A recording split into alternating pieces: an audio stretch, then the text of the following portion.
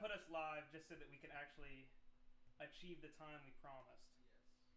Yes, that is important.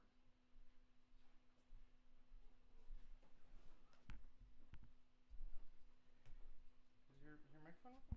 Why is your microphone not working?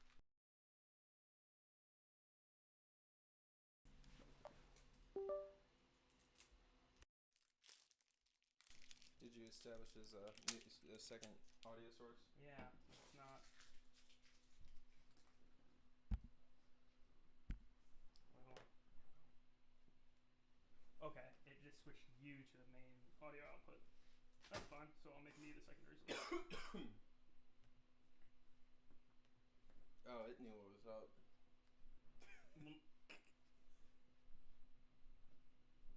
No, now it's not. Oh, come on, you motherfucker.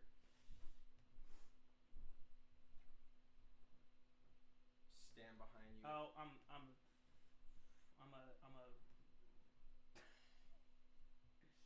I'm a foolish fool. Sorry, let me do it this way.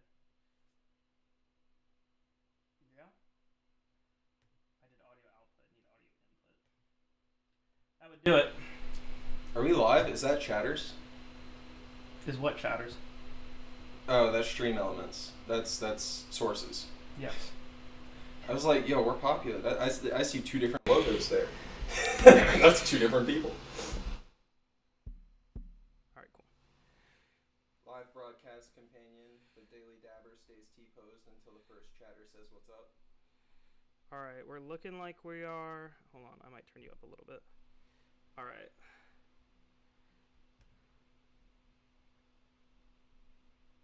Do we have a real chatter yet? No, that was us from last night. Let me get. So we can get our chat doc. My shoulders are actually getting tired. This is crazy. KG, where you at? Wow, crazy.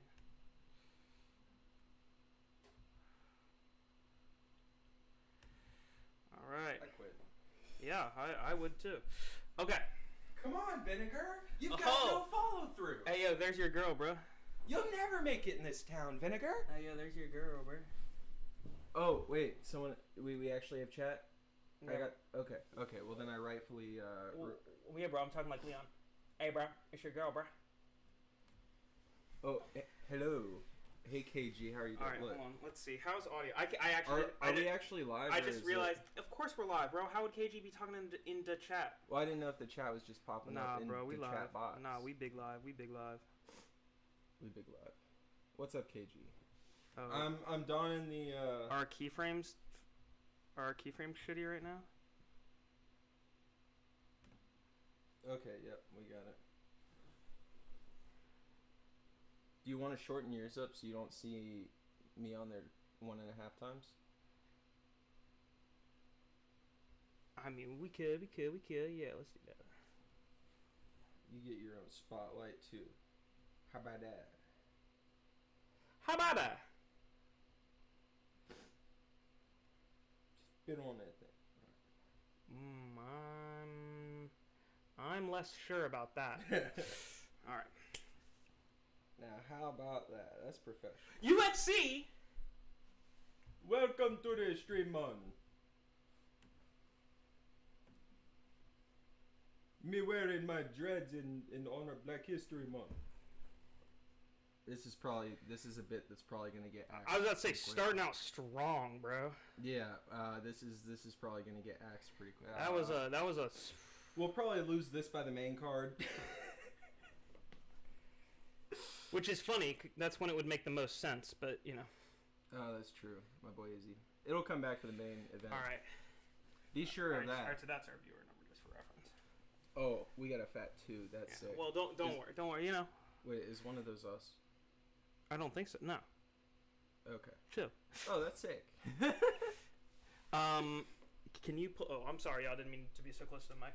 Can you pull it up on your phone and see how it looks? Yes. Of course. And see how it looks and sounds. I will start. Well, this is the one time I didn't bring my AirPods with me.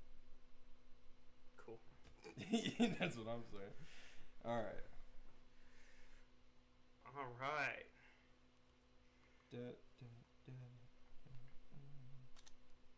Let's see if I can find it.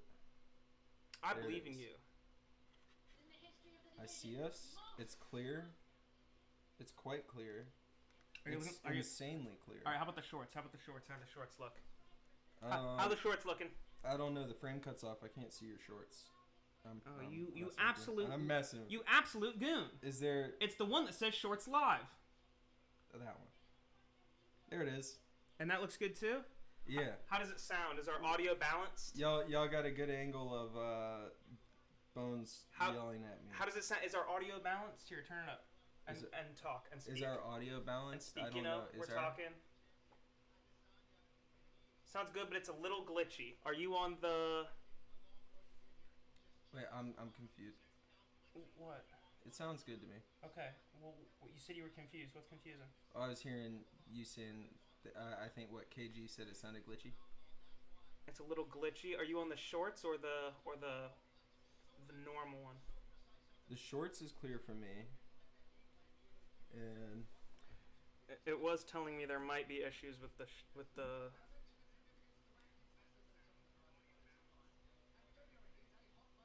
yeah, both sound pretty good.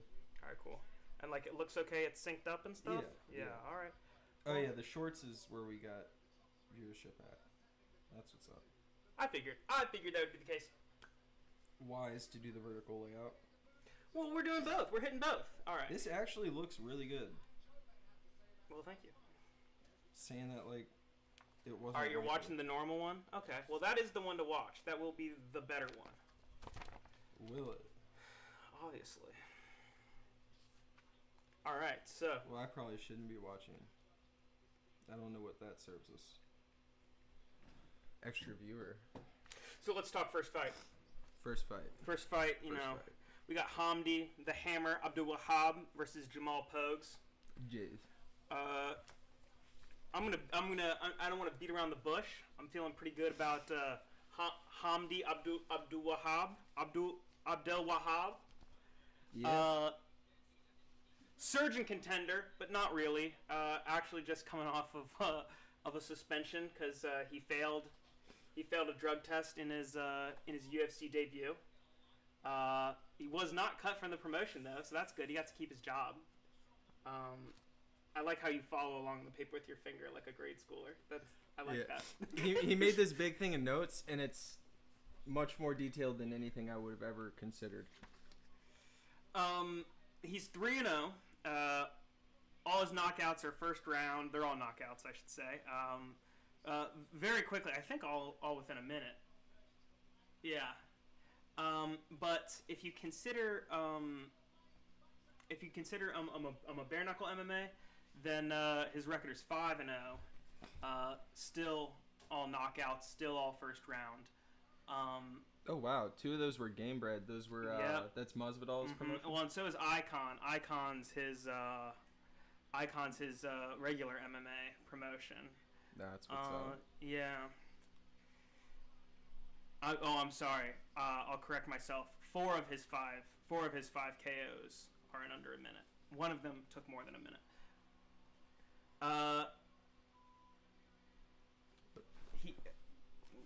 What? No, don't worry about. I'm gonna wait till we have an actual point between talking about these. What were you doing right there? No, I was peeking at the thing where it says Kevin 3 times at the bottom of the shorts one. What is that? I was confused at that. It's the event list, but I had to do a bunch of tests. Well, I figured it's tests. I just didn't know. And the Streamlabs test name is Kevin. Okay. All right. Now you know. We're on the same page. Yep, now. Yep, of course. You see who the professional one is here, and who the one that just likes to crack jokes. I will say that this first fight is kind of a representation of how desperate they are for people in the people within the heavyweight division, because Hamdi, they caught him taking steroids, and not like little boy steroids, full on like let's see, did I write down specifically what it does? Yeah, He took anabolic steroids like he's a fucking bodybuilder or something. Like he's competing at the goddamn Arnold Classic, and they kept him on. His opponent, the Stormtrooper Jamal Pogues, was on the Contender Series twice, once in 2022, once in 2023. He lost by knockout his first time, and when he did win and actually earn his contract, it was a unanimous decision, which, if they're signing Contender Series people off of unanimous decisions, weight class is in a bad spot.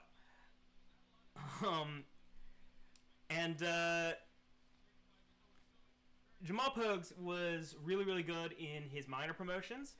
He fought in a Gladiator Challenge. The one thing I know Gladiator Challenge for is they were the MMA promotion that had the fight with the gentleman who was born with no legs. Oh, so that's what I know Gladiator. That's what I know Gladiator Challenge for. So I obviously know them as only the top flight of competitive MMA. High flying action. Yeah. So he got all knockouts there, and was one of them against the guy with no legs? I don't know. And it wasn't just there. That's that's an example of the places he was fighting in where he was successfully knocking people out. Once he got to the UFC, and even pre-UFC, once he got to a major promo, he is only winning via decision. Even LFA, only decisions. Yeah. You don't really like those. Yeah, and in major promos, he gets submitted. He's been submitted in LFA and in Bellator. I don't believe is this his first UFC fight? No, he's had a few other UFC fights. Oh, right. His best UFC win, which best is in huge quotes, is against Thomas Peterson, who's also on this card. We'll see him later. His only loss is a unanimous decision versus the surging contender of Mr. Mick Parkin. Another example of how shallow the waters are at heavyweight that we're considering Mick Parkin. Well, that's what I was about to say. A surging contender. Mick Parkin. But that's not me saying that. That's other people. Is a surging blob. And if y'all are watching the broadcast right now, which is the intention, if you're either watching on ESPN on cable or on ESPN Plus, join the broadcast with us. You probably just saw the replay, and now they're playing a promo of Shara, Bullet, Magomedov, and Chet. What do you think he smells like? And then the knockout that he got last fight. We'll talk about that a little bit later. He's very confident that was the best knockout, basically, of all time. He didn't say that, but he said of the decade. It was sick. It was cool, sick, but I don't know about all that. Yeah. I feel like that's like me saying my video was funny. All right, well, hold on. Let's actually think. What's the knockout of the decade? Anybody can toot their own. What's the knockout of the decade? Knockout of the decade, I'd say, was Max dropping Justin, literal last second. I was gonna say Joaquin Buckley when he did the backflip out. Oh yeah, he got his kick caught when they did caught the kick and he yeah. flipped out of it. Bro, and then the decade before that, I'd say the Anthony Pettis Showtime kick on Hendo. So nice try, Shara. Try again next decade. Maybe it's just me having his signature on a fake belt at home, but I got to glaze DJ for one of the best knockouts, the flying knee against Moraes. Yeah, that's a good one. If you watch it back in slow motion, people break it down. There's so many people that have broken it down, but it's just like the technicality behind that flying knee, the timing of it, the just everything about it lined up so perfectly. And I would also give DJ submission of the decade for his with the flying armbar. Yep. Yeah. Underrated, DJ wins. DJ's underrated fighter. And I know a lot of people are going to say, how is DJ underrated? People still don't appreciate him. Dana didn't. People still to this day. Dana, you can suck him. All right. You should have kept him. Anyway, so look at Jamal Pogues, bro. Yep. Look at bro's coat. Bro's a blob. He's the definition bro makes of blob. Jamal Hill look like Arnold. Bro looks awful. What is he wearing? Jamal Pogues is the before. Yeah.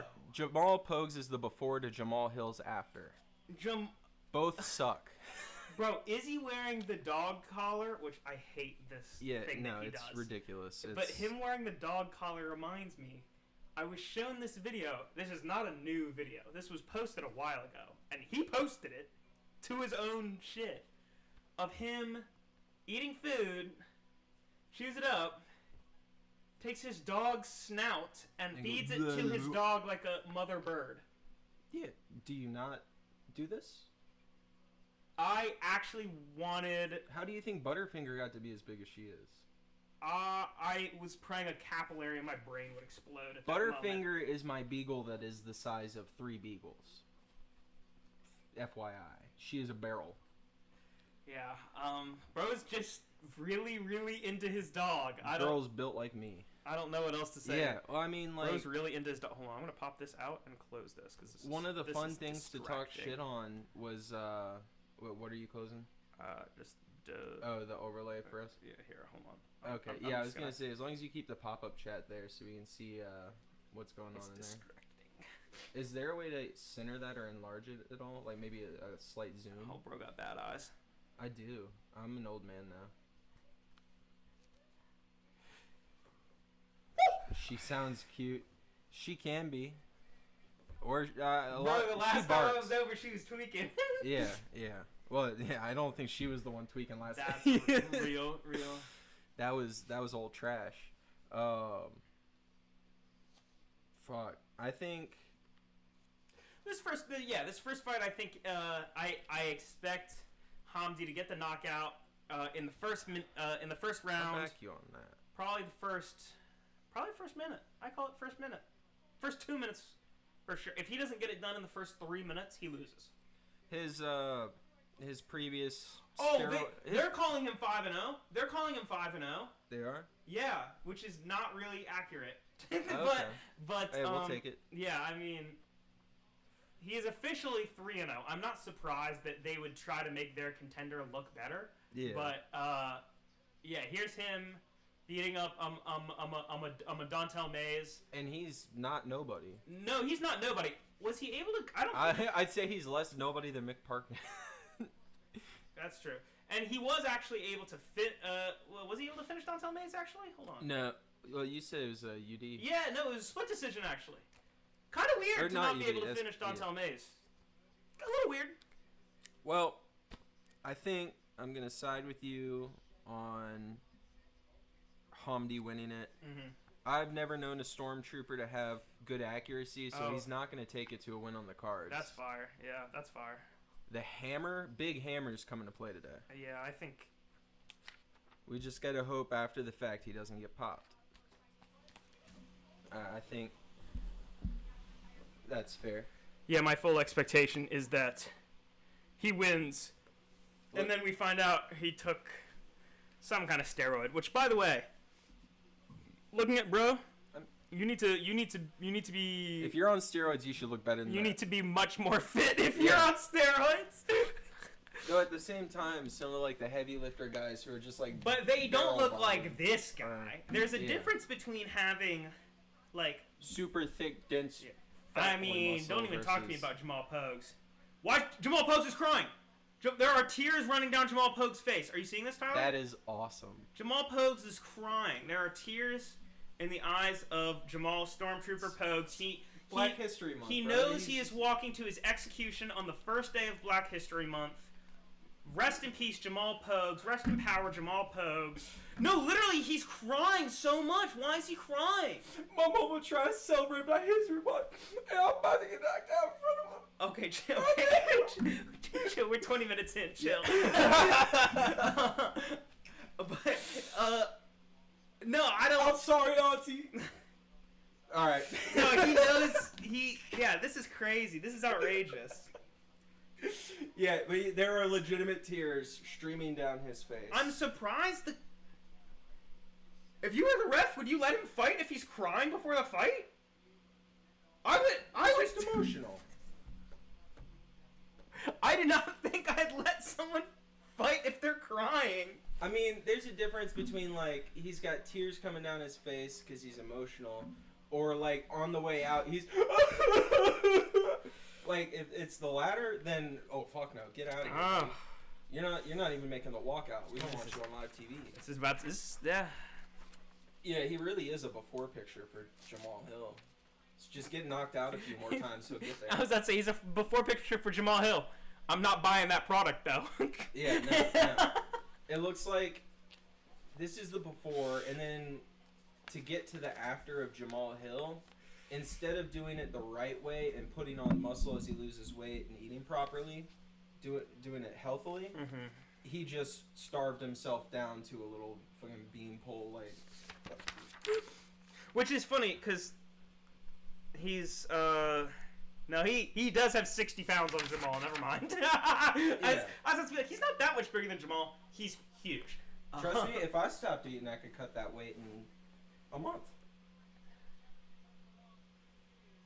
And then I could probably fight like Jamal. You'd be like Christian Bale for, what's that movie? From The Machinist? Yeah, that's crazy.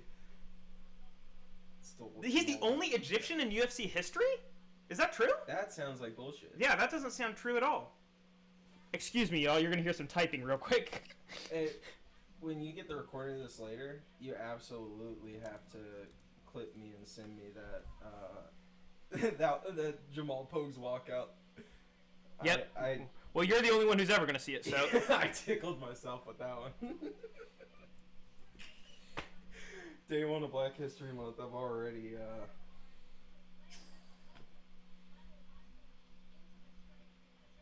sold it down the river. Yeah, there's a lot of shitty Egyptian regional MMA fighters, but there's not. That's what I'm surprised by. I know there's a big regional scene in Egypt. Okay, in one championship there's an Egyptian fighter, but that's like... And it's a lady. Oh. The first Egyptian female to compete in mixed martial arts. Is that not scrolling? There we go. Yeah, we're just gonna have it there. Just don't get distracted, idiot. He does look a little more fat than Pose. Like instead of his tummy sticking out, he's got like actual pecs. Mm-hmm. This is exactly what I wanted to avoid. What's the reach difference? Conversation about body. How does Jamal have I have different numbers. I have different numbers for reach. I have a 4-inch reach difference, not a 5-inch reach difference. But they have a 5-inch. But, you know, that's whatever. I went to his house and measured him. I don't know how they got theirs, but... Alright, fuck Joe Martinez. I'll do your intros. Alright, so... Hold on, who's he gonna intro first? I don't want to intro someone that he's doing.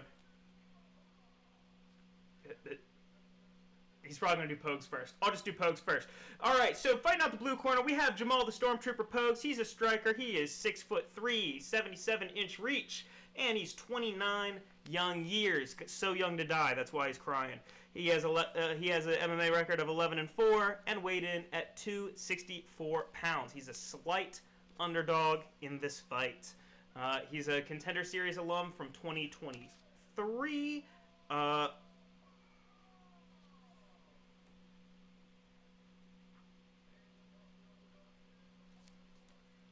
in the other corner, we have Hamdi the Hammer Abdulwahib out of Egypt, 6'2", 73-inch reach. They say 72, 32 years young. A record of 3-0, 5-0 if you count bare knuckle MMA, with 1 no contest because he's a steroid muncher. He weighed in under the limit of 260 pounds. That's how you should look when you're on steroids if you're a fat man. He actually does look pretty cut. You get that shape. He looks pretty. I will say though, I have that shape and then a gut to follow. That shape leads into my gut. So I am well out of shape and still do have these. My weight started to spill off the side, so I don't get to see it. I gotta work a little harder. How old do you have to be to retire in the UFC? Usually you choose when you retire. It's just when you feel like you've made enough money. Ask Tony Ferguson. Or you're too beat up. Ask Tony Ferguson what age you should retire from the UFC. Some people never retire, unfortunately. And Tony isn't even retired. He just moved to the Geriatric Fight League. Like, he is in GFL officially, right? And isn't he like 40 years old? Yeah. All right, hold on. Fight started. Sorry. I love turns. All right, hold on. We're 30 seconds into this fight. We said it would only last 30 seconds. All right. All right.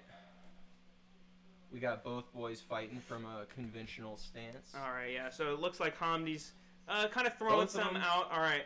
So we got an oblique leg kick from Pogues. Notice both have their hands down pretty much the entire bout here. The entire exchange. Yeah.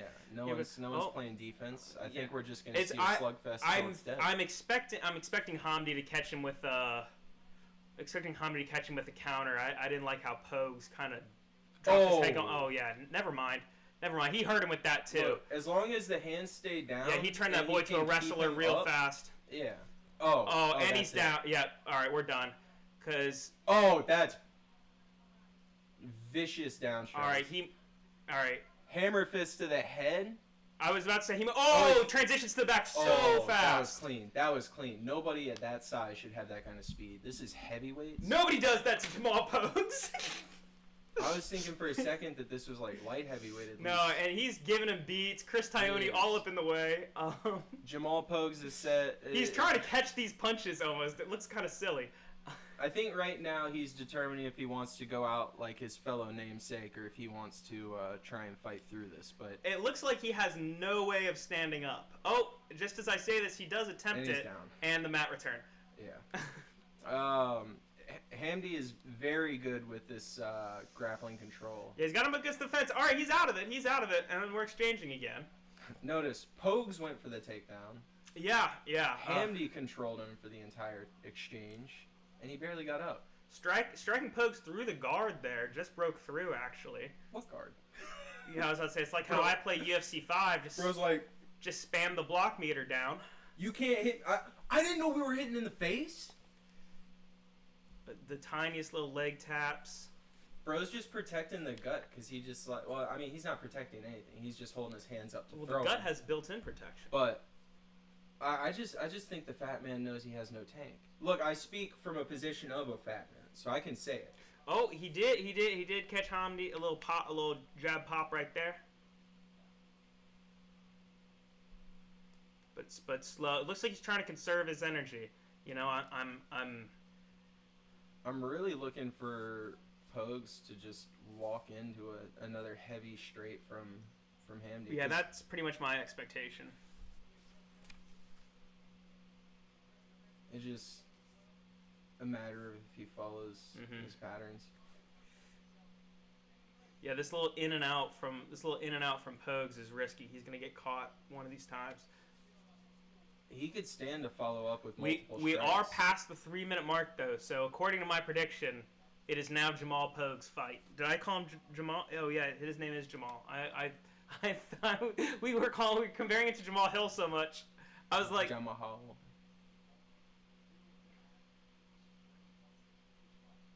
It's definitely calmed down a lot. Yeah, I really think he could benefit from mixing up some combos instead of just single strikes. Because it's like one strike will just about get him in there. If he'd follow up with like a hook, maybe a shot to the body or something too, then he'd probably land a little more. Yeah, I think he's scared to get caught by just that one counter. Yeah. By just that one. Oh, here we go. Oh. Yeah, a lot of hesitance. But at this size, at this weight class, it's pretty freaky. Well, and with these guys, I wouldn't be surprised if they just get in the pocket and start swinging. I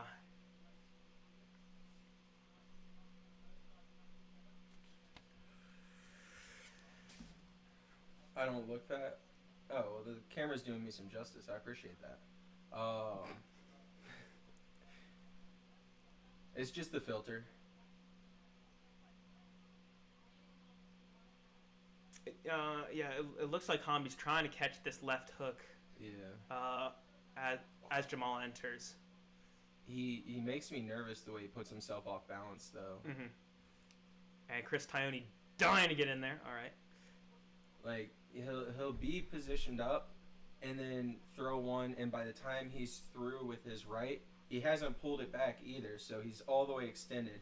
His right leg is crossed over his left, and one shot, he's on the floor just on a matter of balance alone. He's got his penis out. Yeah. Oh my God, can't forget the penis out. Just flopped out when he got knocked out. Was that woman pregnant? Sorry, we're watching a Starbucks Knocked ad out, flopped now. out.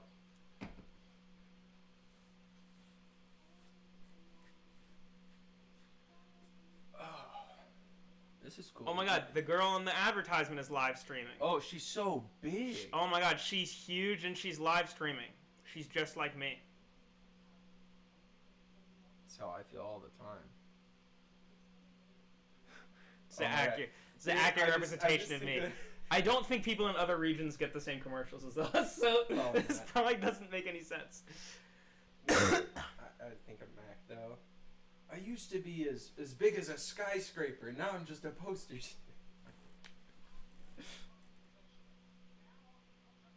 I'm starting to think I'll never be that monster again. Just give me a winter, I'll put it on. Alright, round 2. We're underway. Alright. Hey, Jamal's got his hands up. Maybe his coach said something. No, they're yeah. Well, I mean, you can't. It's MMA. You can't have too high of a guard, or else you're open to takedowns. No, for sure. But it looks like he's paying a little more attention defensively, keeping his hands up there. I didn't like that though. I didn't like that really fast one too, where both of his hands were out at the same time. That was dangerous. Wasn't there a fight where someone punched with both hands at once?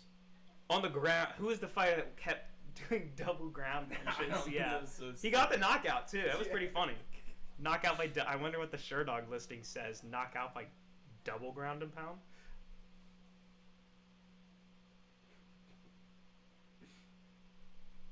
Hey yo, what is up, YouTube Adventures? How you doing? Yes. The double punch is wild. All right, who do you think is more tired at this point?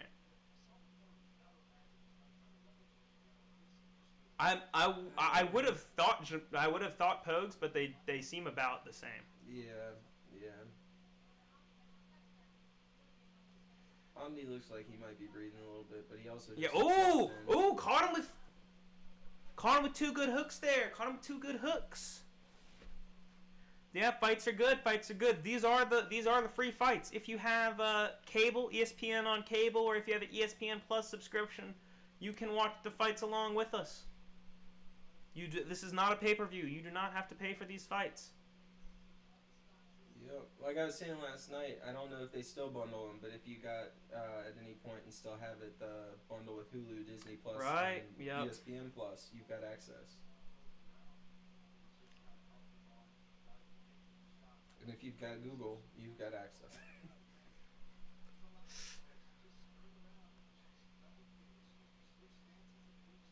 It's kind of looking like Hamdi's a little bit lost in there. Yeah. Like he's not really sure. What his route to victory is now. He's like, Jamal's this guy keeping him at too long of a range. Yeah. He's not really getting close enough. Mm-hmm. He wants to just be able to just blast power. Yeah. I feel it. I feel that.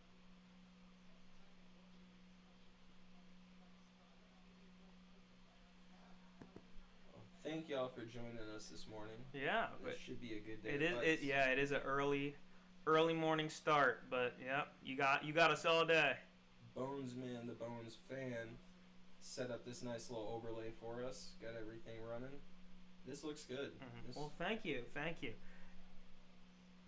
And guys, if you do drop a subscription, we'll get a little alert. I'm not trying to touch you. A little alert down here. Here. Is it really gonna be? Not in Tyler's crotch, but down here. I guess. It's right. Down here. Not right here. Down here. I was scared. Down here. Not that kind of stream, guys.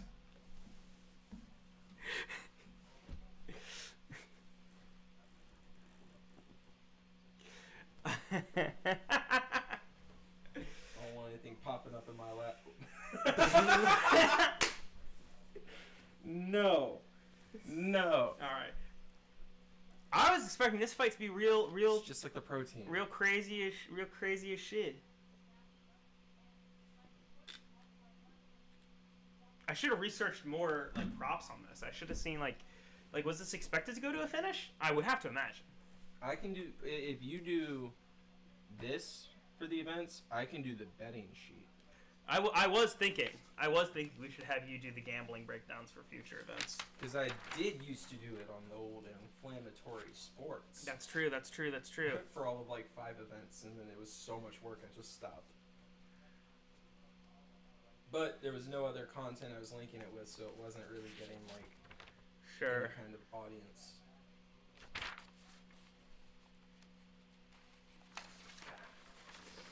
The occasional gambling chapter that I'll take is just wild. Oh god, remember when you played lottery for a little while? That was funny. Yeah. All right. That was fun.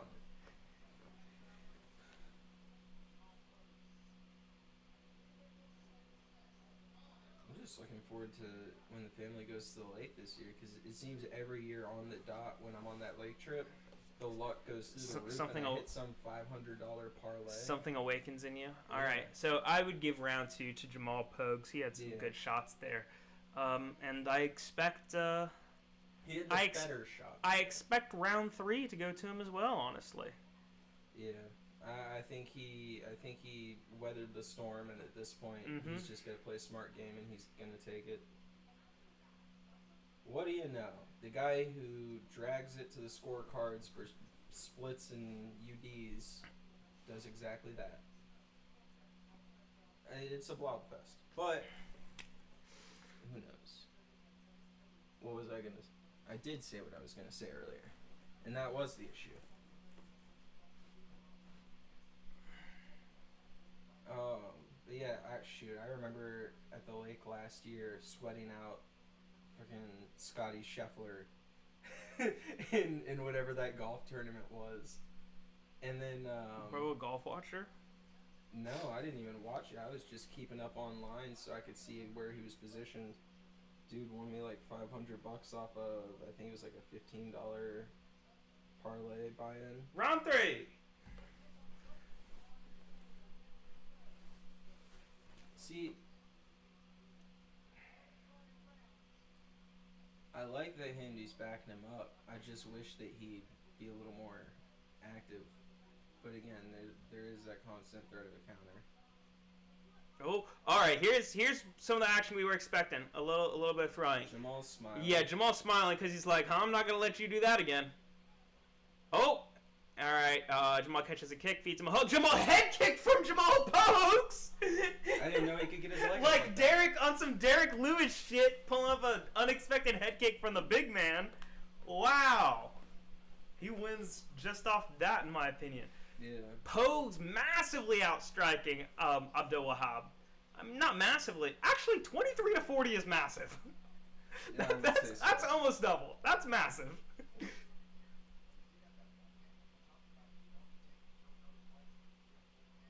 Hamdi looking ragged. He's still going for. And, he got him good with that hook. Yeah. He got him good with that. That was right on the chin. Now Hamdi smile. If you see a fighter smile, fighters don't smile when they're winning. Fighters smile when they're losing. Fighters smile when they're losing to try to convince the other fighter they're not losing. It's also, I don't know if it's something about getting hit, but I know if I'm hitting the heavy bag at the gym and I clock myself in the face to like psych myself up. I thought you were about to say. I thought you were about to say on accident. I was about to be like, that shouldn't be happening. Yeah. I was about to be like, you need better head movement. You gotta duck those. There has been once or twice that I throw a hook and I hit with like the pinky area where you're not supposed to. Yeah. Ricochets off of there and it pop. Once or twice. It's all I'll cop to. Well, I'll tell you, I had some power. I dazed myself a little bit. Well, that's happened too. I like I said, I think it's something about getting hit in the face, like, not like knockout power, like dropped or anything, but like just getting tapped in the face that like kind of wakes you up, gets the adrenaline going. God, this fight has sucked so much. Oh, never mind. Another grin from Jamal. He felt that. A big hit to now he's chatting to at him. Pogues, yeah.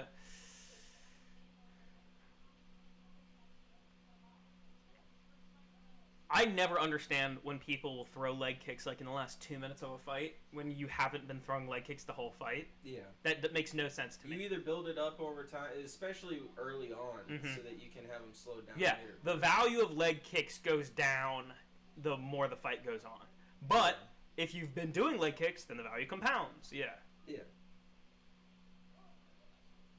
Yeah, I mean, leg kicks thrown in the third round, especially the latter half of the third round, you don't have any time after that for them to... Unless you're Michael Venom Page and you can get like a leg kick TKO with just 2 kicks, then... Because what you want is to leave them going into their corner between rounds with a bunch of leg damage, because once you're just kind of sitting there, standing there, it's going to start to set in, you're going to feel it. And if you're... Coming back, you'll be off. And if you're Shamil Gaziev, you know, your leg might hurt so bad you stop being able to see. Yeah, honestly. It looks like they're both getting a little second wind. Chris Tony just picked something up off the floor. I don't know. Maybe it was a piece of glass. Don't like Mark Goddard in the cage. It looks like they're both catching a second wind. They've caught each other a little bit here. The first and third round are hard to call. Second round I'd give full to Jamal Pogues. First round I would give a slightly into Hamdi. Second round, absolutely Jamal. Third round is... a lot. This is definitely the most action. Because it's like when they exchange, even if Hamdi's landing heavy, they're both landing. Mm-hmm. It's not just him. I don't think there's been many points where he's had Jamal's number to where, like, he can throw an answer. There was a... Why the fuck are they yelling at each other? Just like they're like you have the opportunity to fight. Yeah, they're yelling. I never get this, and they'll yell mad at each other. But it's like you better knock him out. You're literally yelling because I don't get it. I don't get it. When they'll be so mad at the other person that they'll start yelling at him, it's like you're actually fighting right now. How are you going to yell at a guy for 10, 15 seconds straight and then not throw a single strike in the last 10 seconds? That's what I'm saying. I'm like Hamdi. That's that road rage, buddy. Bro's sitting there screaming at his career hopes. That's what Tonioni was picking up off the mat. It was Hamdi's UFC hopes and aspirations. I thought you were gonna say a needle fell out of his ass. Well, if that had happened, I feel like he would have performed better. But sometimes roids aren't enough. Yeah. They can't cover up a lack of skill. And I think overturning a win to a no contest after a positive test is whack. I think they should make it a loss. Yeah, DQ. I agree. Because I mean, it's literally cheating. Yeah, it doesn't make any sense to say like we caught you cheating, so we're just gonna act like it didn't happen. Really? Well, exactly what you said. Best chance for Pogues was to stretch the fight as long as possible and wear out Hamdi, and he did exactly that. Yeah. Yep. First round was not looking good for him, though. But the fight isn't won on the first round alone, so... Boring fight. Speaking of boring fight, there's our main event. Our main event will also be boring. Probably not as boring as that one just was, though. I'm hoping Izzy's fun to watch today. But that's up to him. Alright, let's see. And a small part Imavov as well, but...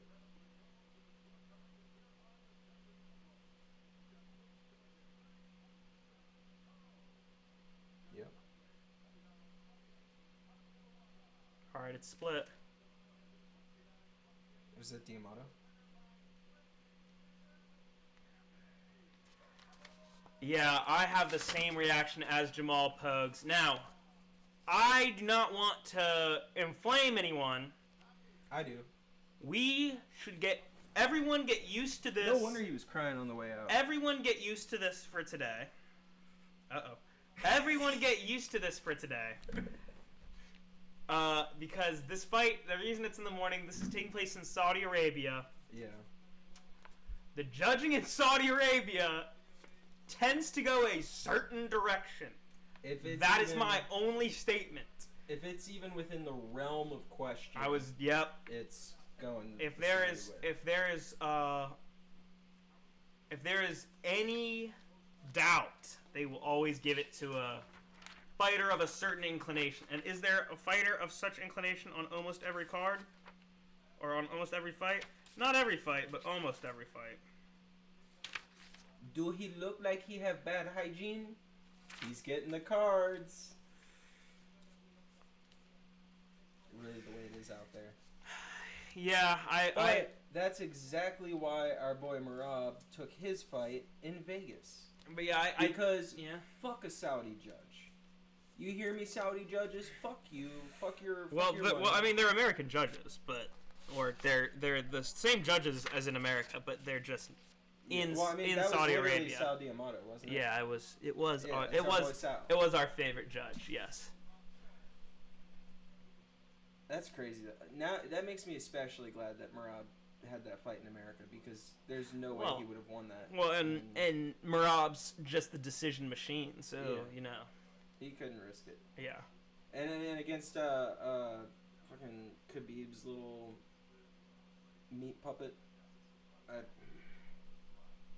that would have been next to impossible. He would have had that get a finish.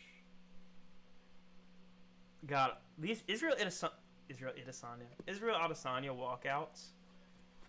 So goofy. It's always some WWE shit, and then he doesn't do much. That is how it is. Like, he came out as the Undertaker, and then was that the fight against Sean when he was just dog shit? That was no. He came out with the collar against Sean. Yeah, the Undertaker was Cannonier, I believe. Okay, yeah, and then it was just a fucking. Because that was the fight where they were. I think that's when they were in the talks with UFC and WWE merging, and Vince was there in the audience. Did they really, for his little compilation here, do a slow-mo clip of him shaking hands with Joe Burrow in the audience? I didn't catch that. I was looking away. That's right. Very funny if true. It was like a 2-second clip stretched out over like 8 seconds of him like stopping and shaking Joe Burrow's hand. That was awesome. Oh my gosh. That's necessary for the real.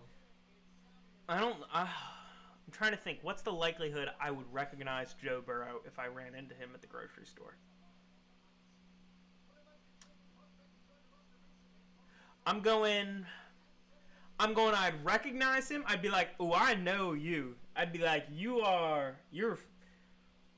an athlete," but I wouldn't be able to. I would See, I'm thinking like I'd be, because part of me is like, oh, I'd know football, but then I'm like, nah, because if I knew football, I'd be like, football white guy, it's Joe Burrow, come on, like. I'd see him.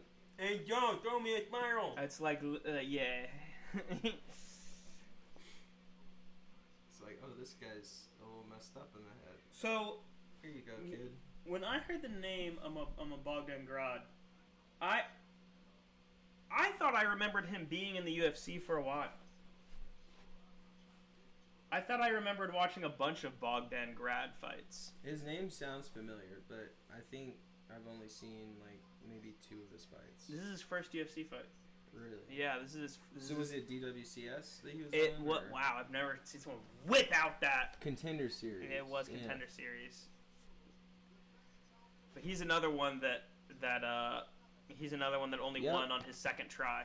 2 fights in DWCS. I was right. I've seen 2 of his fights.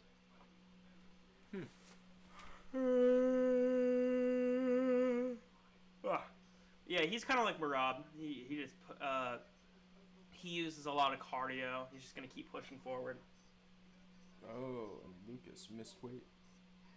He is the only one on the card to have missed weight.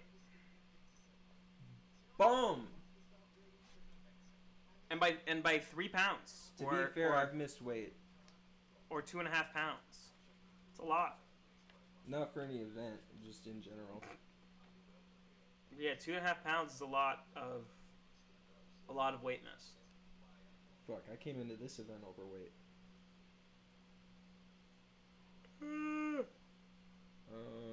Pace-based fighting. So early in the morning. It is. I literally don't know what to say about this guy. No, this one. There's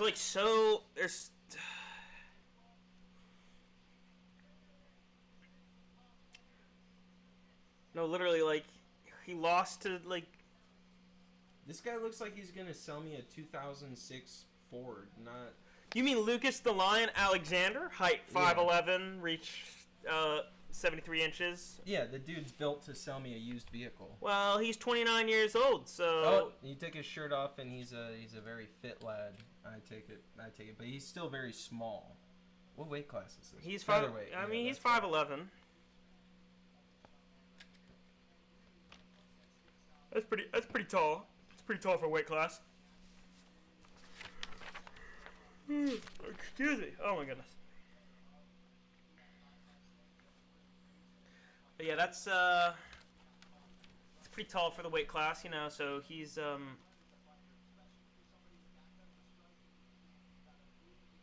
Oh, we're counting yawns? No, I don't like that shit.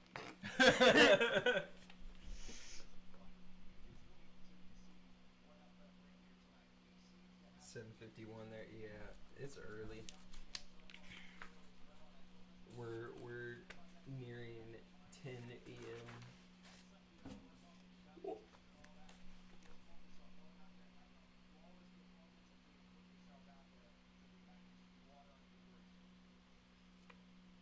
Yeah, I don't know about this one. No, there's like nothing to say about this one. Yes, energy drink on standby always. And I'm gonna need another to get through my shift at work later. Yeah, he has to work after this. Fuck. I have to take JC's sister out to dinner. Her birthday. This guy looks so awkward. It looks like in the character editor he shrunk the head small and like dragged the face up and together. All right, this is another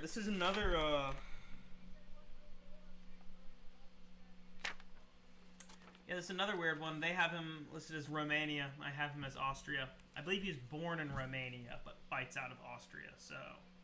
If any of you have ever seen Impractical Jokers, it looks like when Murr had to shave all of the hair off of his head, including his eyebrows. This guy has eyebrows, but he looks like Murr when he didn't. So you mean if you're familiar with that one particular episode of Impractical Jokers? If you're familiar with one episode, you're okay. familiar with all of them. That is true. That is definitely the case.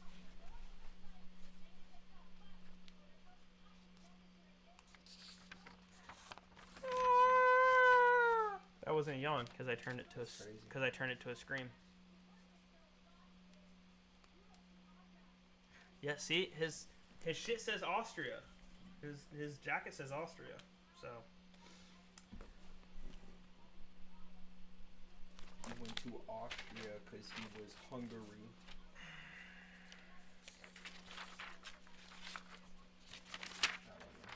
I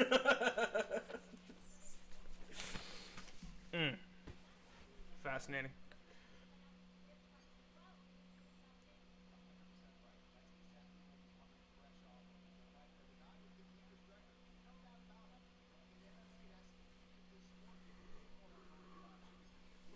I think I'm gonna go grab some more. Excuse me? Yes. Oh.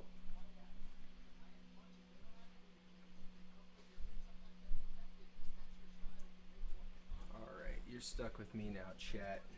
So what we're gonna do here...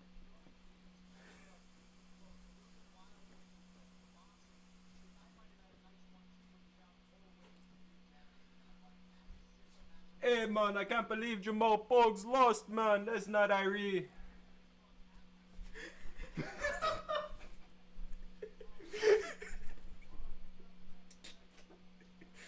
That wasn't Irie.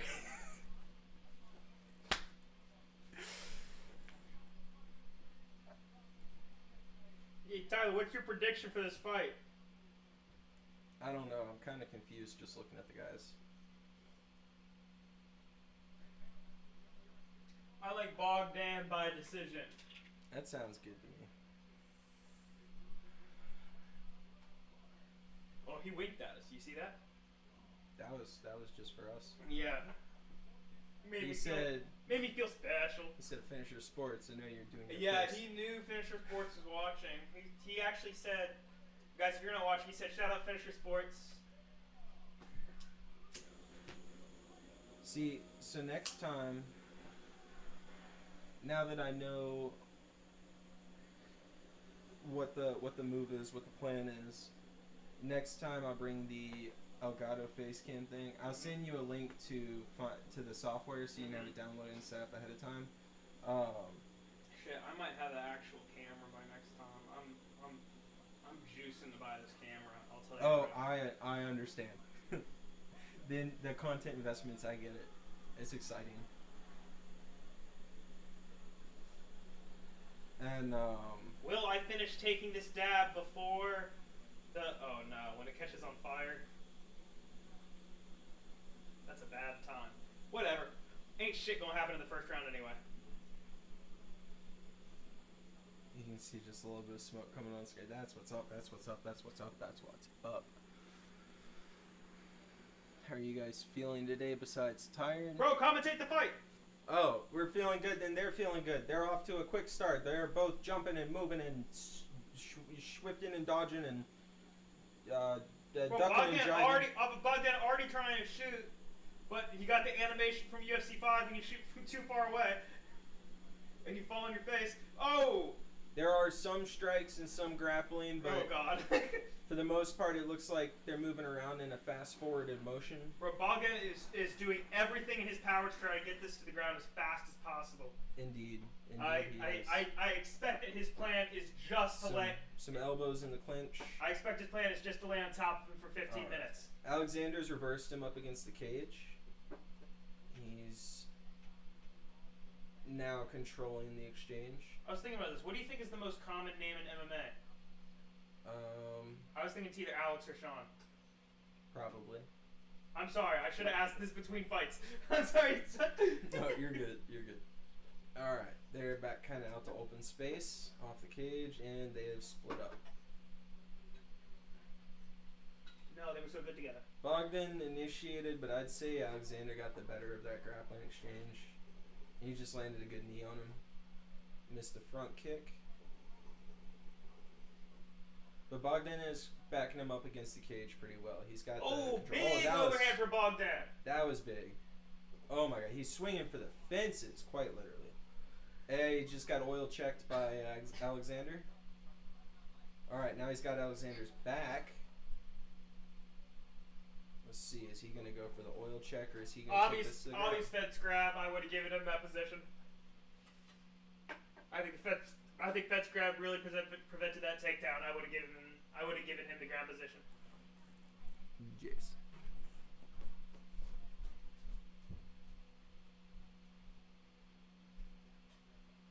Oh, I didn't even pay attention. You got to see the smoke. Yeah, I still see a little bit of it. That's awesome.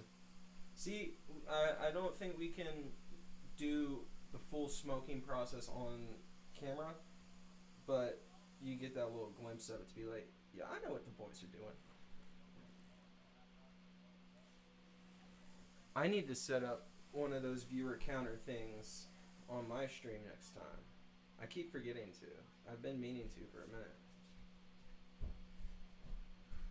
Alexander's got Bogdan against the cage on the ground. He's just standing over him, kind of diddling about.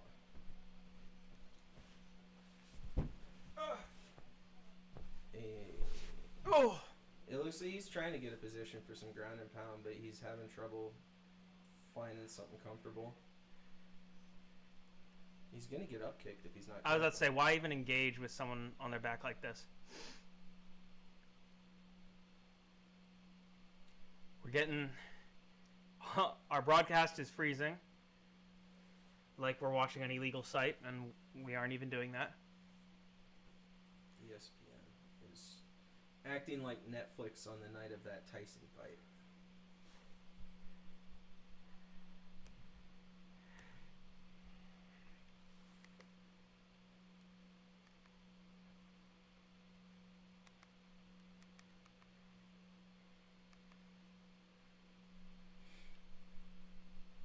Minor technical difficulties. Yeah, sorry, we are restarting. All right, for the sake of y'all syncing yours with ours, we just hit the 109 mark. In round one. In the very first round. At 1 minute and 9 seconds in the very first round. I look like I'm fiending over here, but back of my hand is just itchy. A likely story. Go take a Oh! tab. Oh! Big strikes as Bogdan tries to Bogdan tries to shoot, and Lucas Alexander tries to take the back. He's off though. He's way too high. Really awkward position. Yeah, this is strange. They're back on the mat. Yeah, they're just still entangled in a weird pretzel. Mm-hmm. But he's getting a lot of good hammer fists on him. He's just grabbing his butt. Yeah, he's really grabbing his butt cheek. He just smacked his fucking hip. Yeah. That was an interesting move. We both reacted to that.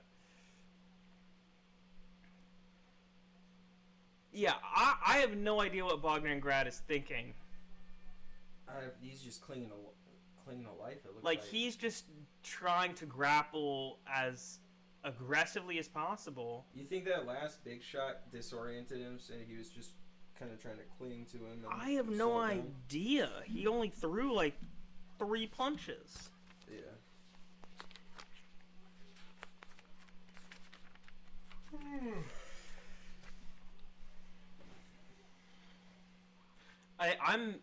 I'm thinking how it's gonna end is the same way Jonathan Almeida got knocked out.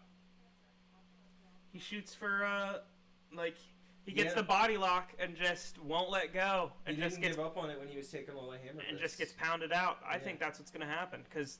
Oh, that was so great to see. Because he just kept getting hit and hit and hit. That was so exciting to see when that happened. Because, I mean, he'd just been running through everybody. So the same way you like to see everybody get fraud checked, seeing Almeida get fraud checked when he went for that takedown and got pounded out, that was beautiful. Got exposed so heavily. Mm-hmm. I mean, he's still a great, great talent, and he has a lot of potential. But it was exciting to see that happen.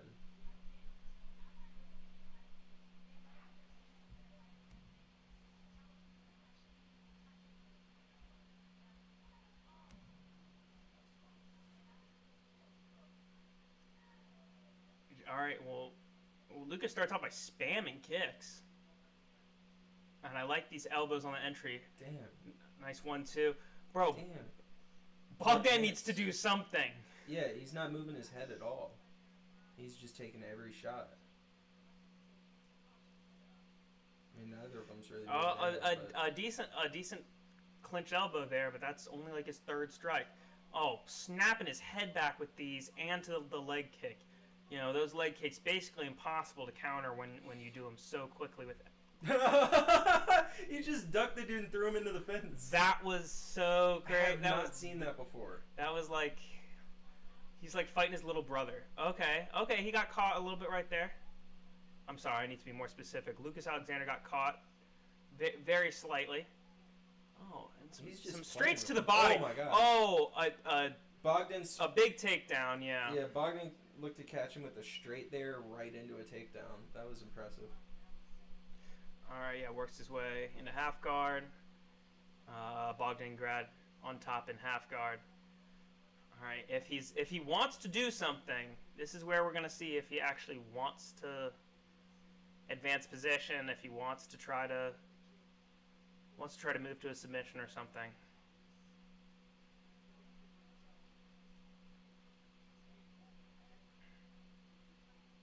Oh, he might be giving him back here. Yeah. Alright, Bogdan's controlling this grappling exchange. He's got the back. He's got Alexander's... Nope. Alexander's rolled back to... Yeah, I don't even know what you call that position. Alright, and he's in full guard. Yeah. Or, sorry, full mount. Yeah. Yeah, sorry, he's in full mount. He has mounted him. Mm-hmm. He has mounted him. Very descriptive. Bogdan Grad has put Lucas Alexander in full mount. Let's see. Looks like Lucas is going to try to turn to the back to stand up, but that didn't last long, and he's managed to slide Bogdan into half guard. He's just holding him down. 2 minutes left in the round.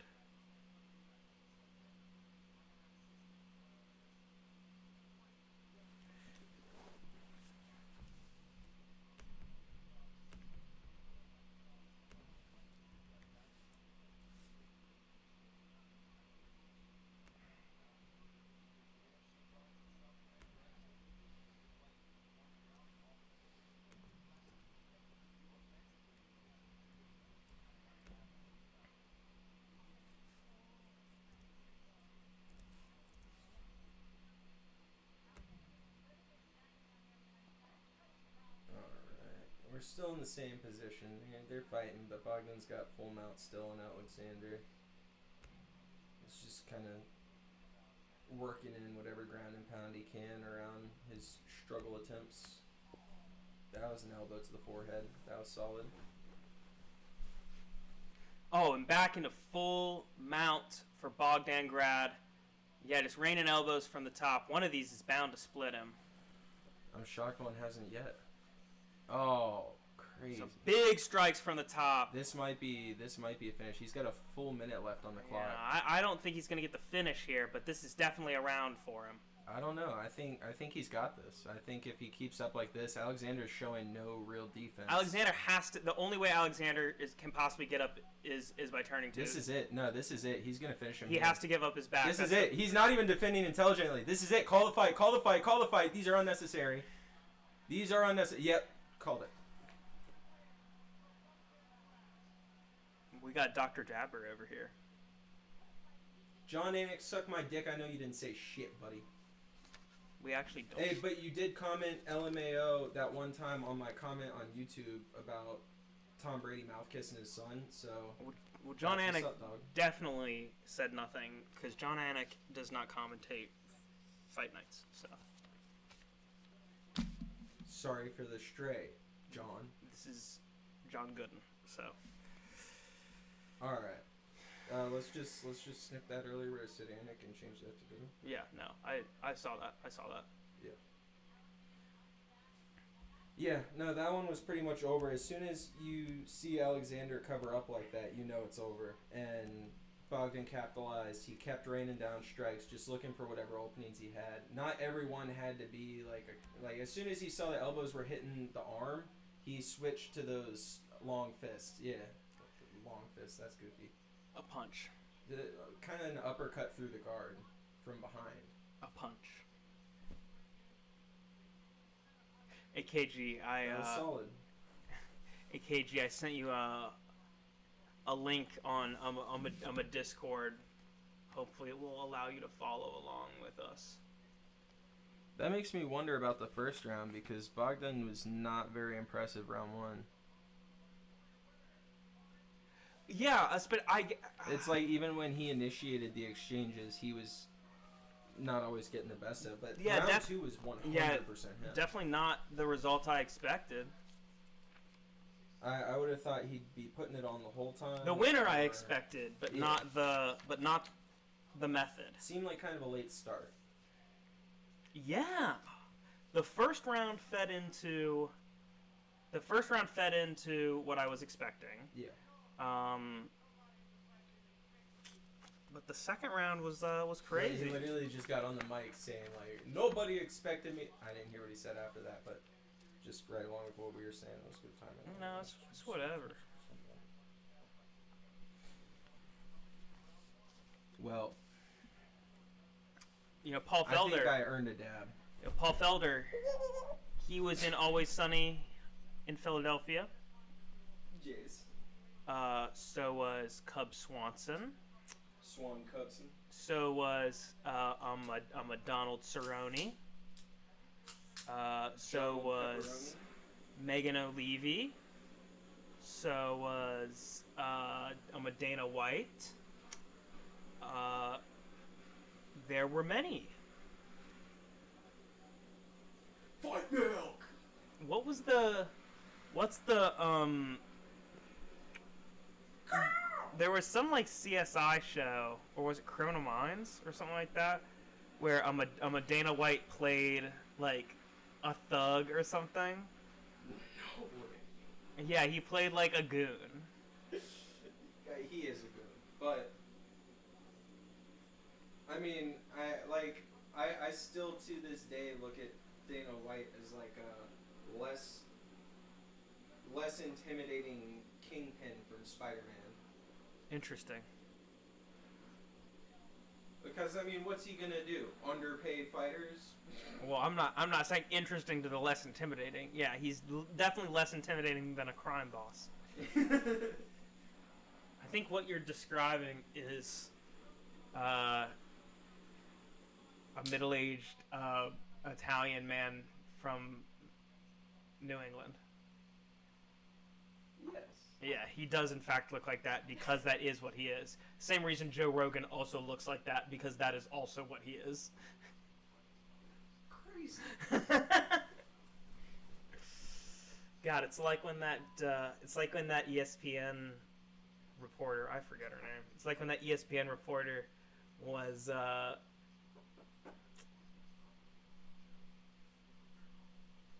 I spaced out super hard there. She was interviewing Dana White, and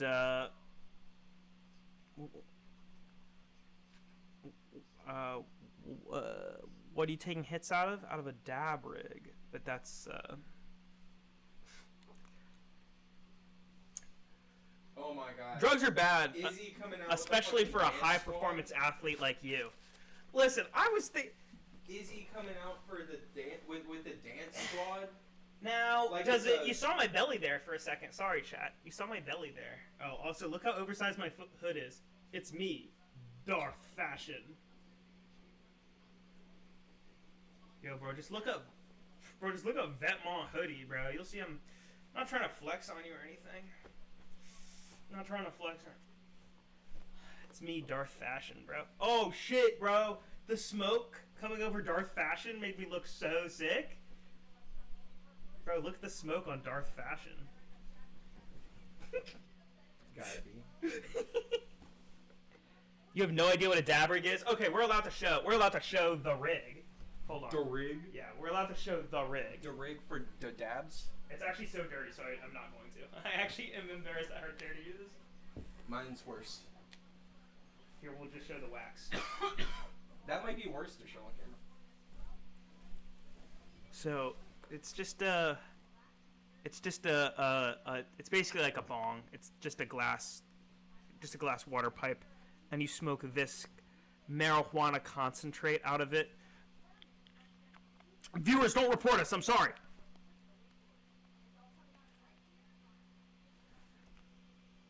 Yo, is my computer spazzing? Okay, no, it's not. This computer old as shit. I got this computer before I went to college, and I haven't been in college in a long time. I'm old.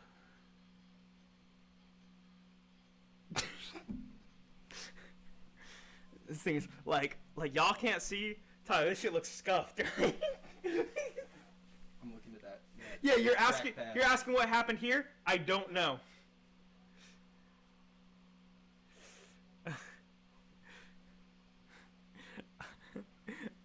Like the coating came off or something? I don't know.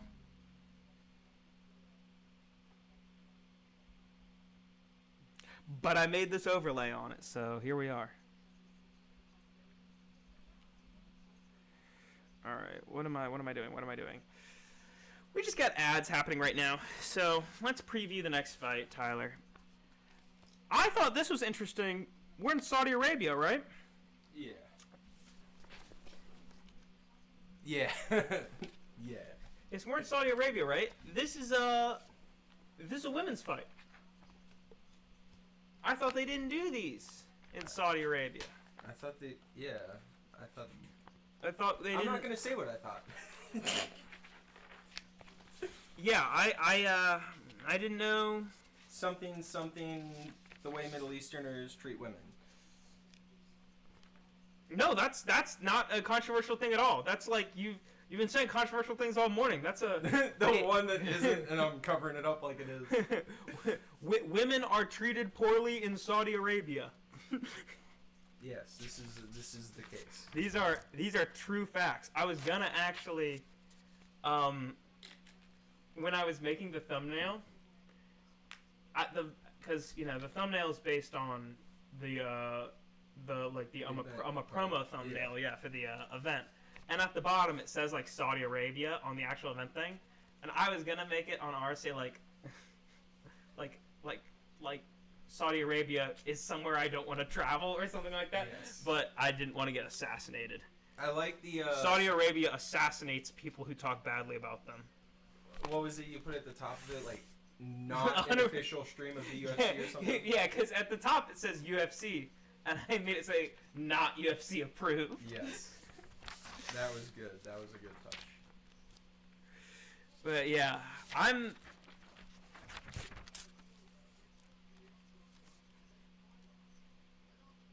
Yeah, Why she crying?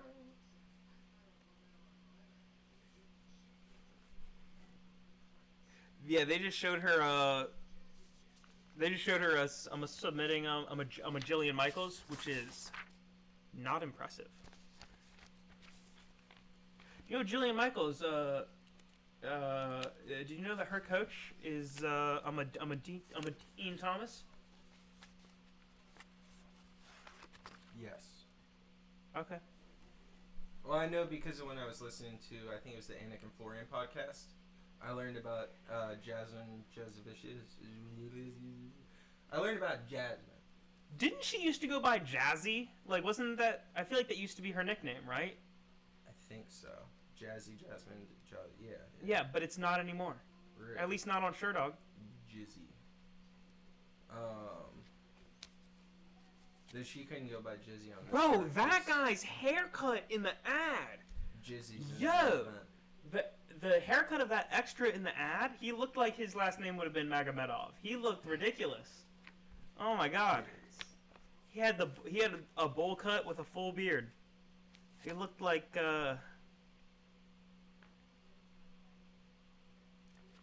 Weird Al in the Amish Paradise music video. Bro, I'm just seeing Bueno Silva had a fight overturned for Ritalin. Bro. Yeah, Myra Bueno Silva she submits Holly Holm, which is very impressive, actually. Are you telling me that if in some alternate dimension I were fighting in MMA, I could have a fight overturned to a no contest because of my Adderall prescription? You cannot. Yes. That's some dick. So what she said is ADHD is real. So for reference, the thing that we're talking about is she submitted Holly Holm in what was that 2022 or when? I like to imagine Holly after the fact. This bitch wouldn't have done it without the. In July of 2023, she submitted Holly Holm in July of 2023. She was so focused, which is very impressive. Holly Holm wasn't submitted by Ronda Rousey,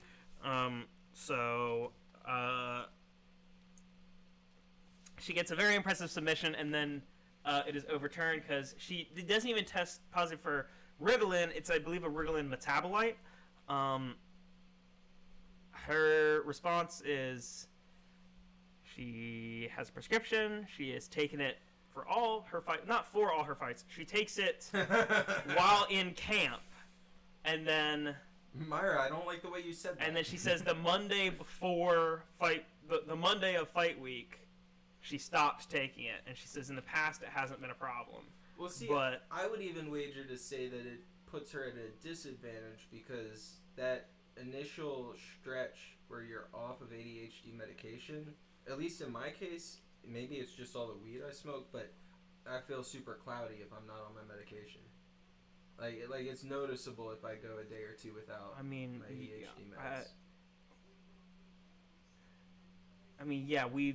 Smoking weed would do that, definitely, yeah. But I mean, like, when I'm on my meds, I'm not.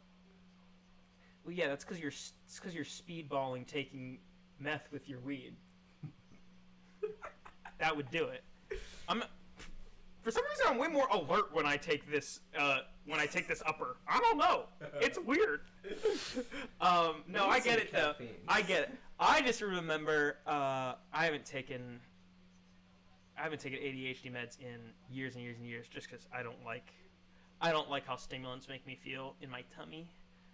Oh no, I feel sick to the stomach all the time. Yeah, and KG too. She's had bad experiences, but yeah, I don't like how it makes me feel. And it also makes me crazy. See, that's why I tend not to eat if I don't smoke. But I also remember when I was doing like online PE for school, you had to have your heart rate in like the goal zone, and if I could get on the like recumbent bike and literally go at like the lightest pace, and if I took my meds, I'd be in goal heart rate zone, like literally going like the slightest pace, and I'd clock like 3 hours a day doing that. Dude, it was super easy. yesterday, going off of the adrenaline of 2 hours of sleep while I was at work with the ADHD meds and caffeine pumping through my system, I mean, I didn't literally feel like my heart was gonna pop, but like I could feel my heart going like I was playing a horror game the entire day at work. Like that heart racing, like something's around this corner type of shit. Like I felt in danger. I remember when my heart popped. Oh man. I'd hope so. Yeah. Seems unforgivable. You always remember your first.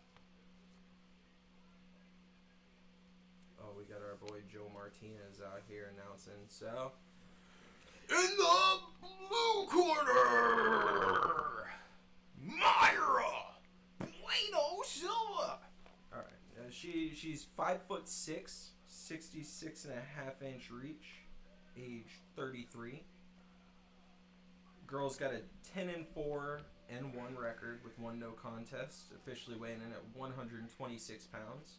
She's a plus 210 dog at the time of taking these notes. And in the red corner, I'm not going to do that anymore. That was intense. Jazz Divicius. She is 5'7" with a 68-inch reach. She is 35 years old. 12-3 is her record, weighing in at 125 pounds. And she is the minus 260 favorite on this one. And we are expecting her to take it on the cards. And perhaps later... What, from Dean Thomas? Or wait, was he her coach? That's someone totally different. That's Jillian Michaels. No. Well, who knows? Maybe Dean likes what he sees tonight. All right. We're trading late kicks early. Don't worry, we're new. We're new to this.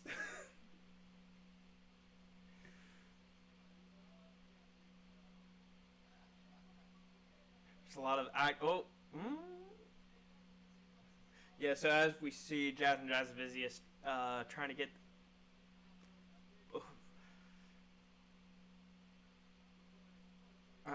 No, but I know that she's with one of those guys in the fight industry. In the...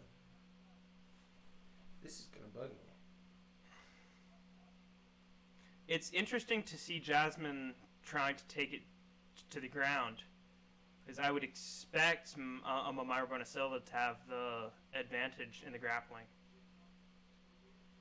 Oh, and a nice body to left hook combo from Jazz Divicius. This clinch work is both intense and weird. Oh, thank you, KG. We appreciate it.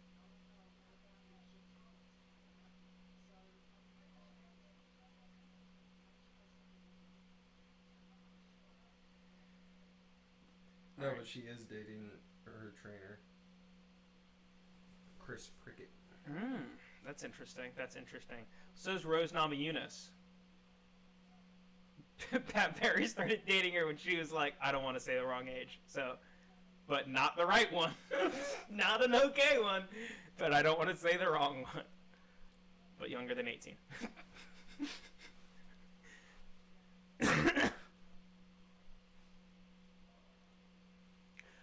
Much heavier strike than I was expecting. Wow, look at that. Oh, and Myra Bueno Silva's going to pull his guillotine. It does not look like this is going to work out. No, it's not at all. See, if I'd worn the guillotine hoodie today, then maybe we'd be in a different situation here. Oh no, she's got it under the chin. She has it under the chin. chin. Has the grip. Yeah, I don't even think she has her hands clasped. I don't know. No, I can hear them talking about her just having one arm. Yeah, but Jasmine doesn't look comfortable in this. And she's not getting out of it either. She's giving her a chance to get the grip. No, okay, yeah, she's out. She's in Myra's full guard. Mm-hmm. Myra's got a good grip on her. She's trying to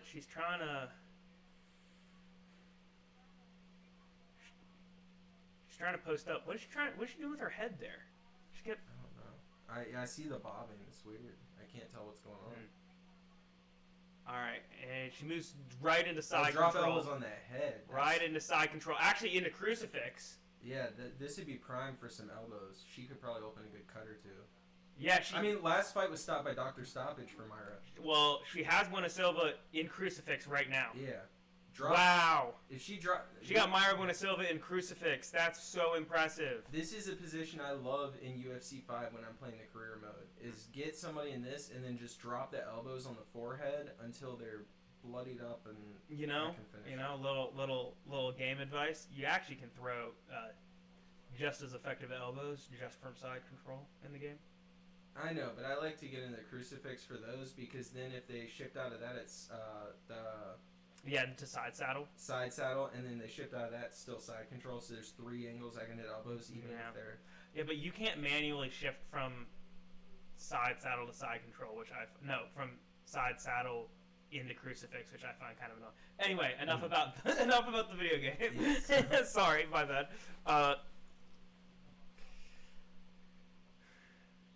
All right, so Buenasilva needs to get her toes out the cage, and she's currently on the bottom. We got Jasmine. Is that a cut over the eye, or is that just her eyebrow? I think that's just her slay eyebrow.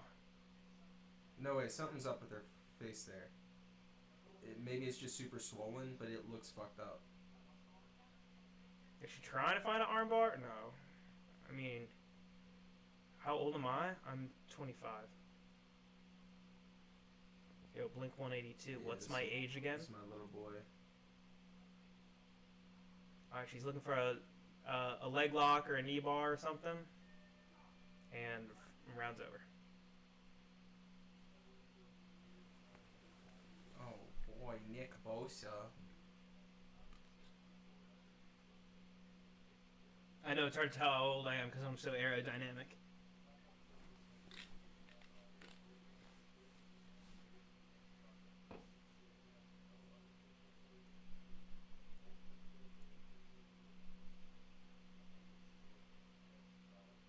That shit looks so small in his hands. That shit looked tiny.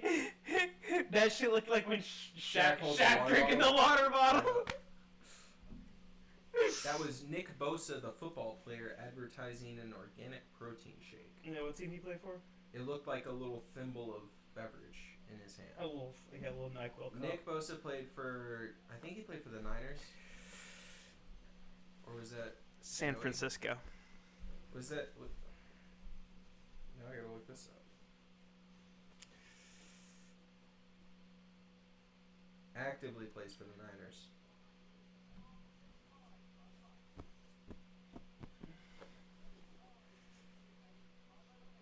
Bro, look how drippy Buenasilva is. Not like in terms of like she's cool, but in terms of like she's sweaty as shit. Or maybe they poured water on her head. I don't know. But she's literally dripping in liquid. Oh no.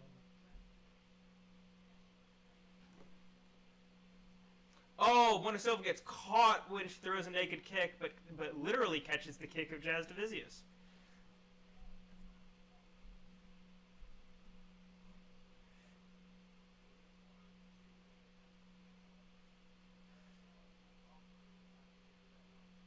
Oh my god. She really wants that guillotine. Yeah, well, and... Is she gonna jump it? Oh, standing guillotine. Standing would be wise. Standing guillotine from Buenasilva. Didn't Buenasilva submit someone standing recently? No, I think I'm being stupid. Her issue is when she drops, trying to jump Gilly. Because Jasmine's not a pushover on the ground. What she got a little... Got that knee pretty high. Mm-hmm.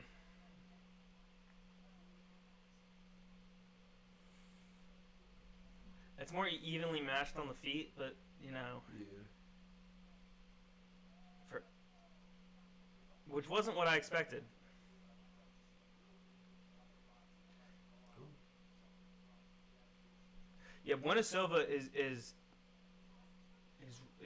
just keeps returning to this a tie clinch as often as she can. I don't know if that's something. I don't like her stance. I don't like. She's got her shoulders and everything rounded, like down and forwards. Like I feel like she's just putting her head out.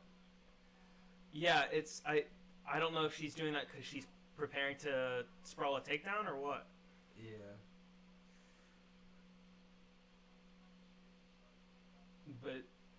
But yeah, you see Jazz Divizius continuing to feint that takedown, just so that Buena Silva can't really get comfortable in her striking. Well, if it keeps her leaning forward like this, it keeps her head close. Mm-hmm. Oh, yep. For that nice 1-2.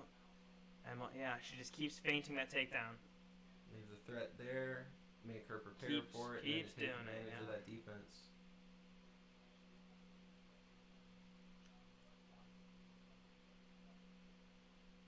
Nothing extraordinary is landing, but she's landing consistently.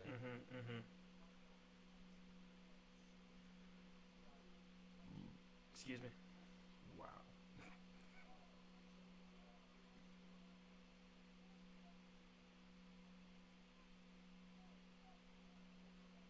Her aim is really good too. She's getting these right on her chin. Sorry. Jasmine's aim is very good. She's getting these right on Myra's head. And Mayra Buena Silva complained about strikes to the back of the head. I didn't see any, and neither did Mark Smith apparently. Not saying they didn't happen because Mark Smith has kind of been a shitter recently, but hey, you can't say that. Not this month. All right, and as Buena Silva is on the retreat, Jasmine's going to try to get a takedown in there, but it's not going to be successful. Elbow on the break. That's a stiff jab on the eye.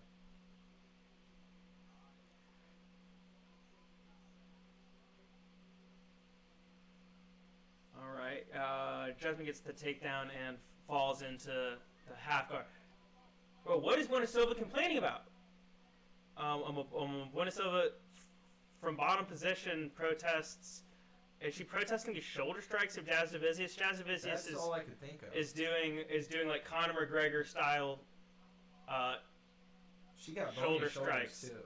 Yeah, she's doing these Conor McGregor style shoulder strikes from. Now she's from top position. She's presenting Myra to the camera. Only the essential commentary. Look at this! What are you telling me I'm wrong? This is a wild position, definitely.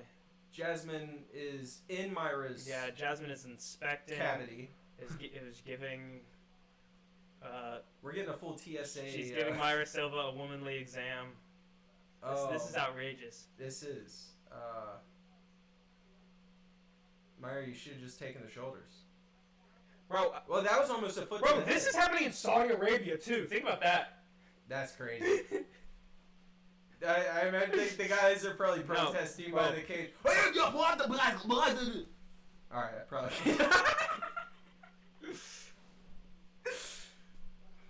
You have a Bryce Mitchell moment right here.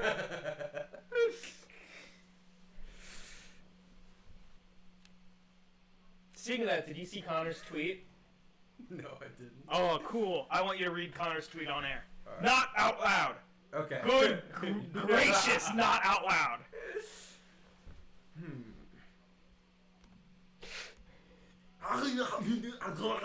Okay, don't. All right, that turned into Arnold. He's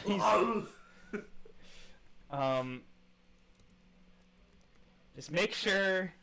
Put some clothes on. Make sure that your face is on camera as you read this. Oh no. Can I read it aloud? Hell no. Oh, Conor goes, oh yeah, I really can't. Whoa, that's in the first two lines. Who gave Conor that card? 15 minutes. That's crazy. Cousin fucking motherfucker. That's crazy. No, his wife is his cousin and also a towel, allegedly.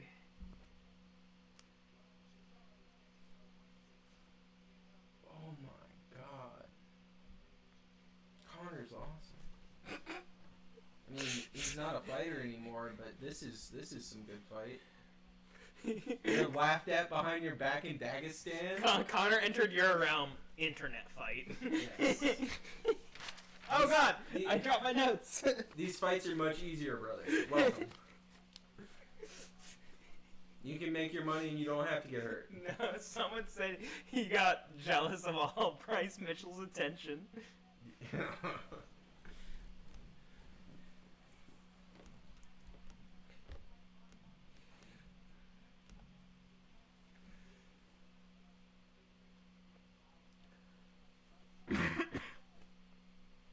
Alright, round 3 is underway. Hasn't been much to speak of. I'm interested to know what okay, I'm sorry. She just whoa. Okay, Jasmine is massively outstretched. I was about to say, Tyler, take over for me. This is wild. They are really swinging. Myra is putting on the offensive right now, backing Jasmine up to the cage and really throwing when she gets opportunities.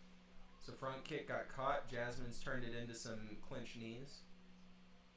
Oh, clinch knee right to the chin. Buckled there for half a second. Myra looks she's bad. She's open mouth breathing. Very beat up. Jasmine just grabbed the ass. Big takedown. Into half guard. Yeah. Hand placement's essential on those double legs. That was a double cheek takedown. Yeah, she cupped it definitely.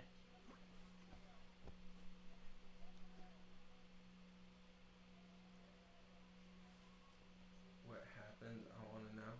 What's that in regards to? I think the Connor tweet. Oh. Connor said some gamer words. Yeah, he had a controversial choice of words. Yeah. On Twitter. What? Yeah. All right, so Myra. So this guy Khabib. I don't even know why Myra. This is the second time she did it. She like pretends to, like she's like, I'm gonna put you in rubber guard. No, you're not. This guy Khabib is from this desert in Dagestan. Oh, this Dagestani desert. Yo, triangle. Where they're. It's not a desert. It's mountainous. Their marital culture is again. Hold on. Let's not. It's not a desert. It's in Russia. It's a mountain.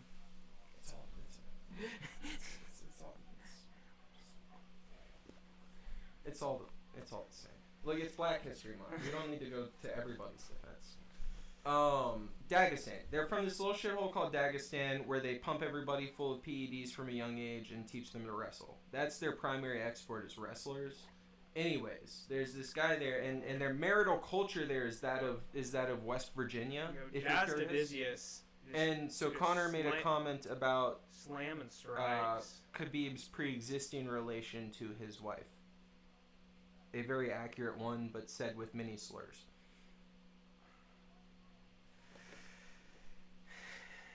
She said it's not the same. I mean, it's pretty much. I'm not a worldly man. I just don't like. This is looking like these wrestlers. Well, not these wrestlers, but those wrestlers. What you thinking? You thinking? Not those wrestlers. Are you thinking 30, 25? This has been a very poor showing for Myra. This has been a domination. This is going to be the first prediction I've gotten entirely right. Yeah. Jasmine by UD. Yeah. Probably going to be a 30-27 across the board. I don't know if she's going to get any 10-8 rounds because, I mean, it hasn't been enough damage to warrant it. Like, you could suggest that the left eye looks a little swollen, but there's no cuts, there's no blood, there's no... Like, why are we pretending to armbar in these last 3 seconds? I don't get that. Alright, and we finish it with Jasmine inside control. She helps Winnesilva up. Winnesilva that was very kind. Looks awful. Looks very bad. Well, that just continues her slippery slope out of... Yeah. Is that 3 in a row or 4 in a row? Well, now? she's now 10-5 in her career, with 1 draw and 1 no contest. That's not great. How is she not ranked? Wasn't she at one point? I feel I'm like sure after, she was at one point, but that feels weird. I think, I mean, definitely after her last When I was loss. making our little cheat sheet so we wouldn't forget fighters, I was like reading through the top 15 of all the women's divisions, and I was like, oh, I know half these people. I've literally not heard of half the fighters. There are top 15 UFC fighters I've never heard of before. Yeah. Because the women's division just is so shallow. It's not that they can't have interesting fights. They do have interesting fights sometimes, but We can't say they're prone to them. I think they need to.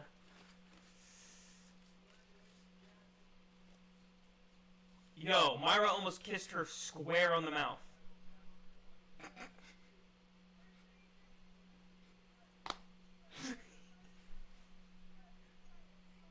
She decided to go for the cheek at the last second, but Myra almost kissed Jasmine square on the mouth. That was... They locked eyes for half a second. KG, you better be treasuring that one and just... Oh my god, playing Resident Evil, KG was in there talking about kiss with Rebecca and Billy in Resident Evil 0.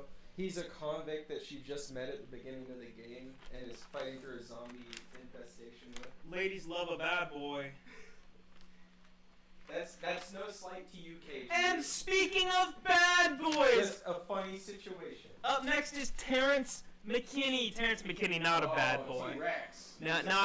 He's not a bad guy. Wait, he's a fun guy. Yeah. I'm not gonna say. Not this one. You know, and when we say he's fun, he's never even had a decision. I don't think so. He either gets knocked out in the first I know so. It's in the packet. It's a fact.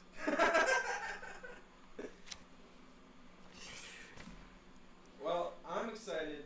Terrence either gets knocked out in the first minute or he puts on a fun performance. Yeah, and yeah, this is gonna be a good one, definitely. So you could say he just puts on good performance. And here's the thing, right? The guy that he's all right. Let's talk about this one for a little while. Let's talk about this one. I'll show my belly again with my boxy ass hoodie if I'm not careful. Sorry, chat. I'm an addict. A dab addict. Let's talk about this one for a second, okay? Oh, what a cool guy. They want Terrence McKinney to get a win so fucking bad. They gave him this old ass man. All right, let's talk about his opponent. What's this motherfucker's name? I don't even remember. The Bosnian bomber. His name is Damir Hadjovic. All right. So basically, he sucks. He has more UFC losses than wins. His last win was over Yancy Miedros. Anyone who plays the UFC video games knows that Yancy Miedros is the worst fighter in the game. Yancy Miedros and Sam Alvey are the two worst fighters in the entire game. What's up? I was just gonna say, when you pick his character in the game, it goes... I was so loud because you were all up in the microphone, bro. The microphone can hear you from over there. Oh, that's true. I forget. It's literally the one that picks me up across my room. Yeah. Look, I'm slowing ahead. It's okay. It's okay. And when I say that his last win was to Yancy Miedros, when I say that his last win was to one of the worst, like when I say, like, one of the worst fighters, he's not, like, actually one of the worst fighters, because there's unknown-ass fighters. But, our shit froze. That did or this? No, this. Okay. Sorry, gotta pull up ESPN again. We'll have to resync with y'all, but, when I say that he beat Yancy Medeiros, that was in 2021. His last fight was a loss, and that wasn't really any more recent. That was in 2022. I guess that is more recent, but not much more. Like, so he's 38, hasn't fought since 2022, hasn't had a win since 2021.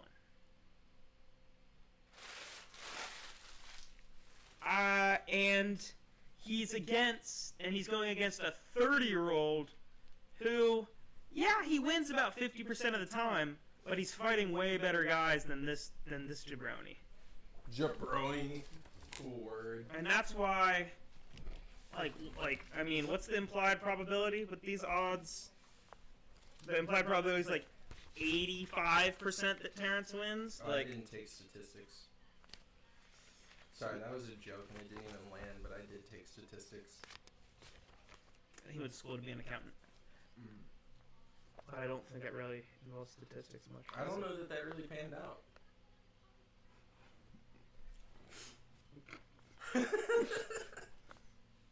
Who is Mackenzie Pavlovich? Or Pavlovich? I would assume Sergey's Pavlovich. They have, because I understand they don't get Megan O'Leary for this because it's a fight night. Where's Charlie Arnaud? Isn't she their other girl? Who? Charlie Arnaud. I don't know who that. I know who that is. She's the girl who usually does the job that Megan O'Leary does when Megan O'Leary's not here. But now there's someone else. Historically, I'm only recently able to place a face to Megan O'Leary, so I don't know about this other person. And I watched UFC for years. I remember Megan O'Leary played not major, but a much more major role in UFC 3, the game. She's the one with dark hair that's not the... She's the one with like a dark bob, yeah. Yeah, okay, yeah, no, I know who that is. I'm familiar with the other one. She's definitely the boss bitch on set. I forget who it was that did... It was a few funny interviews with Sean leading up to one of his fights. Nina Drama? Nina, yeah. Oh, we'll talk about her later. Oh, great. She's in the nets.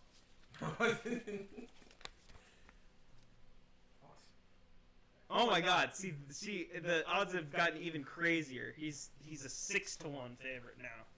Yeah, this is gonna be. This is gonna be the solution for some of the more boring fights we've had.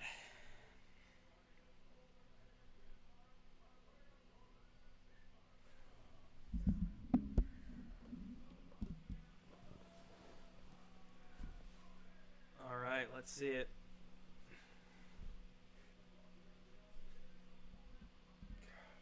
Demir looks like he's going to be a hell of a competition. 4-5. Last win 2021. Yeah. I said all this while you were smoking. It's okay. I know you can't do something and listen. It's all right. Yes. I liked your joke in your video though about the same thing. Yes. Hey guys, don't forget to check out his most recent video. KG was pushing the video in the chat last night. It was Word. much appreciated. Yo, shout out the guy who has the actual app Daily Dabber. Everyone message him and tell him fuck him, we hate him, The actual what? the guy who actually has just the normal at Daily Dabber with no numbers. Tell him we hate him. Well, it's probably someone actually in the smoking community. He has one subscriber, I've checked. Oh no. I'll hit him up. Alright, so, sorry, 20 seconds in, and it has been fast. This is exciting. A knee from McKinney. Bro, if Hadjovic wins this, looks like then what happens? This looks like you and me playing UFC 5. If Demir wins this, what happens? Oh, Demir has no idea what's going on. He kind of looks scared there. Oh, big uppercut. Oh, he's already. Is that? Yeah, he's red wobbled. nose? He's wobbled. He's wobbled. Oh, his nose is bloody. and a big cross catches him too. Yeah. Oh yeah. Oh yeah. T-Rex already cut Demir on the face. Oh yeah. Around the nose. Yeah. He's. Yeah, Don't jump it. Don't jump it. Yeah, he's bleeding from the bridge of his nose. Oh, This was he a jumped mistake. Oh, Yeah. Terrence jumped Gilly on Demir. I don't think he has this necessarily. Oh, but he used it. He to rolled it into full mount. Yeah. Let's go. This is gonna be just a battering, I think. Slaughter. This is slaughter. He's got 4 minutes to work. Well, and he gave up his back. It'll be interesting to see. Is he gonna get a sub or is he gonna pound it out? It's gonna. Oh, he's dropping bombs at this point. Dropping bombs on the bomber? That's crazy. Oh, these huge 12 to 6s. Oh yeah, they're legal now. Yep. They're legal. Oh my god. And very effective. Holy shit. See, that was a clear strike to the back of the head. That's okay. That's fine. it was one. Everybody gets one. It was one. It was on accident. Everybody gets one. Some people get 5. All right, that was another one. Side of the head. Okay. Okay. We're good. Oh. Yeah. No, these are fine. These are fine. If it hits the ear, it's fine. He's just feeding it to him. We're done. That. Is he not gonna stop it? That whole time he was just getting beat up. That whole time he was just getting beat up. That was ridiculous. Like, I guess he wasn't really getting hurt, but like he was just getting beat up. Yeah, that was pretty funny. Second prediction in a row, 100% correct. Yeah. But that one is kind of a cheat. Like, no, I mean like they just kind of served this guy. Anyone could have guessed that would have been the outcome. I mean, happy Black Oh, History Month. Shamil's next. Fuck yeah. Yeah. Oh, the blob? I'm so excited. Oh god. Versus who? Thomas Peterson? Yeah, that train. Bro, Thomas Peterson, you think... Bro lost to Jamal Pogues, is that possible? Yeah, bro. Bro, look at the final bullet point. He is fat. Bro, yeah, bro looks awful. Well, it's literally going to be a blob fest. This is what you were talking about when we were playing UFC 5. I said this is our potential blobber. Yeah. Like you hear about it, but then you see it in person. It's like, holy shit! Who arranged this? If one of them does a mat return, then someone needs to warn the Japanese coastline. Honestly, they've been through enough. Oh, this is bad.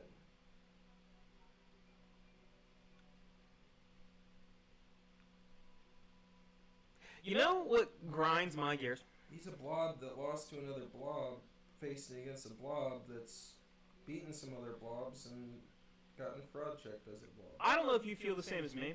The blob. I personally am a big enjoyer of Adult videos.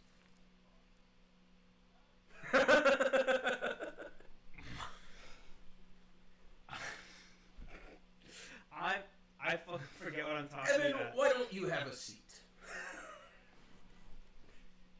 Should we email Adam and Eve and see if they want to work with it? Hold on, let's check that.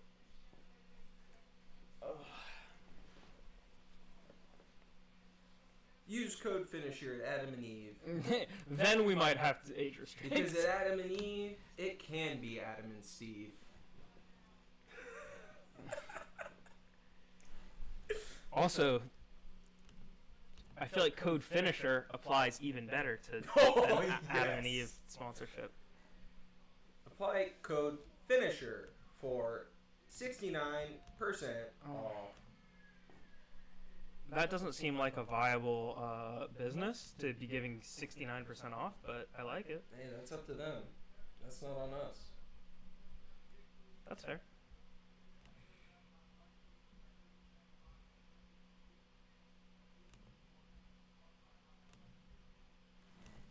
Alright.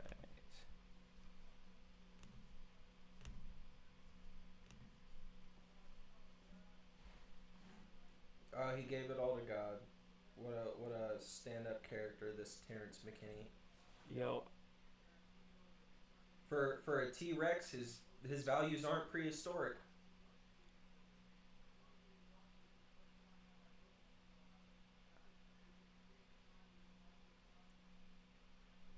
I liked when he gave it up to God when he took too much LSD. Oh yeah, good time. See, he's a real bro.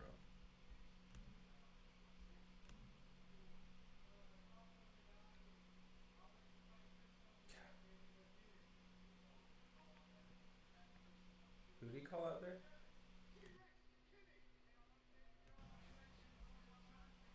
Is everything alright as far as audio? Everything alright with that audio? I think we'll have improved audio if we just share a mic, honestly. Really? Yeah, because there's a little echo. Alright. Hold on, let's see how this sounds. If we just do it like this.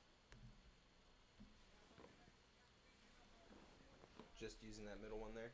Yeah, we're just. Does that work? Yep, just see how this sounds. Word. Cool. Nice, I like that. Alright, well that makes that easier. Well, and shoot, if you have a camera for your 40K streaming stuff anyways, and we use that next time, then I don't have to bring any equipment. I just use my phone. I got it made. My life is easy. Yes. Though I gotta set all this stuff up back at the house after I get off work tonight. He's a working boy. Yeah, I figured the audio would be better now. There's a little delay with the other audio source, unfortunately. That's fine though. This is even easier. Yeah, Terrence McKinney took a ton of LSD and had a crazy... Wasn't it like a... God, I don't even know the full details of it. I just know that he took like too much and ended up having like a crazy experience. He was like running around his neighborhood,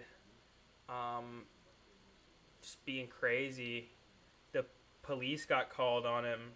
That's wild. Like not for like criminal reasons, just because like for his insanity reasons. Yeah, and I just remember like the UFC showed the body cam footage, which I thought was an interesting choice. Yeah, that's interesting for sure. Which I thought was interesting to show body cam of literally the worst. You know, they wouldn't show. I'm sure they wouldn't show the John Jones body cam of him smashing his head into his own car. It's out there though. You can find it. See, that's crazy. He was running around the neighborhood freaking out. Had the cops called and all this. I just locked in my room for 4 days and watched the entirety of George Lopez. Real, bro. I just remember listening to Baby Metal. Like that's y'all not know, a joke either. Y'all know Baby Metal? Y'all ever taken LSD and listened to Baby Metal in Tyler's bedroom while his washing machine in the next room is really, really loud and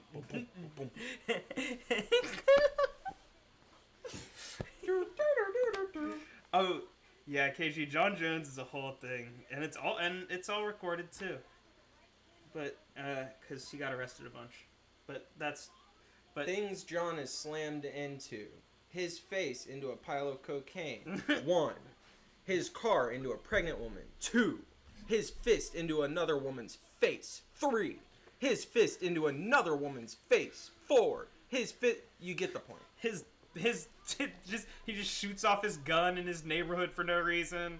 Yeah, he got arrested one time because he was just sitting in his car drinking, shooting his gun into the air. Why? Why are you gonna arrest me for this? What is this threatening? Explain exactly what I did wrong, officer. Oh, does someone find it threatening that I'm drinking and... Yes, John. Exactly that. You fucking delinquent. Yeah, that's funny.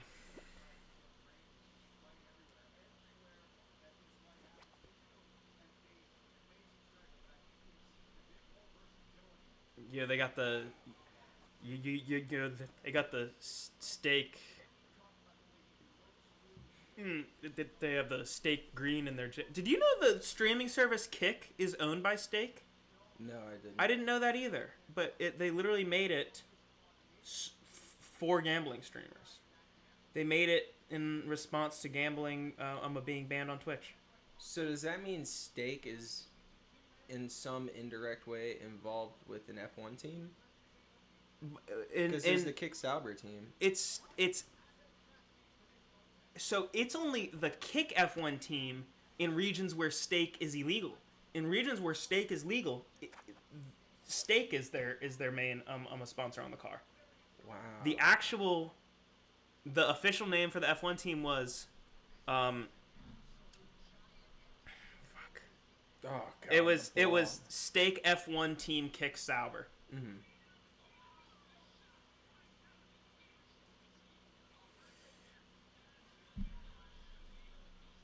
Please, Shamil, show up and actually fight. Oh, God. Bro, when I told you this dude was... This guy looks like When I told you this guy was fat, dude, I was not playing with you. He looks like a middle school gym teacher. I was not joking. He looks like... You remember that movie that Kevin James did? The Here Comes the Boom? Yes. He looks like Kevin James in Here Comes the Boom. Yeah, but like literally He's just a... Yeah.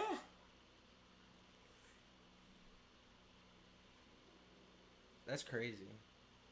But hey, you know.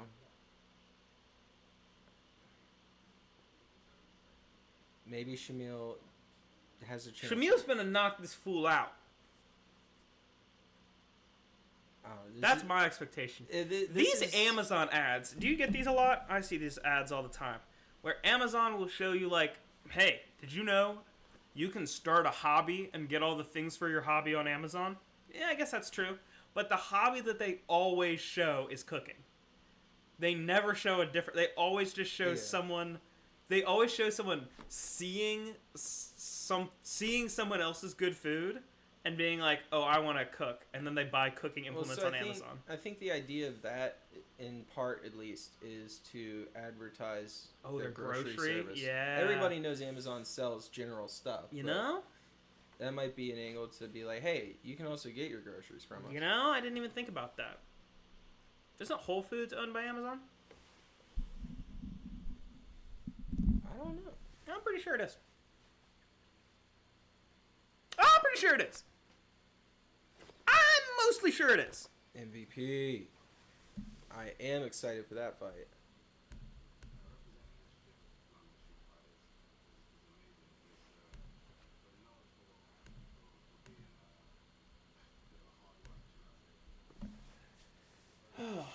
We have 2 fights left on the prelims. Or... Yeah. Right? Yeah? Is it 2 fights left? I didn't actually... I believe... Or is it 3 fights? I didn't actually mark when the prelims start. I think it's 3. It is... After Shamil, there's one more. Okay. It's the Imavov versus Offley fight. And then we'll be on to the main card. Yeah. Main card should be fun. Do you remember Con Offley from I'm a Tough season 32? Sounded familiar. The only person I remember from the show is Rudy, honestly. And that's just because of how Valentino would say, Rudy! Rudy, I need you here! Yes. Well, fun fact, he did submit Rudy in 30 seconds. Oh! Yeah.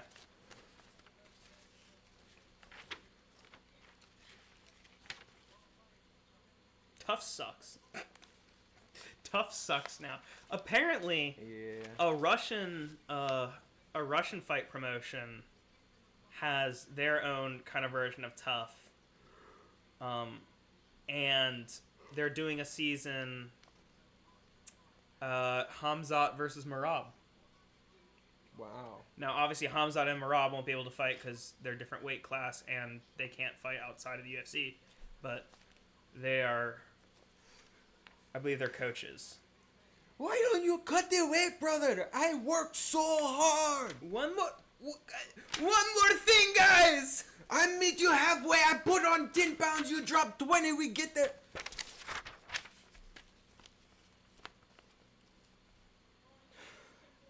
Just flashbacks to editing that.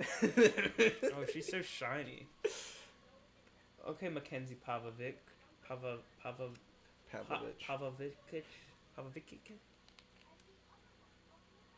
Okay, Mac. You're so shiny.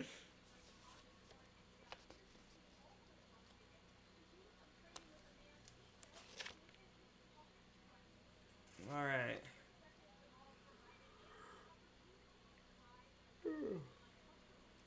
He doesn't look quite as big as in the previews. He looks like a big toe. He looks like. He looks Kind of looks like Vanderlei, honestly. He looks like he doesn't look nearly.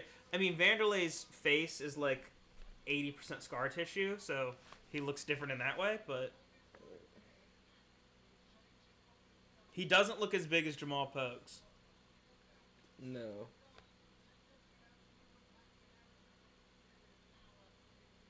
It is interesting how on this card there's so many people on this card who recently fought other people who are also on this card. Yes. It's like I noticed when I was researching there's a lot of that. It's a very inbred card. I was thinking the same thing. Speaking of Khabib, it's a very inbred card today. He's in the notes. Don't worry, we'll get there. You think I'm joking? The Shara section is so long, bro. No, I know. It was the only one that was 2 pages. Yeah, I know. Dude did a whole book report. Also, do you know about MVP's dad? Oh, MVP's dad is in the notes. Oh, word.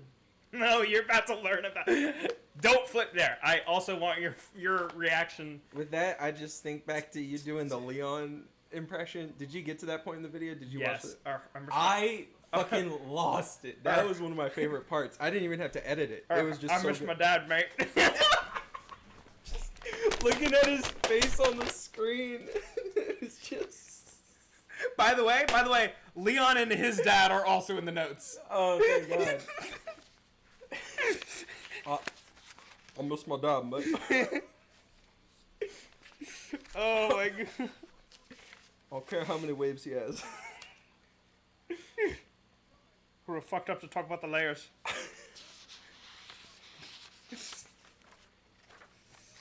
Oh. So stupid. This stuff's so fun.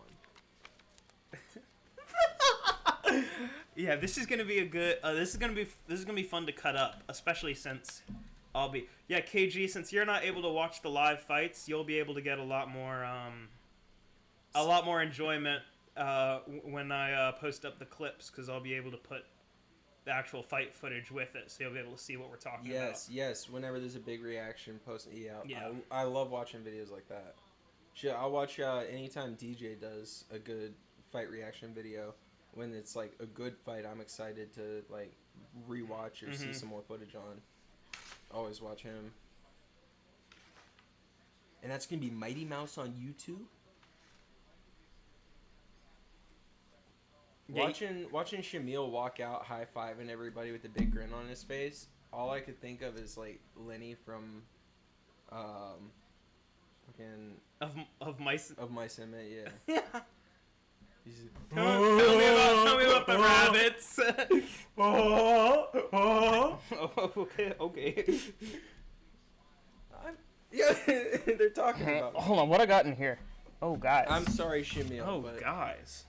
why you look like that? The Ultimate Guide to Pokemon? I didn't know this was in here. Why him look like that? Oh, guys. Animal Crossing. Oh, that's City Folk. That's some real shit. Guys, Animal Crossing City Folk? That's the exotic. Hold on, what else I got? Oh, got over here. We have some small ping pong balls.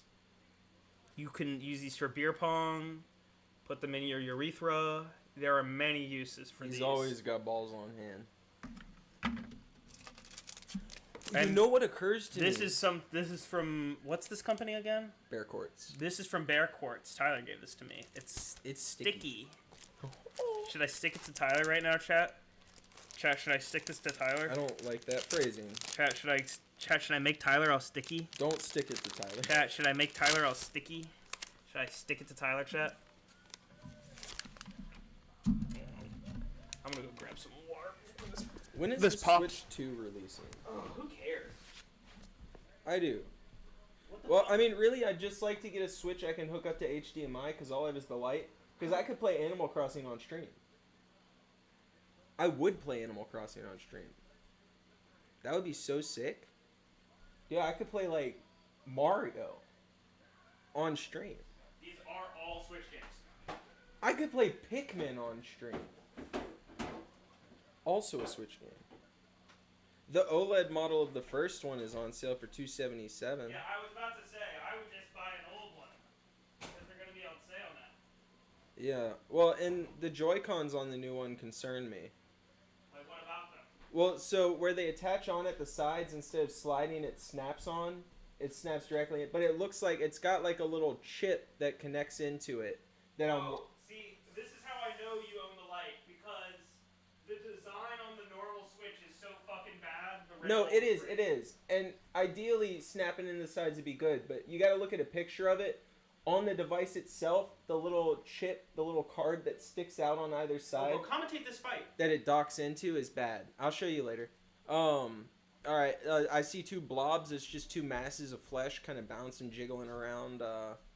Shamil is throwing a few kicks I'm surprised he can actually manage. His beard is asserting its space a little more than he is. There's a kick to the belly of Peterson. He didn't look to be phased. Real time, I'm literally calling out every strike. There's a another right straight from Gaziev. Left straight from Peterson, who's fighting out of a southpaw stance, to Gaziev's orthodox. Gaziev hits another straight. There's a light exchange. Neither's really landing. It's a very slow fight so far. It's exactly what we expected. Most of what they are throwing is whiffing directly in front of their target. Not ideal.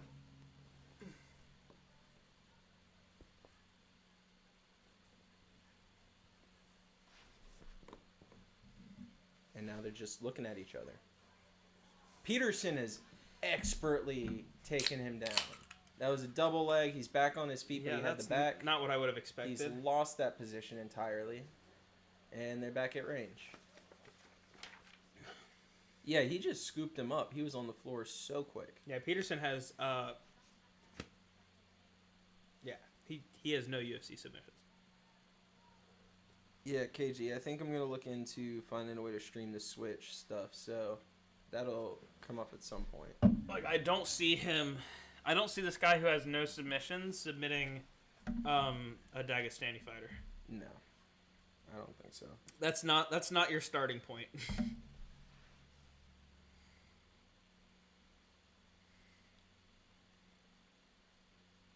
We got a little bit of trading on the feet. Shamil looks way taller, which I guess happens when you weigh when you're not as fat, but he's still pretty fat.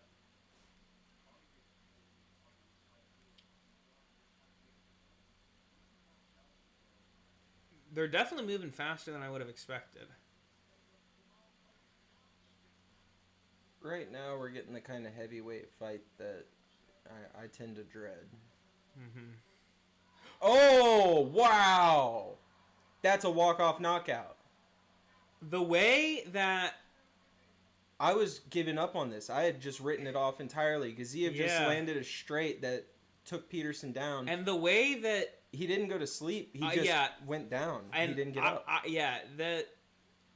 I don't think the ref was gonna call it until No. Peterson just took out his mouthpiece. The only reason the ref stepped in is because neither of them moved. Yeah. Like, neither of them followed up. He didn't go to get up. Gaziev didn't go to follow up. He just let it walk off. Interesting. Well, on that note, I'm also going to do a walk-off. I'm going to go to a local establishment that we're quite familiar with.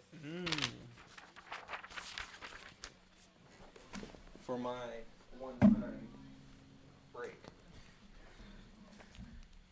He's really going to leave me alone to cover Muhammad Naimov versus Khan Offley. I will leave my spirit right here.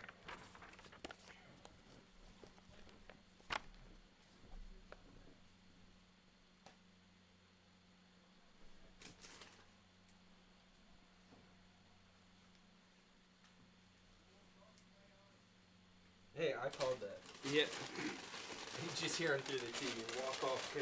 Yeah, yes. Alright.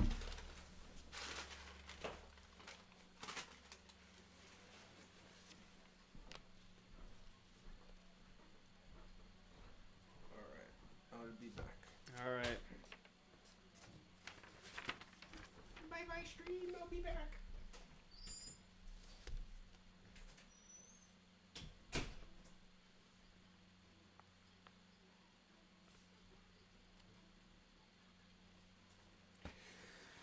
Alright, guys. He will be back shortly. Alright, our next fight is our final fight on the preliminary card. Alright, we have Tajikistan's Muhammad Naimov versus Australia's Khan Offley. Khan Offley was a competitor on the most recent season of The Ultimate Fighter, season 32, which was Alexa Grasso versus Valentina Shevchenko. Sorry.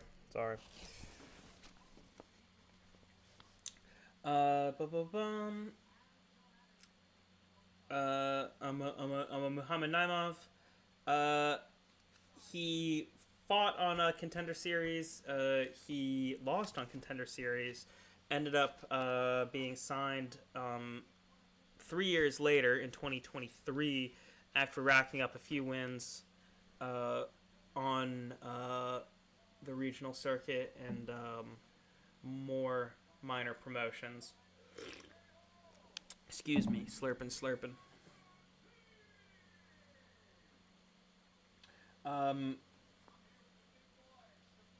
Notably, Khan Offley has a very short reach. He only has a 66-inch reach, which is very short for someone who is 7 foot, 5'7", because that means his reach is 5'6", and usually to be effective, you would want your reach to be at least your height. He's up against Tajikistan's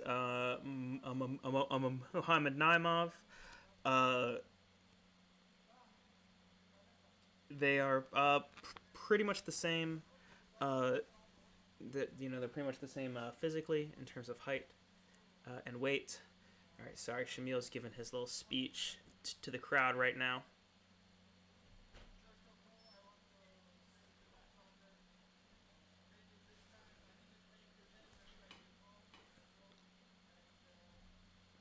All right, and we briefly got to see he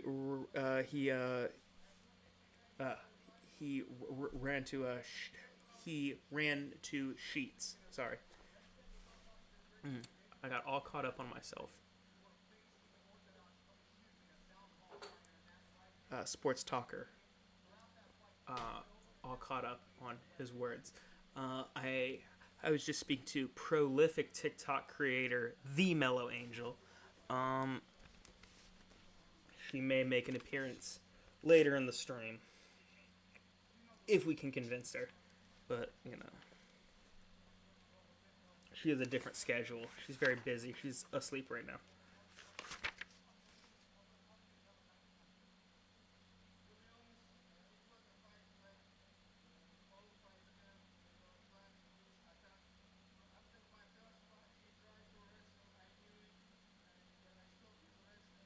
Yeah, that's a fact. Sorry. They are interviewing Shamil, and he just said that that after his first punch, his opponent Thomas Peterson started trying to wrestle. Exactly accurate. When a striker is able to make someone who usually strikes turn to wrestling, that's when I say that thing. I say they turn that boy to a wrestler, and that's what you got to do. That's what you got to do.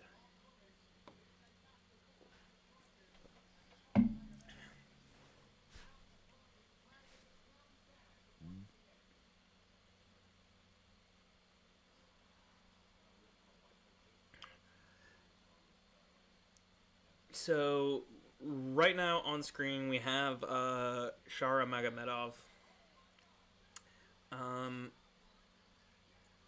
He used to go by his full name, which is Sharaputin, but now he just goes by Shara. He has one eye. I mean, he still has the bad eye, but it doesn't work. He keeps talking about, he's such a big part of the UFC in Saudi Arabia. Bro can only fight in Saudi Arabia. In places where the UFC has no... in places where there's no athletic commission from the local government, so in America and Europe and a lot of in Brazil and Canada, they all have it's regulated by a government sports commission. When they go to places like Saudi Arabia and Abu Dhabi, these places do not have athletic commissions, so it's up to the UFC themselves to handle those regulations. And so they'll allow Shara to fight because, he is skilled and he is a huge draw. But in America, to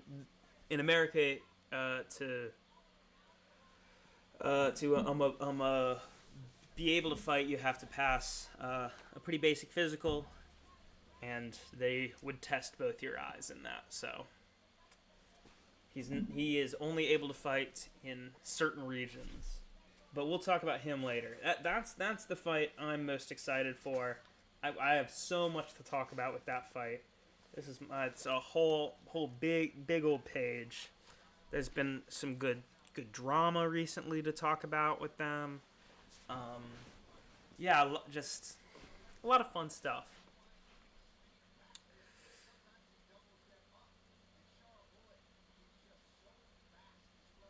Yeah, he's definitely an interesting.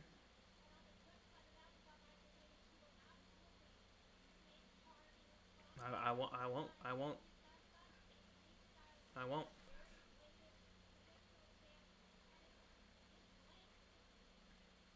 God, when MVP fought Ian Gary, that sucked. No, you can't be blind like he doesn't have an eye. Like he literally is. Like he doesn't have an eye. He's not fun blind. He's can't. One eye doesn't work.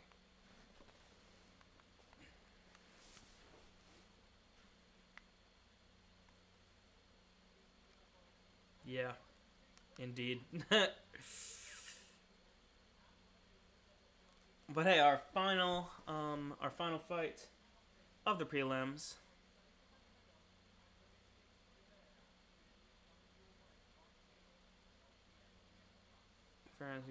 All right, cool.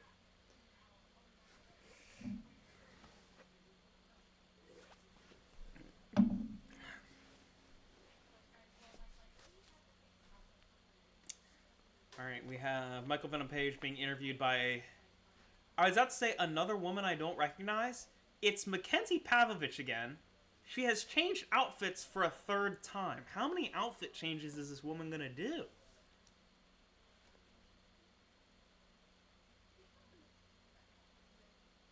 She also looked way taller in the other clip. I don't know.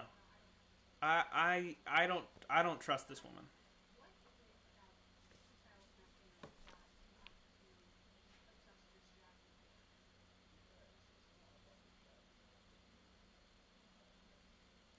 How many times are they going to ask this man the same question? At media day, every interview, every cutaway. Yeah, how do you think you need to adapt to the style of Shara Magomedov? Yeah, what do you think it's going to be like fighting another fighter who fights unconventionally? Yeah, what adjustments are you making for this fight? Like,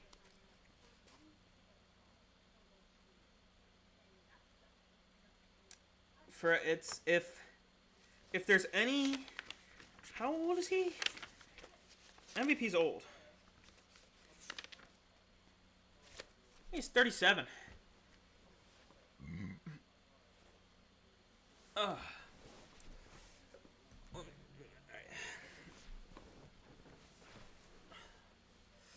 Yeah, he's 37 though.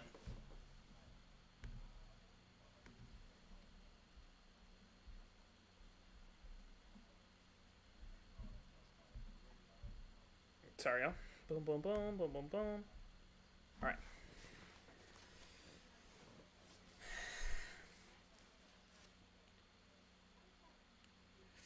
Oh yeah, Shara is undefeated. So if MVP can win, then he'll take his undefeated record, which is always interesting when that happens. It's also something we've been seeing happen a lot this year. We've seen a lot of people lose their undefeated record this year already. I say a lot, like 2, but still, that's a lot at the start of the year.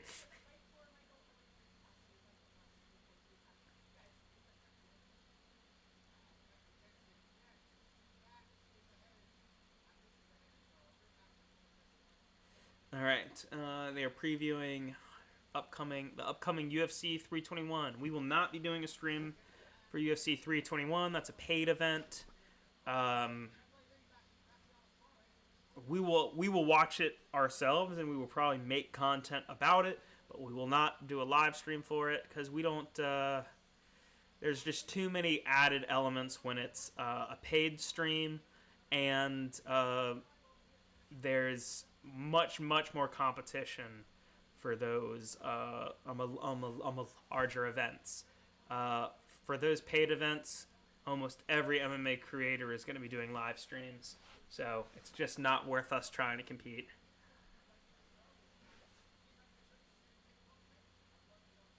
So Con Offley, in this upcoming fight, he's Australian, and you know, if you're Australian and you're in MMA, then you got to be on the city kickboxing team, right? I guess. Even though he's not a kickboxer, he's mostly a grappler.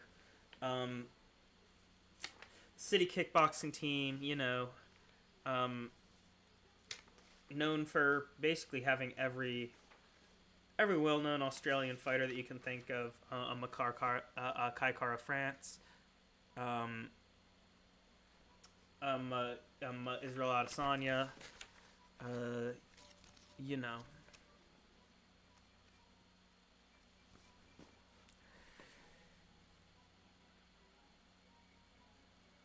I have noticed that the UFC they do seem to try to coordinate with fighters like that to have a couple fighters from the same team at each event, you know. I guess so that, you know, the coaches and the support staff only have to fly out so often. So, you know, Israel Adesanya in the main event is also on the city kickboxing team.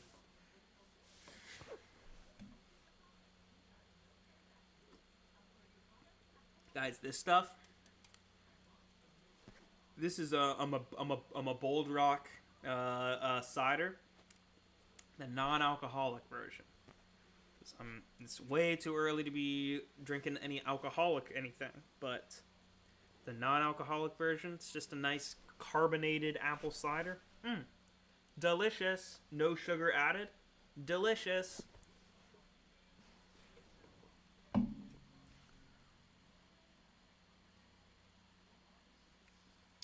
Wow, that's outrageous. No, KG, don't get excited. He drove to the gas station to take a dump.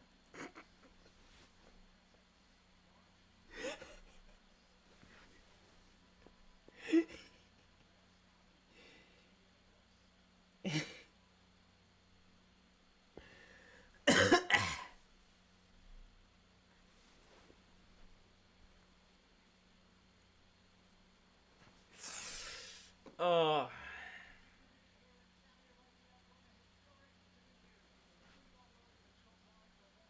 Oh, she's oh, she's talking about the beverage. It is a good beverage. Sorry, I was distracted by Tyler. Happens a lot.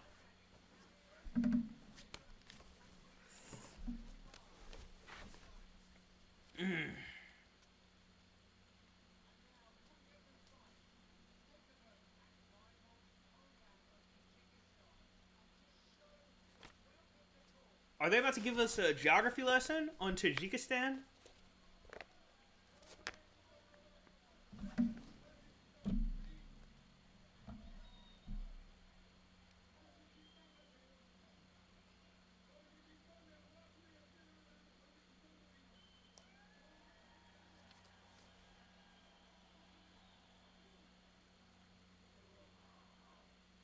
Well, he has a lot of hometown support. But I hate to tell them, I do not think we will see UFC Tajikistan anytime soon.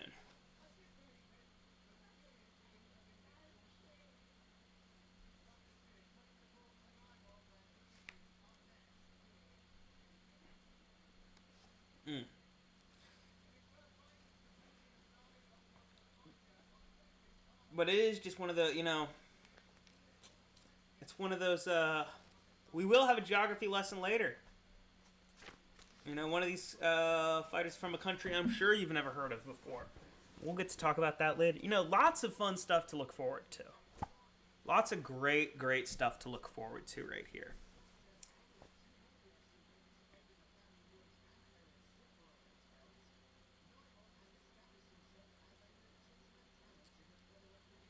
Hey, y'all see what Bryce Mitchell's up to?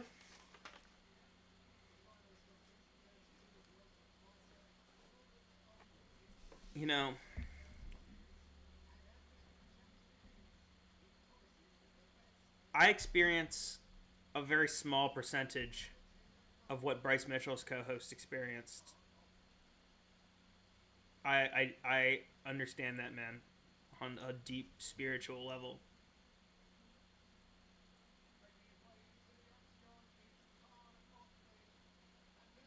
So Con Offley's making the walk right now.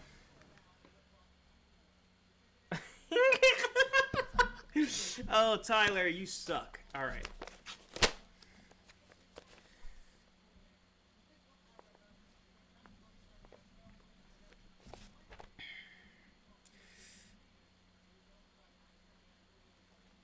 Tyler, don't chat and drive. That's dangerous.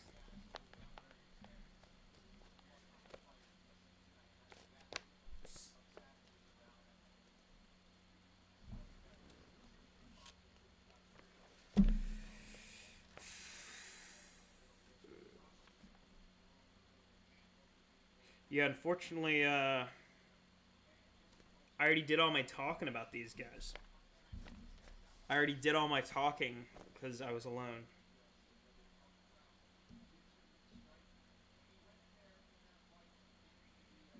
I mean,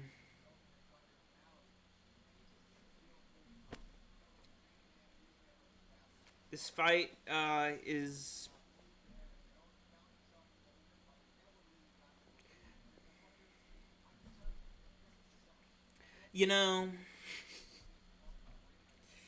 Listen, Con Offley's just going to try to grapple him.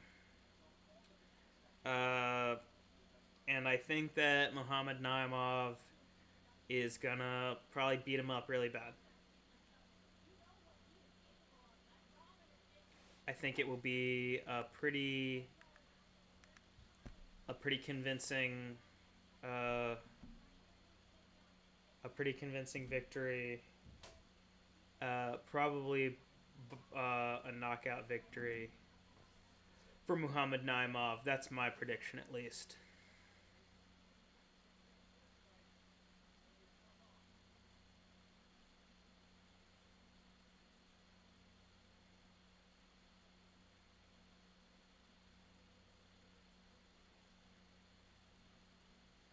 All right, here is Muhammad Hilman Naimov. We already talked about the reach advantage for him. 4-inch reach advantage.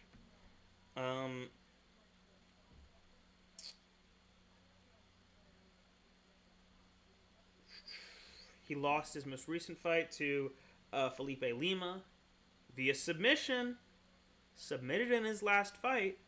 Con Offley could make something happen. I'm having fun. Yeah, I'm definitely having fun. This is a good time.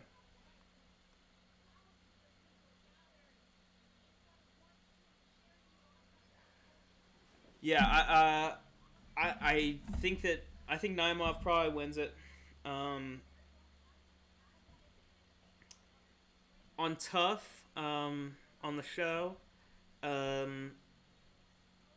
Khan was able to use his physicality a lot and just his strength, and I don't think that's gonna work as much in this scenario.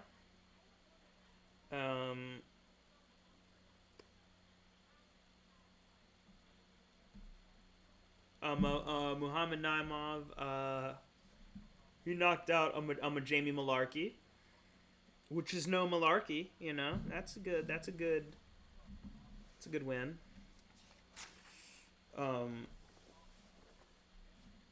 He's hairy as shit, I'll tell you that, but you know.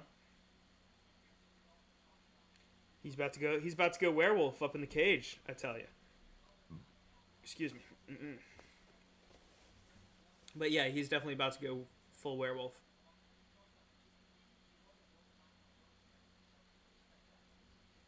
Oh, he looks fired up. And I hear Tyler on the stairs right now. At least I think I did.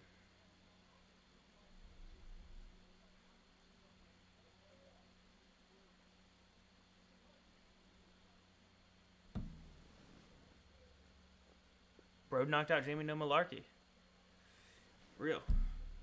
What is this shit that I'm hearing? I'm hearing someone banging on the door. Who is banging on this shit? It's not banging on my door. Someone's banging on something though. I'm about to go get the hammer.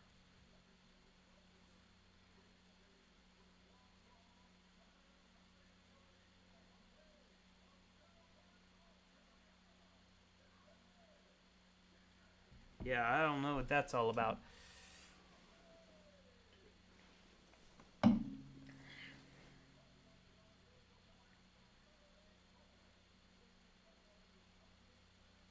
Yeah, Muhammad Naimov looks fired up.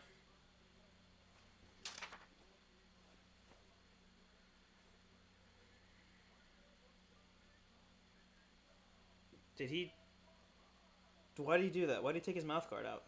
Or put your mouth guard in. Oh, so he could yell. He did it so he could yell.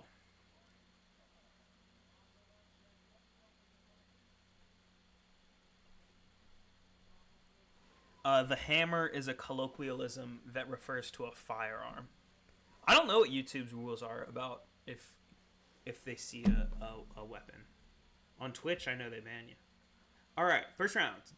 First round's underway. I think we just look for Colin Offley to try to get it to the mat as quickly as possible. That's his clearest path to victory is a submission, and we've seen that Naimov is susceptible to submission, and that is Con Offley's preferred method of victory.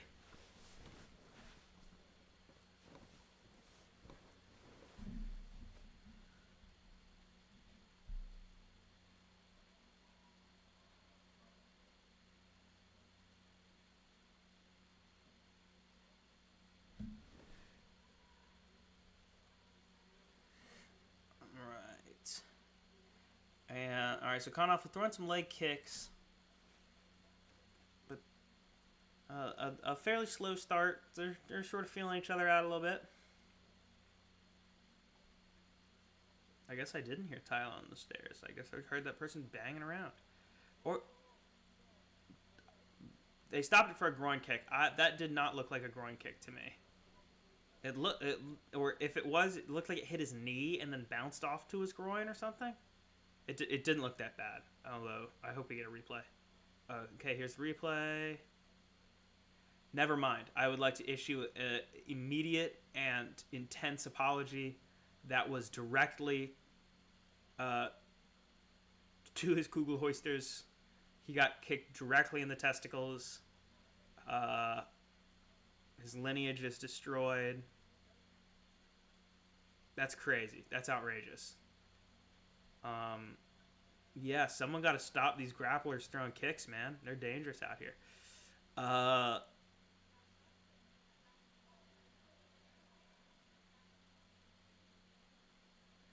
Oh, and Con Offley still throwing those body kicks. Those are dangerous, man. They're gonna hit him in the boys again.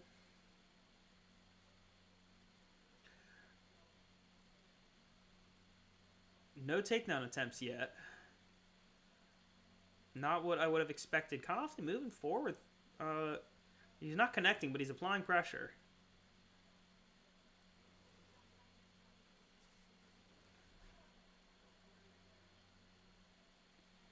He locks up the tie clinch and Offley feeds him to the body, but we're not really getting anything done. Offley reverses, tries to get a trip on him. Has him up against the cage right now.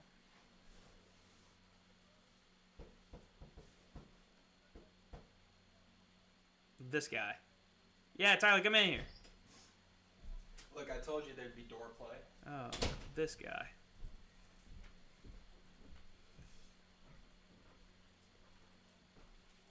Yeah, Con Offley just locked his hands around him. He is not letting go. I don't even know what... He has this body lock, but I don't know what he wants to accomplish with it. Oh, we love hugs. Yeah, Hugs, not thugs. Yeah, bro, this shit looking like a Jake Paul fight after round 3. For real.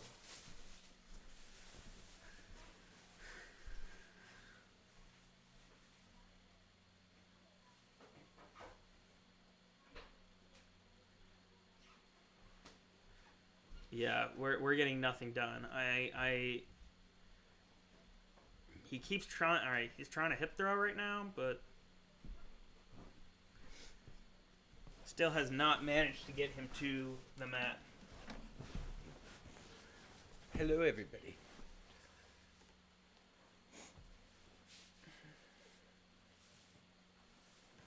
Yeah, what I had to do would have gotten me kicked off set. Hostile work environment. A lot of cage work this first round. Yes.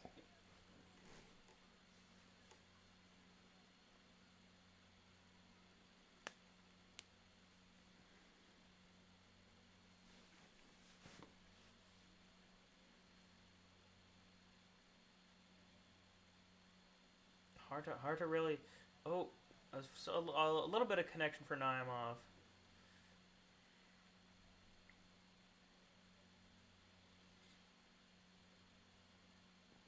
Oh, wow. I'd say Offley has probably had more activity, but has accomplished less, which is a bad combo. The way he just stiff armed him there was really effective. And now Naimov gets the first takedown attempt he manages to get. That's embarrassing. Naimov's just big brother in him right now. Yeah. The fact that Offley spent 3 minutes trying to get a takedown and couldn't do it, and Naimov succeeds on his first try. Let's see. Offley's able to stand up pretty quickly, but still the point has been made.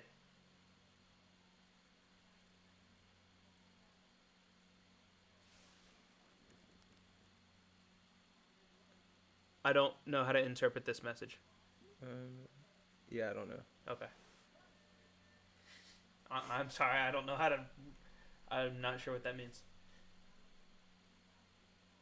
This guy was in Schitt's Creek and then said, fuck it, I'm going to be in ads forever. He literally said, I'm going to be in Schitt's Creek and then I'm going to just do ads.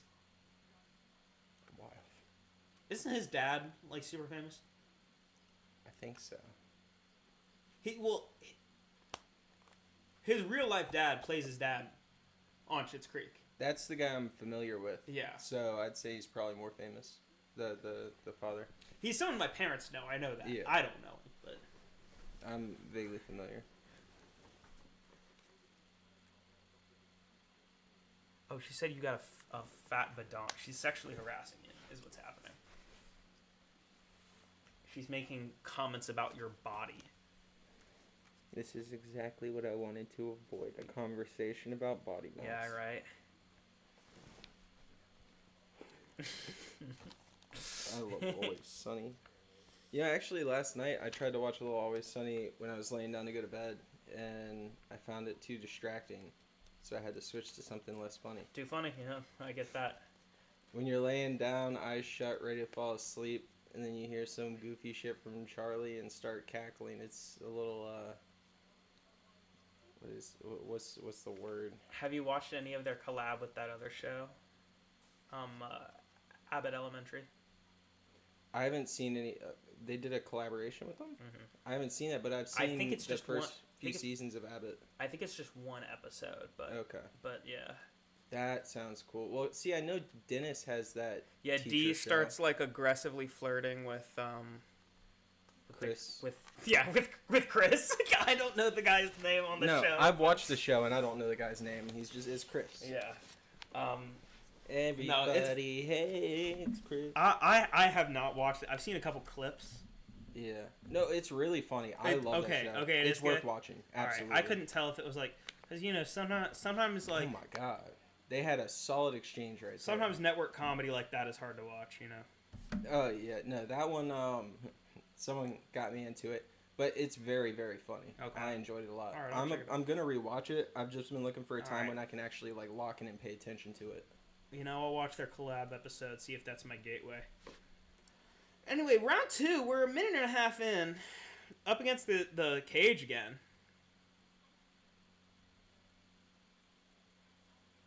Oh god, and I feel like rewatching it now, the show would be super relatable because like, the principal in the show is this airhead that has no idea what they're doing. Yes. Oh. Real. Would you travel to Saudi Arabia? No. I figured you're probably gonna ask for what, but like, or like give me a reason why. But no. Just in general, no. I wasn't gonna ask why.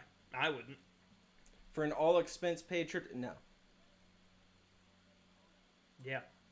Yeah.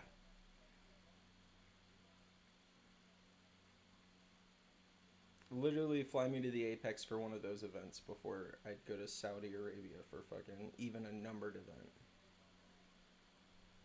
Not a chance. I watched a little bit of wow. Didn't really like land anything. Yeah, Naimov unloading on Awfully, but he had a pretty... all on the forearms. A pretty high tie guard for it. The Saudi crowd was hype as shit for the power slap event that happened there, though. I'll tell you that. They fucking loved that. Oh, of course. It's the first time I'd ever actually seen like a crowd be like excited about it, because when it happens in America, it's all just like influencers and stuff that like are just there because it's their chance to be on camera. Yeah. But like, nah, it was a good audience. If they were that good of an audience for that bullshit, I can only imagine how good of an audience they'd be for something good. Yeah. Like, if Brazil is the worst audience for sports, then UK too is pretty fucking awful. Saudi gotta be one of the best audiences. Because if they don't cheer, their king will execute them. I didn't pay for this for you to not show jubilation. All right, Muhammad Naimov is complaining about something. Live TV audiences over there have to go crazy whenever the applause thing flashes. Yeah. There's guys with like machetes at the side, like.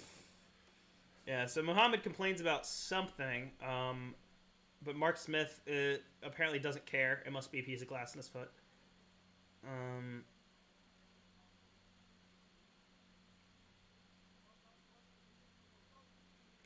So Mark Smith calling for action. I actually don't think that's. I don't think that's a bad call. They can't let Khan just keep doing this shit where he just holds him against the cage. Yeah, this shit sucks. He's not progressing anything. He's not trying. No, he's literally just He's not even moving to a better position. Thank you, Mark. Yeah, he accomplishes the body lock and then just walks him back and holds him there. It's really stupid.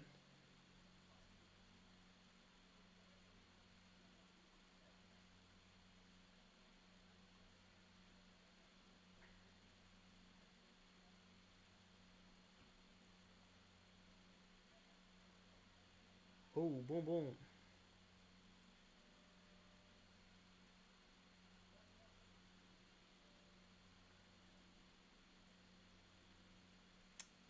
I was just about to say, hurry, tell me who this is. The boss. Who's this athlete?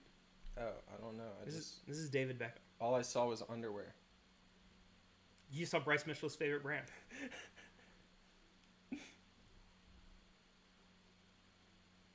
I was thinking, if we do make this a regular thing, we could get like two like stand things and get like a Finisher Sports flag or something to put up behind in like that background area.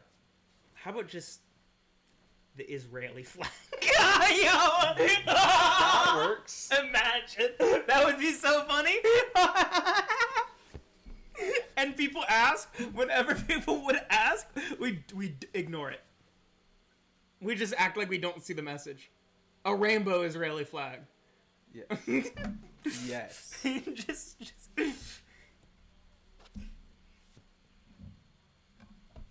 I do. Oh my god. Oh, spinning heel kick from Naimov lands, but does not put Awfully down. But that's that Taekwondo they were talking about.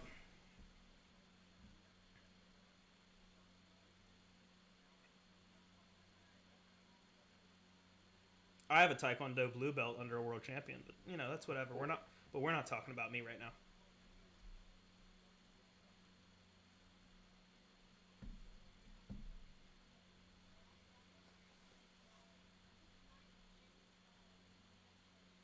Oh, that was a pretty good. Well, it was good until Awfully. How did he end up on the bottom of that? that was so sick until it was so fucking stupid. Awfully seemed to duck a swing really expertly. He's getting the shit beat out of him. Yeah, then he ended up under Naimov in full mount. Oh, he's getting pounded. Yeah, elbows to the forehead. Oh my god. He owes him money. Yeah, he did a. Now he's got his back. He has Awfully's back. He pulled a very slick duck and takedown, but Awfully used dodge. It hurt itself in confusion. Yeah, literally he pulled Naimov on top of him. That was pretty silly.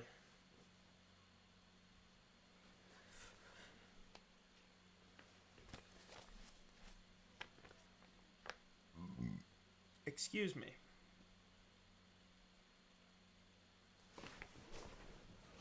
Ugh. Yeah, stay on your side, buddy. Oh yeah, I wasn't even looking at the shorts thing. I was like when you weren't here and I was sitting in the middle. The shorts probably looked fucking awful. you're half of you. I know, literally, I was right here. I was on both. Awesome. Yeah, so Naimov has Awfully's back, straight body triangle. So I forgot he was still going. I thought he'd already won. No, he has Awfully in a body triangle, so it's like he's only getting out of this if Naimov chooses to let him out. I'm just waiting for Awfully to use self-destruct. Like at some point, he's either gonna give up the neck or. I'm worried. I scared off KG by saying she was harassing you. I'm sorry, KG. I was joking. It's all light. It's all fun. It's just locker room talk.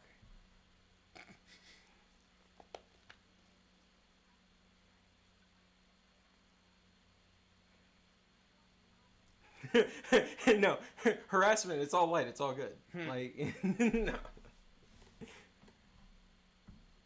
Con awfully doesn't even know what to do from this position. He doesn't. He's just. I mean, I'm saying that not like I'd know what to do. Just,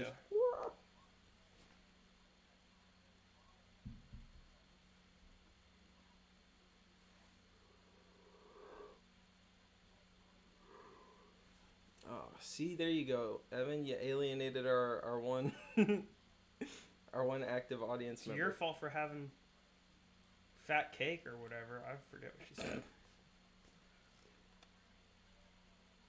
No, you're fine. You're fine. No, it was a joke. I'm We're sorry. just joking. Yeah. I'm more fluent in sarcasm than English. Yeah, we don't really take anything too serious. You know who needs to be taking this more serious is Con fucking awfully right now. Yeah. Well, this is Imavov has his back, drops down, which is smart. He would not have been smart to backpack, I don't think. After all that, Awfully decided to use the Derek Lewis method of just standing up. You didn't know if you were allowed to speak? Yes! It's not a classroom. Yeah. We're just chilling. Oh, Awfully is stumbling, wobbling, confused. Oh, wow. Yeah, this is not what he needs right now. Is another body lock.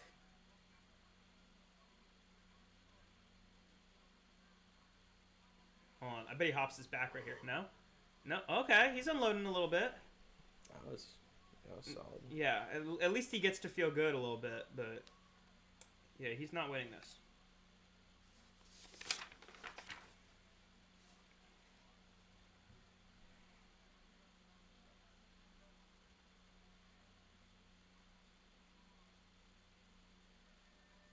All right. You know, Con awfully trying to dap him up afterwards, but I don't think he intentionally snubbed him. I think he just didn't see it, but that was funny. Have I predicted all the winners correctly? I have. Fuck. I should have parlayed. Crazy. Well, and see, I considered earlier pulling up DraftKings and placing some stuff based on it, but I have not. My methods are mostly wrong. My methods are about 50-50, or I think even less. Yeah, I was joking. I'm sorry, KG. No, we're all if we were upset with someone in stream. Oh yeah, no, you're not. If we were upset with someone in the stream, we have like streaming tools to remove them from the stream, and that's for like problematic people. We're so jokey in here. We are so fully jokey in here. It's okay.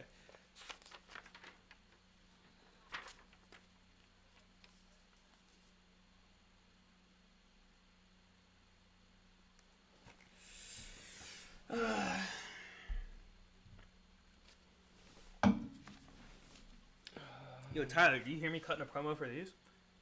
I did. This is so fucking fire.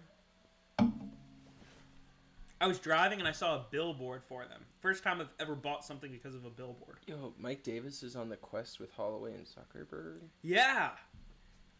Yeah. Saw an IG post of him playing on the quest with Holloway and Zuck. Wait, he lost to Sadiq Youssef? Yeah. The same Sadiq Youssef that lost to, what was it, Diego Lopez in one punch? Or no, it was my boy that just got checked recently. Peyton Talbot one-shotted him, I thought. I don't think that happened. I think he did lose to Lopez. Lopez sounded right.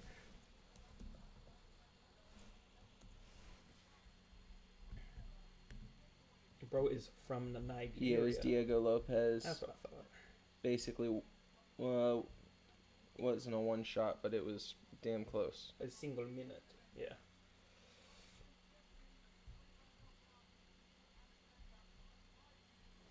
Yeah, well, and he's not a bum. He's 6-3 in the UFC. Yeah. I hope Izzy shows up to play. Well, the thing about Mike Davis is he the one that won the? Yeah, he's the one that won the scholarship. I say scholarship. That's my way of saying it. The Tiger Muay Thai team has tryouts, and he won their tryouts in 2019. So he got to like stay with them for a year and train with them. That's cute. Yeah. He did say that. I went to this competition and I got to go to summer camp and I got to stay the whole summer and train with these other guys and it was a whole lot of fun. I learned a lot. That's Mike Davis, 2019. Bro, terminal hater over here. No. Yo, what's up, Roy? Oh, what's up, Roy? How you doing, Big Roy? I don't hate Mike Davis. I don't have any opinion on him. I just, the way it sounds when I read it off of paper, that he won some competition in 2019 and got to go train with these guys for an extended stretch. It sounds like he won like a trip to a summer camp or like a vacation or something. It wasn't like a competition. It's not a sweepstakes. In 2019, I sold enough magazines. Yeah, he didn't buy cereal and find codes inside to redeem. He didn't buy Danimals.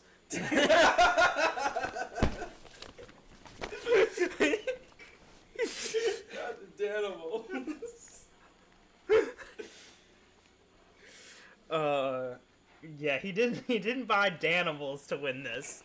He won. He was selected at tryouts.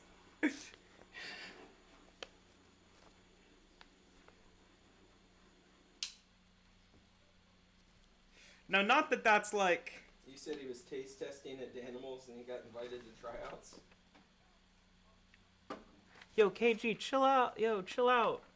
Chill out, player. You're all right. You're all good. We were just just doing a little joke, all right? It's all good. Just it's all right. Just move on from it. I'm blind. Oh yeah, when MVP embarrassed Kevin Holland, that was funny. Yes. See, Kevin Holland's already booked again. Mm-hmm. Have you seen? I think it was MMA Guru said he took 45 to 70 days off. Are you understanding?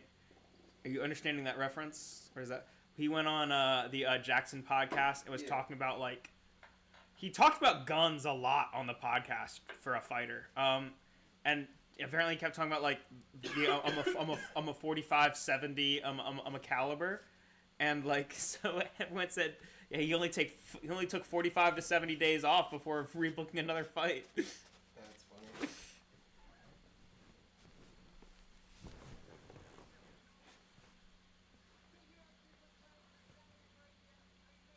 Who's he booked against? Who? It's Bro's evened out his record at 26-13 with all these losses lately. Bro's 4-1, or well, I guess 1-4 technically in his last 5 fights. That's tough. Now, who is he fighting against? Because it's someone bad. It's a bad matchup. I remember. It's someone I looked at and I was like, oh, he loses this. It's a wrestler. Gunnar Nelson. Yeah. I remember. It's someone old but better than him. Is what I remembered. Better than him? Maybe not better than him, but stylistically, it's a bad matchup. Yeah, it's a bad matchup for sure. But this is a wrestler that he could put into a submission. He's done that before, but he loves to talk about. I have a Travis Lutter black belt. Travis Lutter sucks.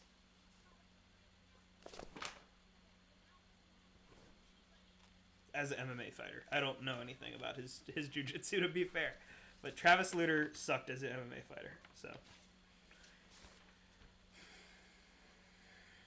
I think how he does against Gunnar Nelson is going to determine where he's at going forward, because anybody who's even remotely anybody has beaten Gunnar Nelson. You see, that's what I was just about to say. It's tough because Like the what? It's a bad matchup. Bro beat Brian Barberino. Ooh. Bro, Bam Bam. It's a bad matchup. Well, and isn't it heavier or is it lighter? Is this what weight class is that at? That one is Because I know he bounces between two.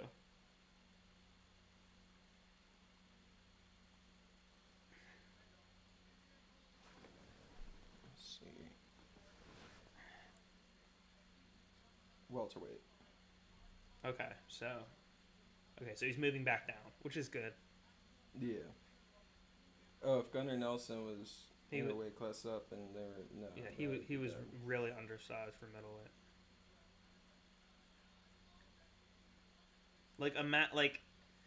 To emphasize how undersized he is for middleweight. Imagine him versus Adesanya. What? Imagine him versus Pereira. So basically, it's something like this with the Switch 2 Joy-Cons I was telling you about, where it's like a little chip that snaps into that, and people are worried it's going to bend or break. Yeah, very well might. It's not a. I would never buy a game console the first year it comes out. No, give them time to work out the game, especially with Nintendo, where they do you really, pre-ordered the PS5, so really experimental shit. Well, I mean, I knew exactly what to expect, and I got exactly what. I'm still working with that same exact console. It's never failed me. Well, yeah, it ended up well. It ended up working out. But with the Switch, where it's the same way that buying the Wii U day one, not a great idea. Sure. Feel it out when it's that kind of thing where they're trying to innovate, because they could do something that fucks it up. Yeah, but there's no saying that if when the PS6 comes out, there's no saying that on the first day it might have overheating issues that people don't know. But yeah.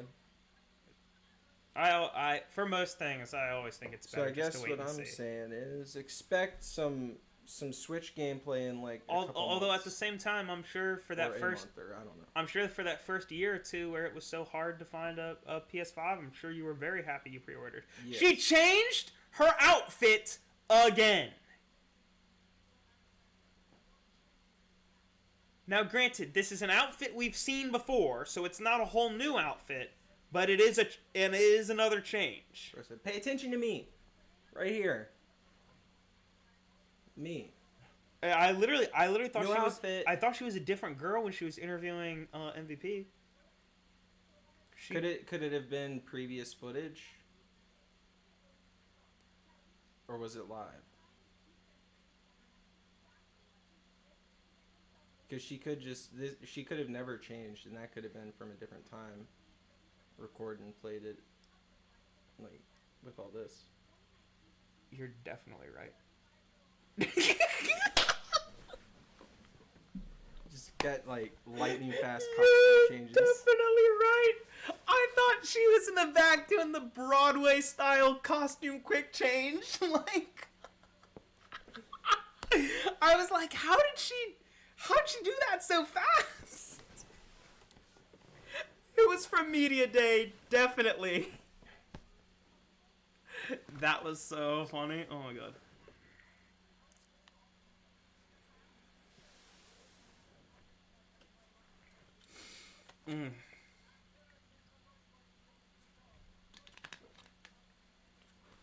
You need to get your own little $20 7-inch tablet for chat. You see, I have that monitor over there, but I don't have the power cord. I need to buy a new power cord. I was gonna set that up, but honestly, yeah, that wouldn't be bad to have a second screen, so you have one to keep an eye on the overlay, make sure everything's still live and running. well, and I got another for 3 over there, but yeah. in use. Oh yeah, just detach one every time you wanna. Real. I should dab right now while we're waiting. That's fair. Here, talk to him about this. I will. You have your own I have one copy. too. You have your own copy. Yeah. You know how much it was to print these out?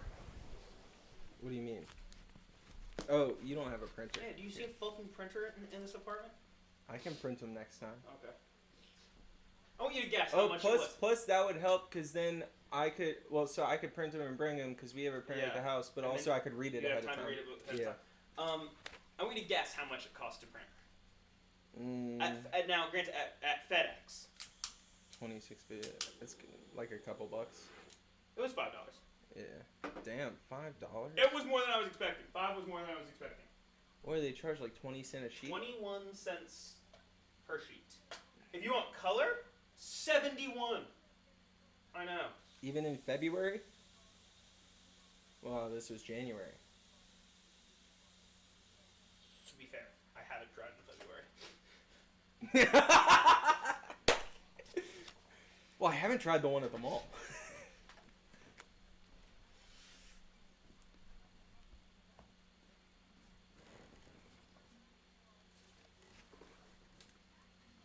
Oh no, I have to use that.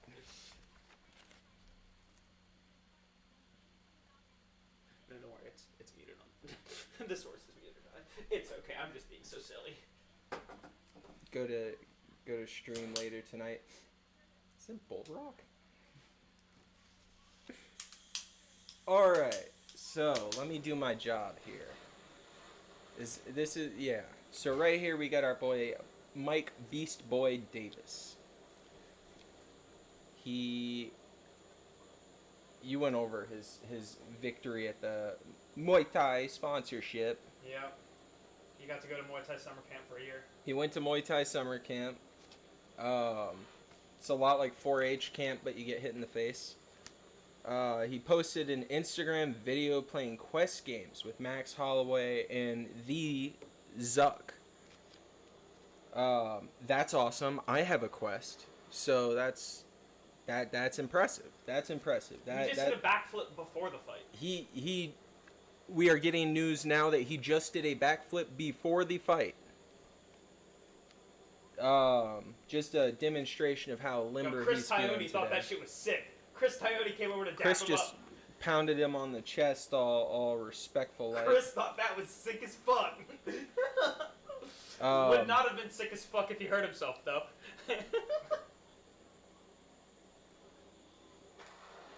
As mentioned before, Mike Davis did lose his Contender Series appearance against Sadiq Yusuf. It's a little embarrassing. But you can lose to Sadiq Yusuf. That's okay. I'm just never gonna erase the image from my head of Sadiq going down from like 2 punches from Diego. I mean, I get it. Diego's great. He's up and coming, but like, it was like 2 shots and bro was down on the floor like damn near crying. Crying like Jamal Pogues in the walkout.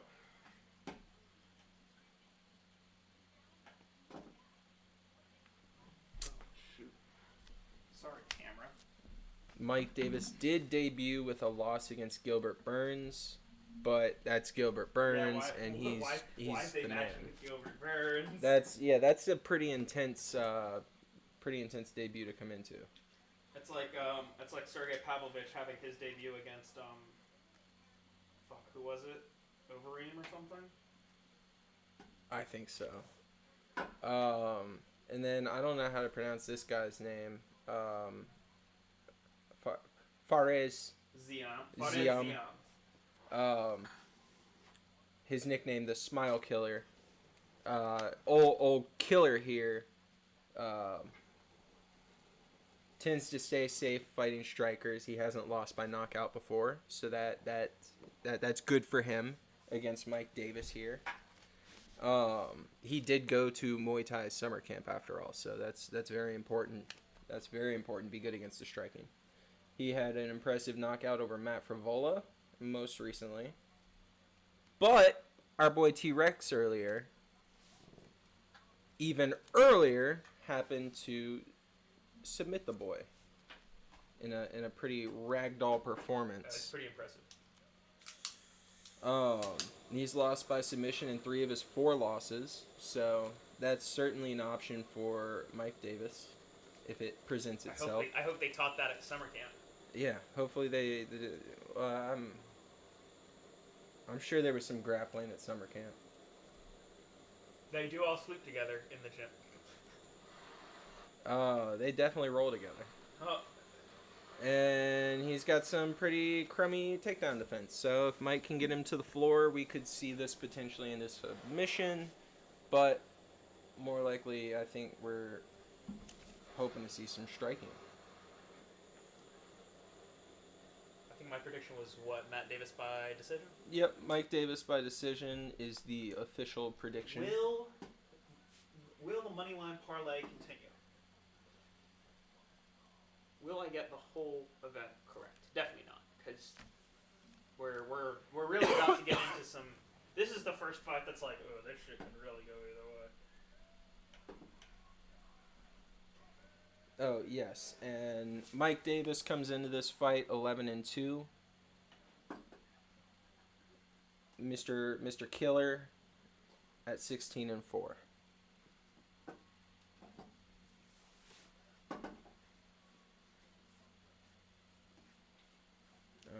they are about to get started.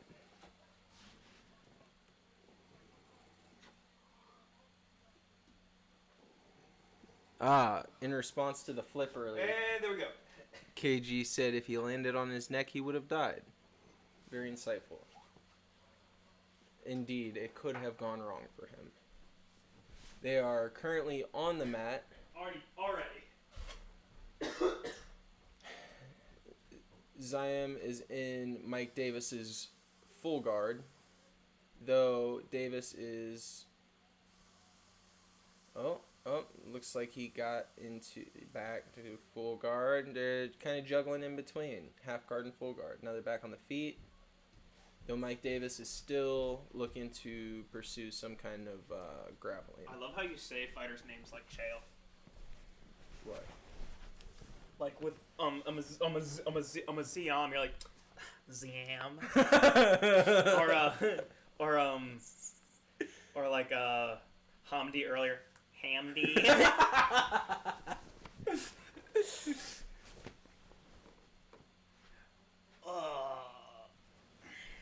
I can't let you get close.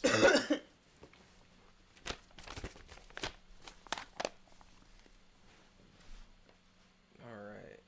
We are back to... Oh, we're in side control for Ziam. What an embarrassing thing for him. And... We're back in Mike's full guard. Oh, they are standing again. He attempts an up kick, and Ziam's going to rush back in, because I guess to get against the cage so he can't get taken down? I don't know.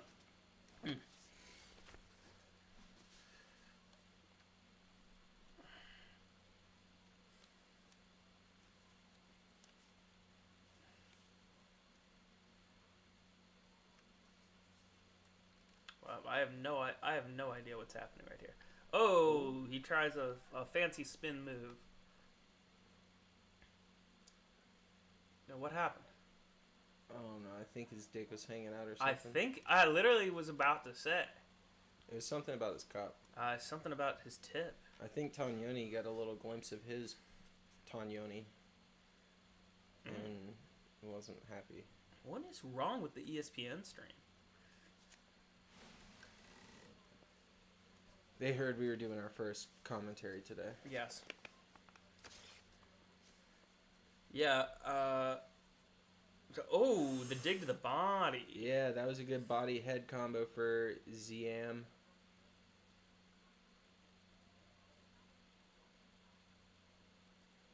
He hit it again. And those are big hooks. Those are huge. He's got a good way of planting his feet and throwing little hook combinations on the spot.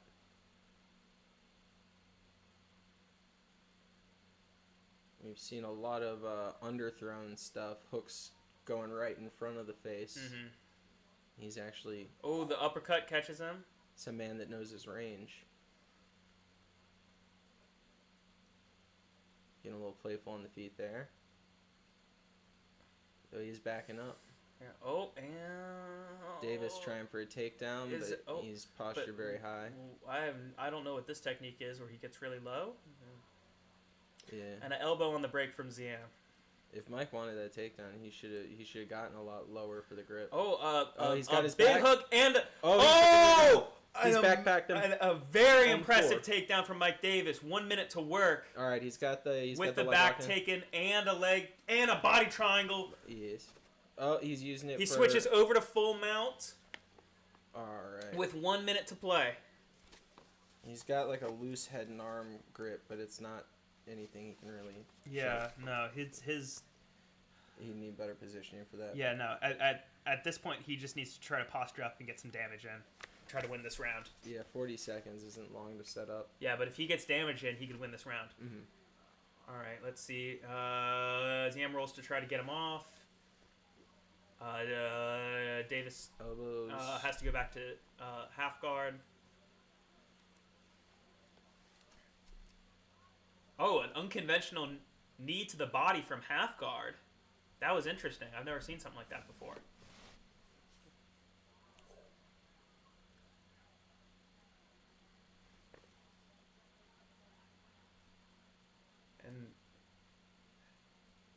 And Davis trying to get a few more strikes from stack guard.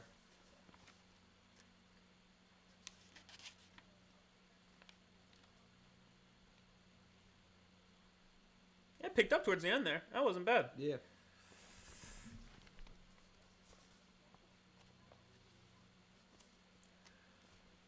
So far, I'd say those designs around. It's tough because the damage at the end, but yeah, I'd say so. He didn't quite get enough going to steal it. But it is first round did establish our suspicion that it all matters where it happened. If Mike Davis is able to take him down, he's winning. But he needs to actually get that takedown. Yeah. Ziam's got his distancing down, and the striking has been very advantageous for him so far. Every time you say it, I think you're saying Zion, like Zion Williamson. And I'm like, talk about a blob.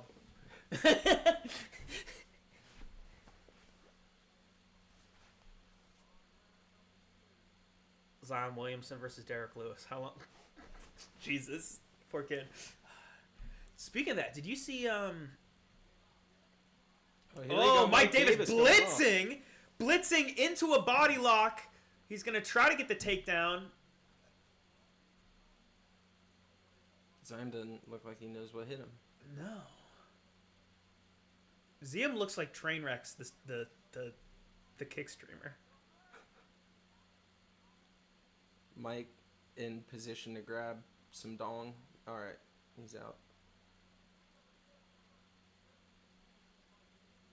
All right, he's trying to dig his second underhook.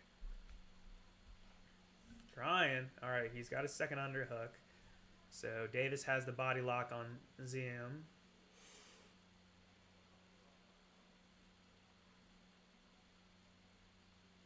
And he reverses, so Ziam's against the cage now. Trying to reestablish his body lock to get him taken down. Moicano says on Twitter that was a tough first round to call. A shout out Hanato Moicano. You know, important to shout out the smaller creators out there.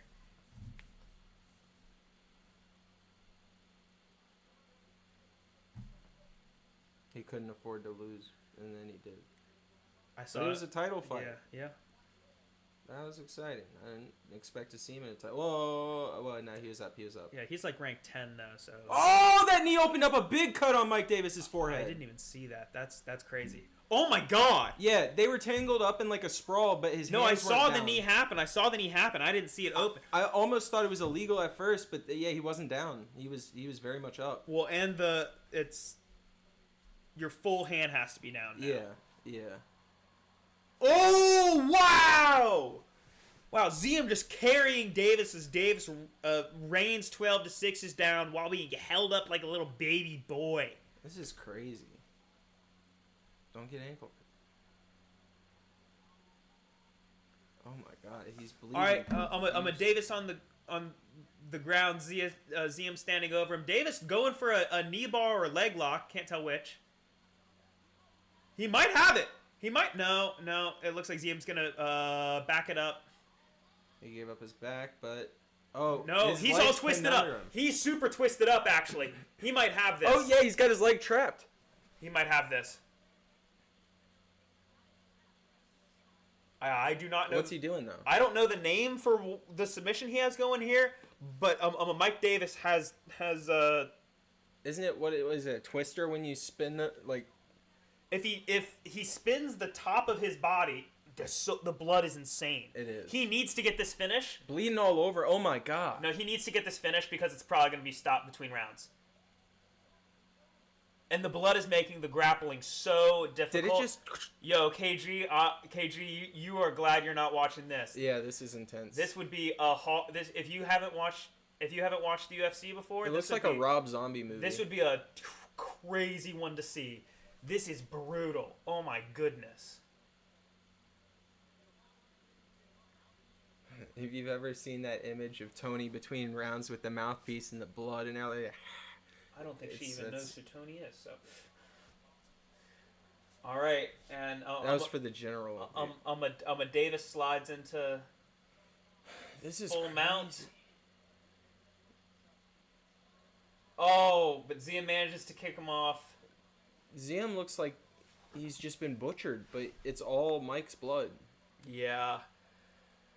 Yeah. All right. Now Perez is giving him Ziam a little bit of a beating. Ziam barely has a bruise. This is probably going to be. It's probably going to be called between rounds. I would have to imagine. Forehead running like Saudi a Arabia faucet. doctor. I don't know. Mike, oh, did you see Mike wincing? Because all I'm saying is, if I'm He's not even being hit, and he's like actively like. if I'm the King's doctor, I'm not gonna call off the fight that the King paid for. Oh god! Every time he gets squeezed tighter, it spurts out more. This is bad. It's in his KG eye now. fell It's in his asleep? eye. Oh, KG fell asleep. Good, because this is the craziest. This is the most insane fight ever. There's the amounts of blood are. Oh! That was an elbow right on. Oh my god! Tanyoni's seen Wait, it is he enough. out? Oh, he looked like he was out for a second. No, he's lost. I think they're stopping it between rounds. They've gotta. Yeah. I mean, I saw some of it literally squirting into his eye. Yeah, his eye is shut. His eyes are squeezed. I mean, he's getting white with the towel, but like, I think he's got blood in his eye. Yeah. It is on the, like, it looks like it's on the brow. On the Yeah, I eyelid. actually don't see the like laceration itself, but I did see the huge stream of blood. Oh, and on the top of the head. That's crazy. You wish you could see? No. No. No, it's pretty gruesome.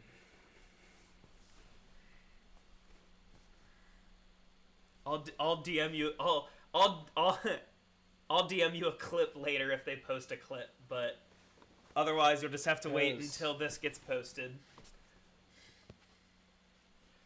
That was a lot.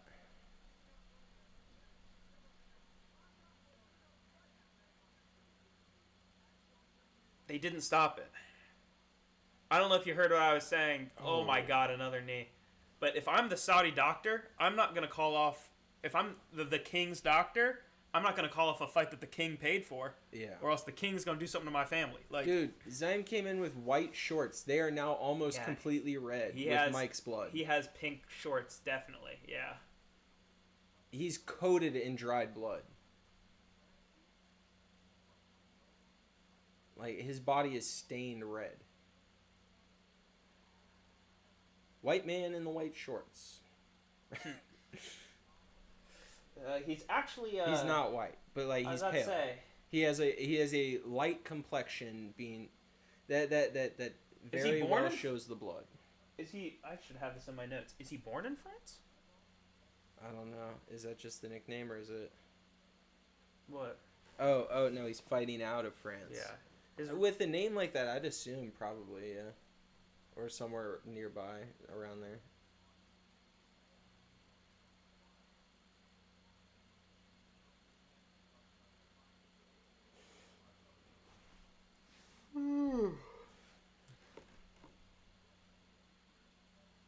All right. Ferezium has Mike Davis on his back. ZM standing over him. Oh, he manages to get into north-south. I don't know what he's hoping to accomplish. He's just drilling hooks into Mike Davis's side from north-south. Mike Davis has his feet up against the cage. He's going to try to do a reversal. Yet, Mike Davis almost pulls off the sickest reversal I've ever seen onto ZM's back, but does not succeed.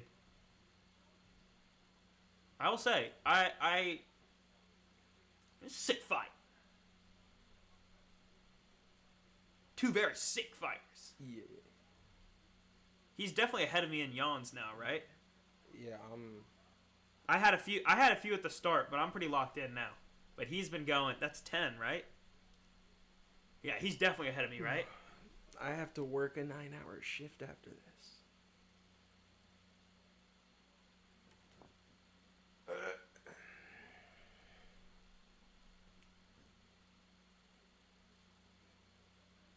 Getting choked to sleep doesn't sound too bad. Oh, I'm only at 6, player. See, that's why that's KG's job. On top of it. Look at how much red, I guess from being a north-south, is on his crotch. It's like, looks like bro was on his time of the month. Looks like bro was on his period and bled through, literally. Oh, that elbow. So sorry for my crude comment, but that's what it looks like. Looks like bro bled through his white shorts. Bled through his britches. Yeah, poor guy.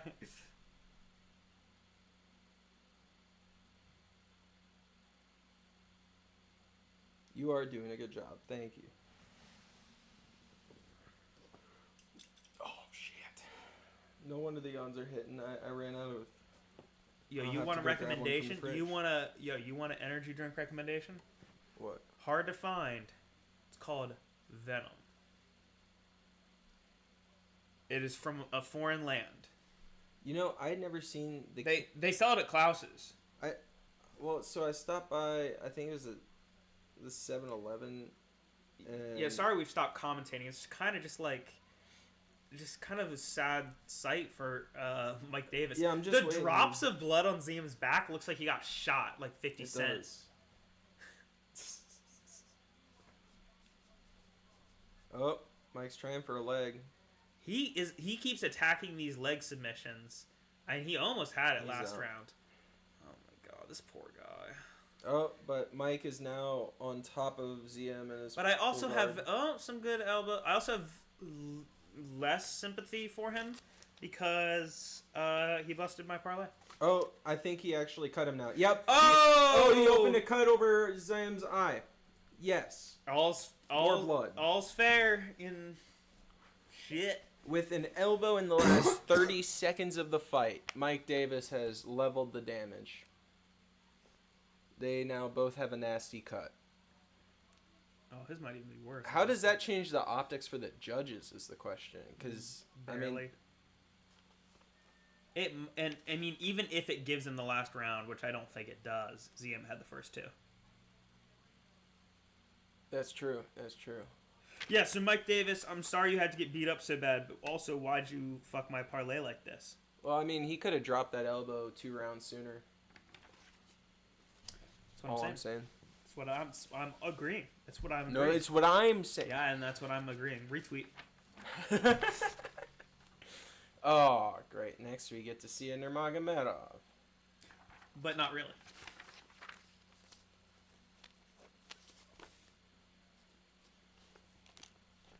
Not actually. It's like I'm a Nurmagomedov family from like from 2 mountains down.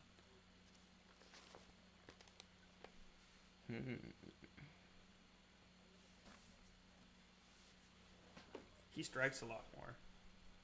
Oh, but what I was saying is, it was the first time I've seen them like canned, but I saw they had bucked up energy drinks.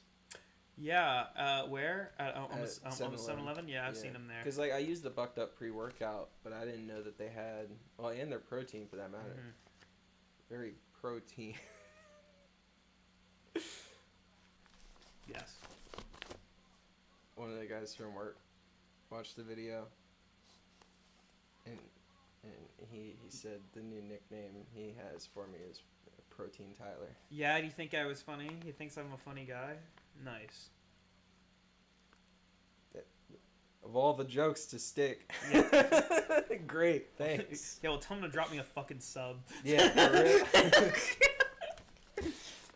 Oh, my Alright, gosh. hold on, what's that? Oh, yeah. Yeah. I wanted to hear the scorecards, but I don't even think they read them. Time of decision. Yeah. That was exactly what you called, wasn't it? Or No. did you call him by knockout? Called Mike Davis by decision. Mike Davis by decision. We're just gonna Yeah. fix that. Unfortunate. We're just gonna fix that in post. Yeah, we're still hitting. We're what, 7 for 7 now? Bro doesn't know how to drink water. What the fuck?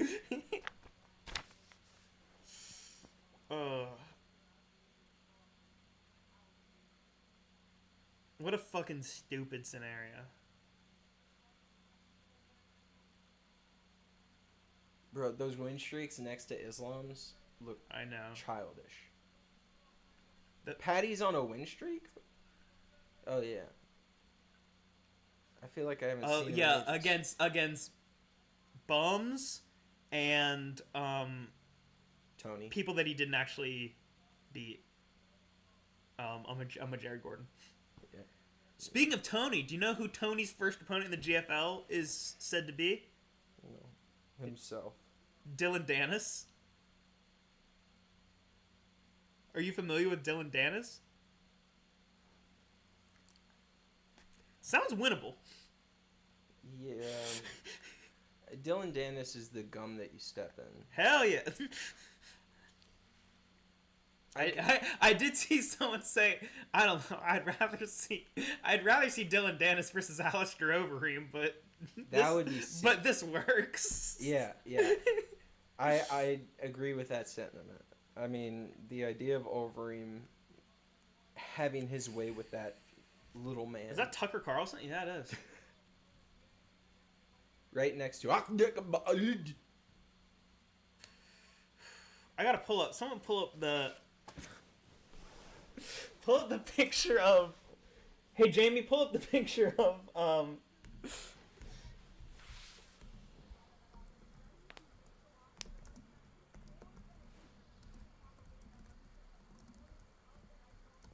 Saeed. Oh, Saeed's the one that looks like a Dagestani PewDiePie. Yes. I need to find the look on the guy's face. Yeah, that's what I'm looking for. I'm intrigued.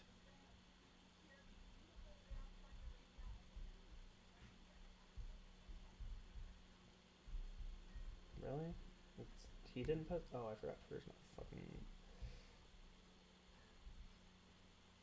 What the fuck is happening? All right. This is always how you got me. I don't understand. I don't know what out of context what the reaction is. This is him trying to reconcile where his life's at.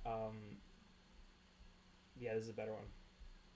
This is him trying to reconcile where his life's at. As Bryce Mitchell says, Hitler was someone you'd want to go fishing with.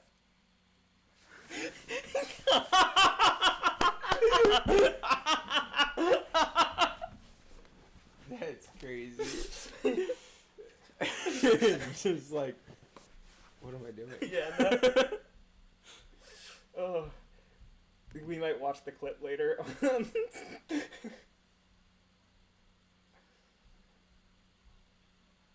Bro, that's episode 1 of his podcast that came up. That's so funny. Oh my god. Oh my god. I mean, that's the guy. And so everyone was saying, like, yeah, Connor hated that Bryce Mitchell was getting all the attention, so he tweets this. Show you. Oh, how outrageous. Sorry, I need to put this on to say that. Where's it? Oh my goodness. In dangerous territory. Gotta get the dreads chat. Oh my god. Unlock a whole new dialogue option. Oh my god.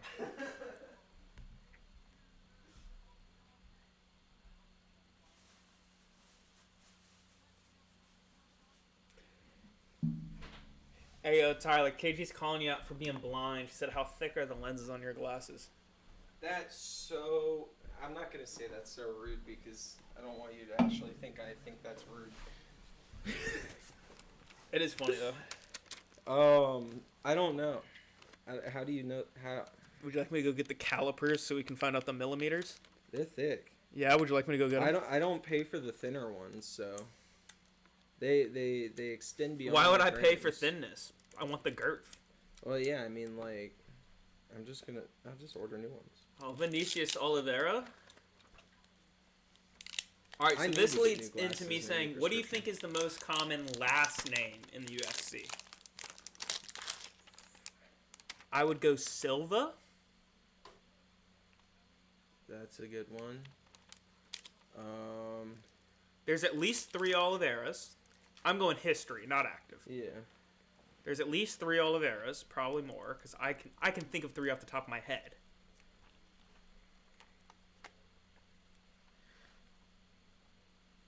Now, granted,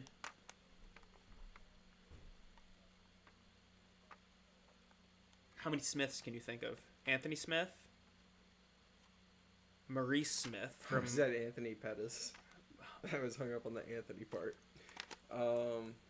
Well, Anthony, actually, when we were talking about first names, Anthony, because Anthony Pettis, Tony Ferguson, who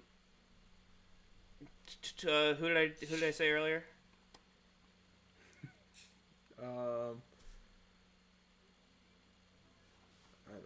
know. The dabs have taken hold.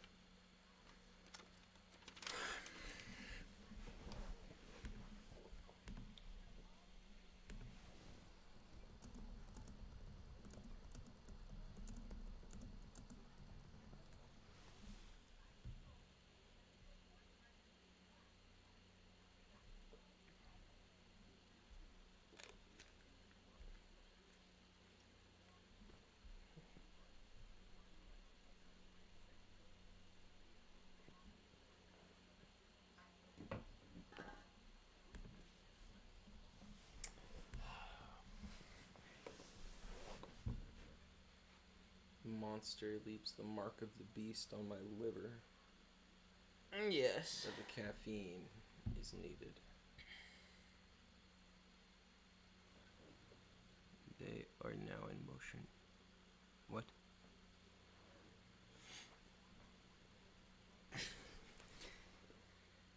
The dabs are in effect. You know, we got some time. Hey, talk to people about Saeed and Vinicius. I keep trying to give you a packet. I printed 2 for a reason. Yeah, if I was going to use your packet, you could have saved $250. I had to preload 10 onto the printer because it was actually like $5.47 or something. So I had to preload $10 on because you can only do $5 increments. That's so stupid. Oh. That's how dedicated I am to this content, brother. What are you doing, FedEx? That's weird. I thought you were talking to me, and I think you said, "What are you doing, fat ass?" I was like, "Damn." That's what I needed to hear at some point, you know. All right. Next at bantamweight, Next at bat. we have Saeed Nurmagomedov versus Vinicius Oliveira. Saeed is a hybrid grappler. Well, don't say that. That's a term I totally made up. That's not a real term. I just put that on the sheet so you would know who's a grappler and a striker and stuff. Chat, I just want to reference the fact that he knew what state I'd be in coming into this. No one calls anyone a hybrid grappler. Like, maybe, but I don't know. I don't know. Maybe he takes gas and electric. Like, Bro's a Prius. yes. Or a Prius, as a British person would say. So, Russian PewDiePie. He does really, really look like Russian PewDiePie. It's crazy. Kind of like a cross between him and, like, Lincoln. Oh, Abraham Yeah. Oh, I was thinking like of Park fame. So this Nurmagomedov is not directly related to Khabib and the rest of the inbreds. He operates from the outside. They're in the notes mostly. later. Don't worry. He mostly operates from the outside when he's striking, primarily with kicks. So he's good at keeping his range. He had 3 fights scheduled in 2024. He fought no fights in 2024. What a bitch. But he's never been submitted or knocked out, mostly because he doesn't show up. So, he's going to be fighting Vinicius Lockdog Oliveira. Which isn't Lokedog a character from a Wayans Brothers? I don't know. Hold on, I want this to be in the video. Isn't Lokedog a character from a Wayans Brothers movie? I don't know. Okay, and then that'll get edited. Alright, sorry, hold on, I should look at the camera. And then that'll get edited.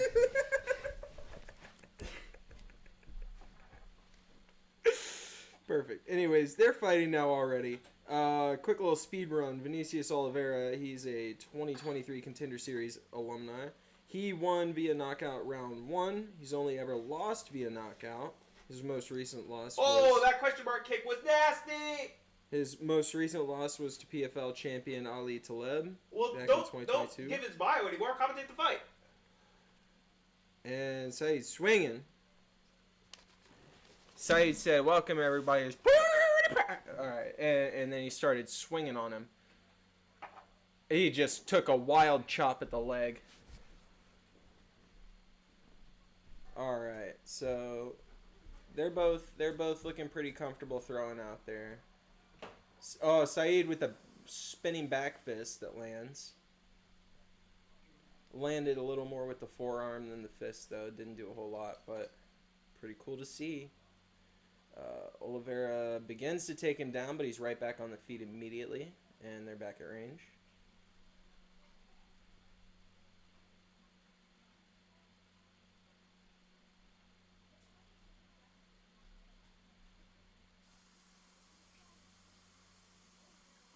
Oh, wow. Saeed working with some rangy strikes, and Oliveira loaded up and kind of worked him into a straight. Met him halfway. He tries for another spinning attack and ends up the victim of a grappling exchange. Isn't Lokedog a character from a Wayans Brothers movie? If that's true, then you'd be a woke dog.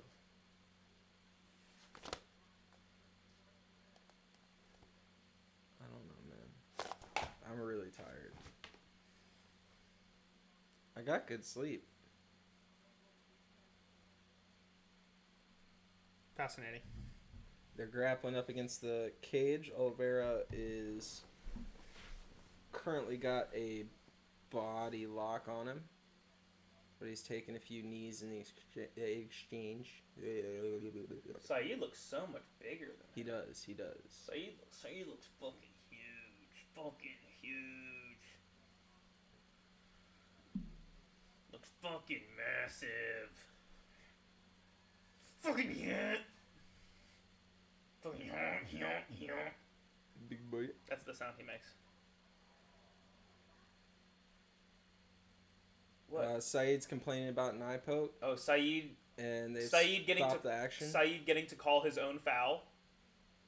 I mean, they both kind of stepped away, but for some reason, Oliveira stayed disengaged and just kind of like... Yeah, I don't. Let this Yeah, happen. I guess.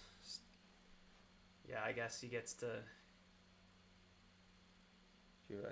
Fucking PewDiePie here said, "I don't usually get poked in the eye while I'm gaming."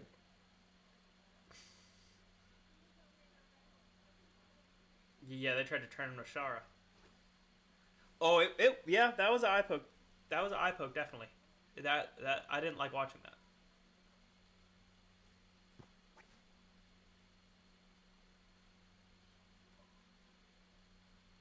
No, like it definitely occurred. Like the eye poke did occur, but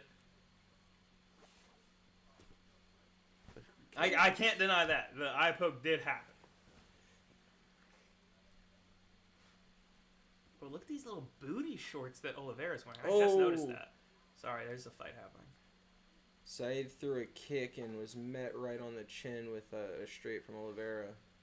Oh, he's knocked Oliveira down, but it seems like it was more There's more of a push, thing. yeah. Oh, yeah, he tried to go for a guillotine there, but that's always a trap. Yeah. That shit never works. Oliveira is now on top, inside of Said's full guard, taking a few elbows. He's on top inside of him. They are currently in the missionary position.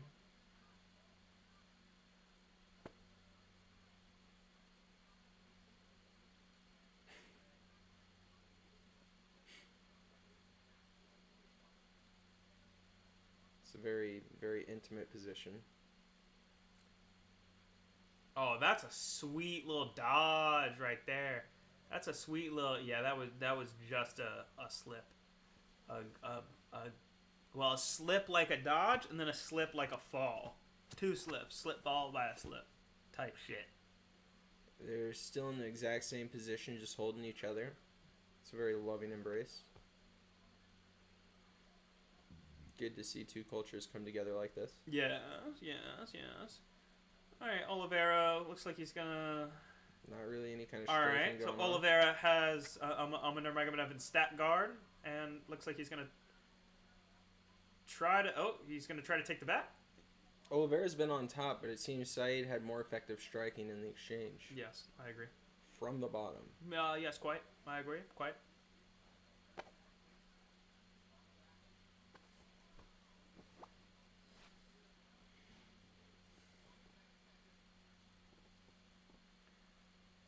Oliveira trying to take it back down the ground. trying to do a little body slam. They're on the feet, but he's got his back. A fairly effective elbow. Yeah, right I wouldn't want those. Are we... Oh, that was the end of the... I wasn't watching the clock. I thought he was separating them. I was like, what? I was like, what? What? Why are you doing that, Carrie Hatley? What? I was watching one of the early fights on a Knucklemania. Bro, I wanted to write a love letter to this ref, bro. This ref was so good. He called every foul. That's refreshing. I know. It was awesome. And this guy, once this guy had like 2 like flagrant fouls, he just called that shit. He didn't play. Call him the new Keith Peterson. See, because Tyler's looking at his phone, all the words that I just said were not received by him. I heard Keith Peterson. Yep. You're seeing firsthand what he deals with all the time. It's okay. We make it work. All right, round 2.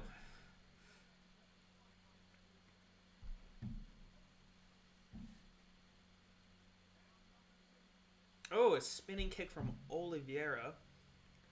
And a spinning back fist from Nurmagomedov. We're just the ballerinas up in here. Spinning all around.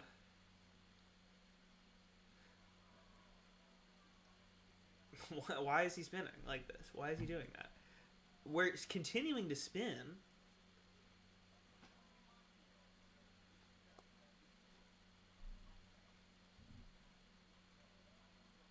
Bro, who's going to spin next? Oh, okay. They're both just trading late. Oh! Nurmagomedov shoots a takedown when he slips a punch. And Oliveira falls down but shoots up again, but still being held against the cage.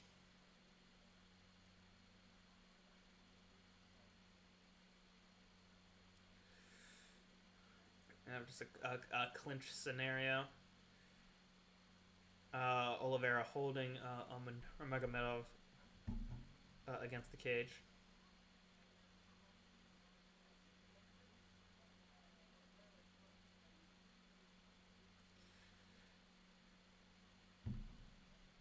All right.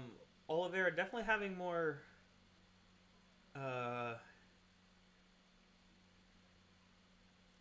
Definitely having more control of the octagon this round. but not necessarily delivering the damage necessary. And the damage is a much more important criteria than that octagon control.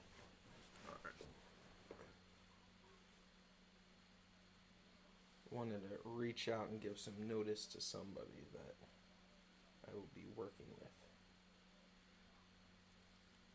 Naturally.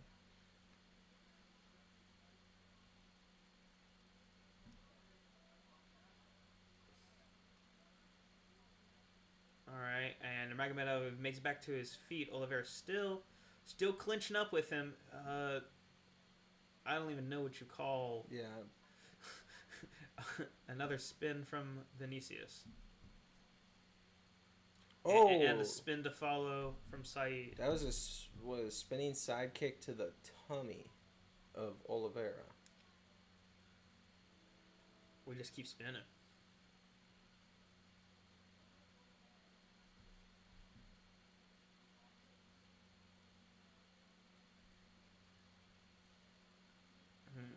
All right, Oliveira looking pretty tired in there.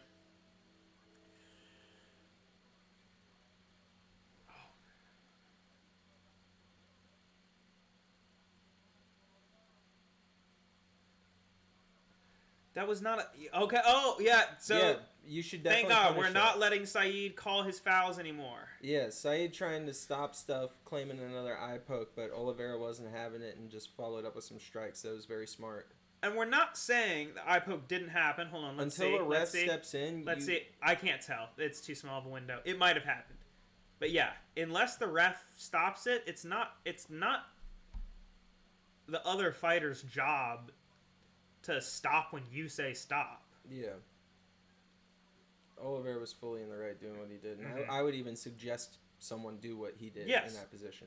At the end of the day, it is the referee's mistake because it Protect yourself at all times. it appears as if the eye poke did occur, Yeah. and at that point, it's the referee's job to call that.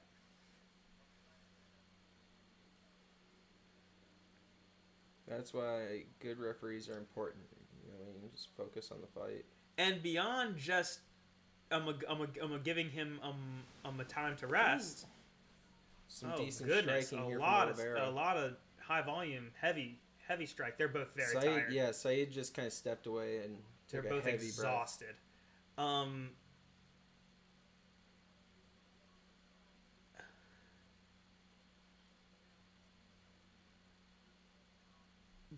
But with these eye pokes not being called, Vinicius isn't being warned to keep his fingers safe. I always get nervous when people are doing the move where they Oh, that was a good dig where they to the put their stomach. hand on the other fighter's face and push him away. I don't see how that doesn't always end in an eye poke, honestly.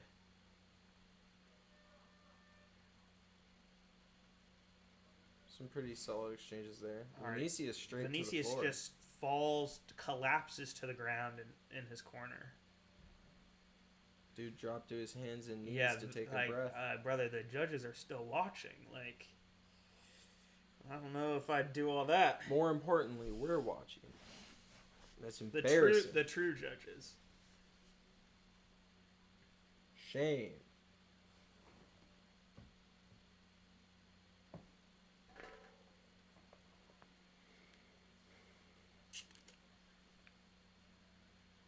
Hockey on ESPN Plus. Cool. Well, it has to be, or else the ice would melt. Oh! I'm taking another dab.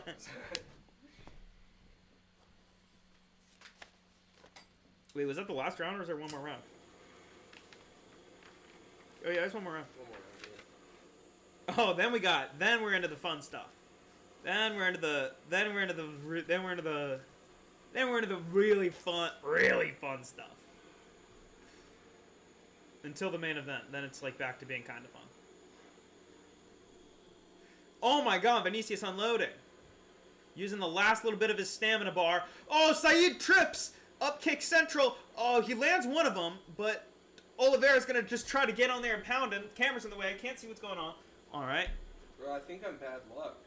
I get off screen, all of a sudden everything's like crazy from the start. There's actual action the whole time, no eye poke, no goofiness. This is crazy. Yeah, he's really feeding it to him. He came out. He really maxed his. Or said, "You're gonna dad. I'll give you something to watch." Yeah, he turned on his stamina drain. He really went full force.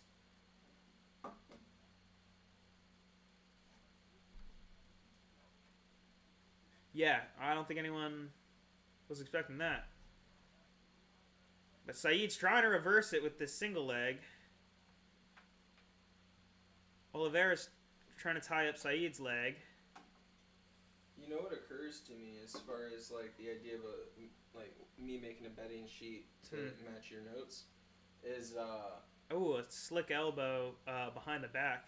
After the fact, we can pull clips for like live reactions to winning slips and stuff like that. True. And then you just post a picture of the slip over the video. And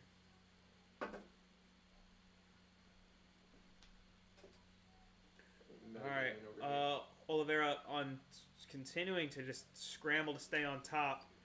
They're in north-south as Saeed attempts to stand.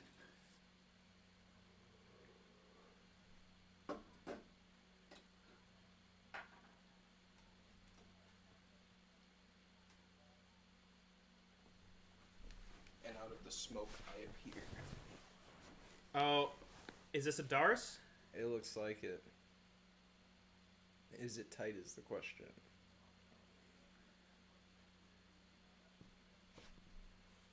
I feel like if you had a lot of bicep separation, you'd have an advantage with the Darce because you'd have almost a handle to grab onto. Yes, yeah. Oh, yeah, like having like poor I'm a bicep genetics would actually be good in that scenario.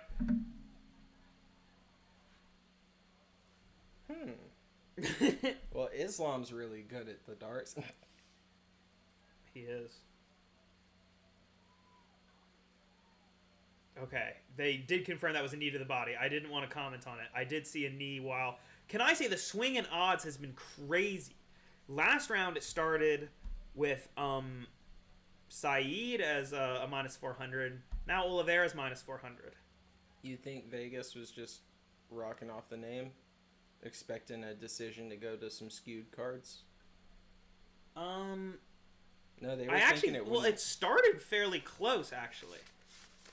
Well, yeah, it was a light separation. It opened... Yeah, it wasn't... Yeah, it wasn't even 2-1 when it opened. Then he was 4-1 in round 2.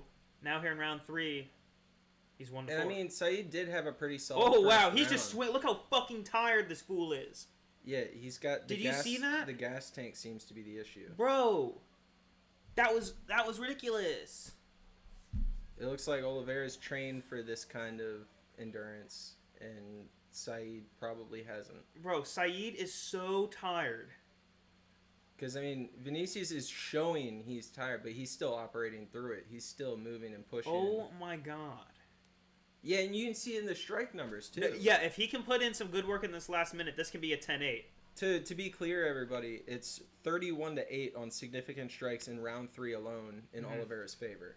Where round 1, Nurmagomedov was keeping him at a distance and kind of toying with him as he pleased.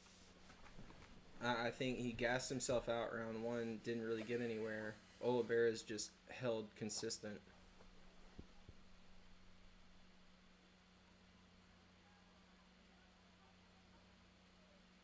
You did note on here that Vinicius Oliveira by knockout or TKO in round 3 is a possibility.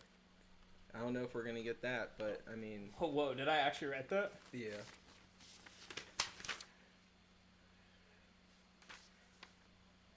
He doesn't have the time to do it, but if there was a 4th round, I feel like he would have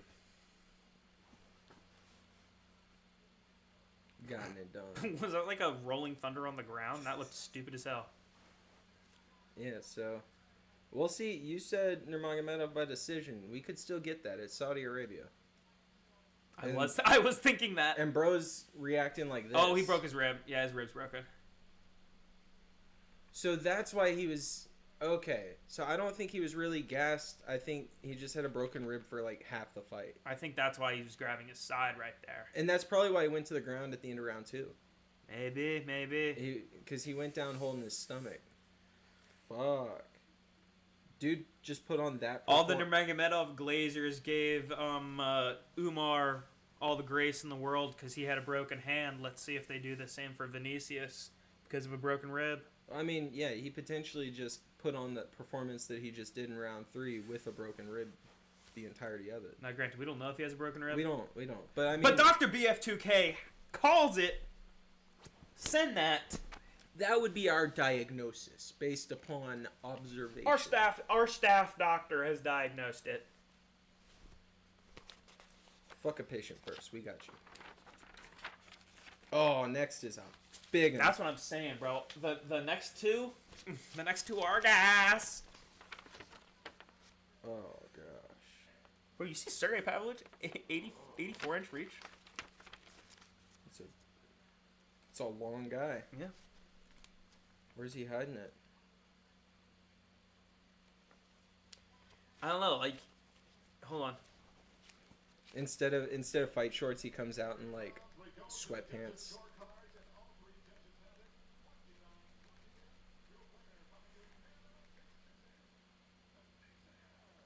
Let's go. All right, nice. I was worried. I was definitely worried. None of the Saudi. Please bias. do not, YouTube. Please do not strike me down for those few seconds of ESPN audio. I'm sorry. No, we're good. This is transformative.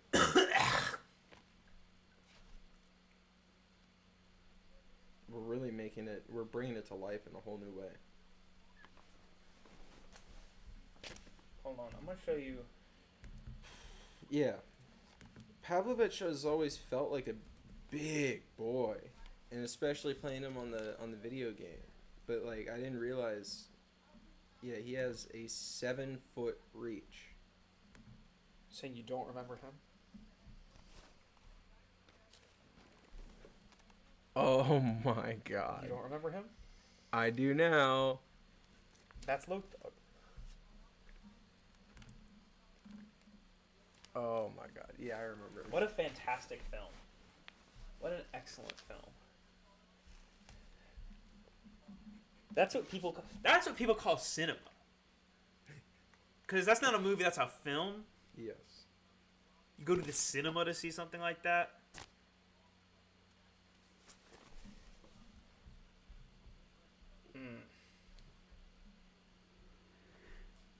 Wow. This guy using college words. Brothers, I don't know about you, but I don't understand this college boys big city talk.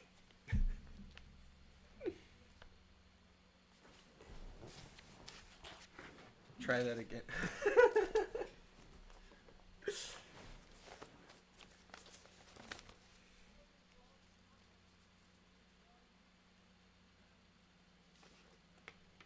Alright, this next one's gonna be fun. I hope. No blobs, please.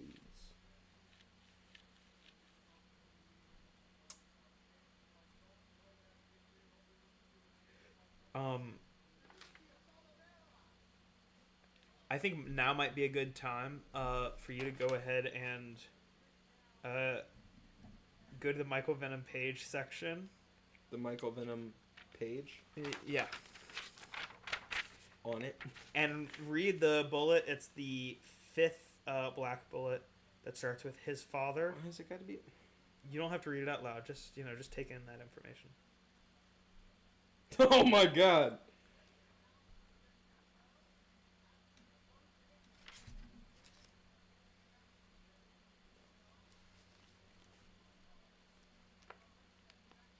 Oh, it's that guy who made the long ass movie. That's crazy. It's Zack Snyder. Oh. Well, and then I parlay that into a joke in the third to last bullet on that page.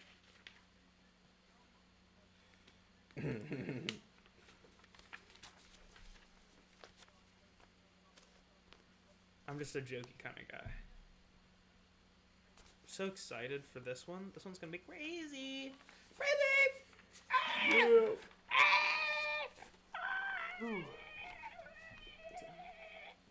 I'm gonna show up to my job later, but like, who's really gonna walk in that door? Okay, I show up. Like, I'll be there, but will I be there? Okay, I show up. That's all I need to do. Okay, I show up. I got a good team. I want to sleep. At least, see, I've got a closing shift tomorrow, so I don't have to go until the afternoon. So at least tonight after work, after the stream, I can get like a full night's sleep.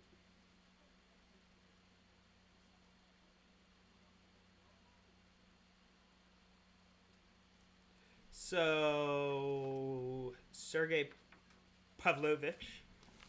Yeah. Let's go. All right. Let's talk big boys. You hit yourself and didn't laugh. Because it didn't hurt. I hit like a bitch. Fascinating. Freaking knock myself out on your couch to prove myself. You should. Cut that in post and just like make it actually like. All right, you got the B-roll. I ain't doing all that.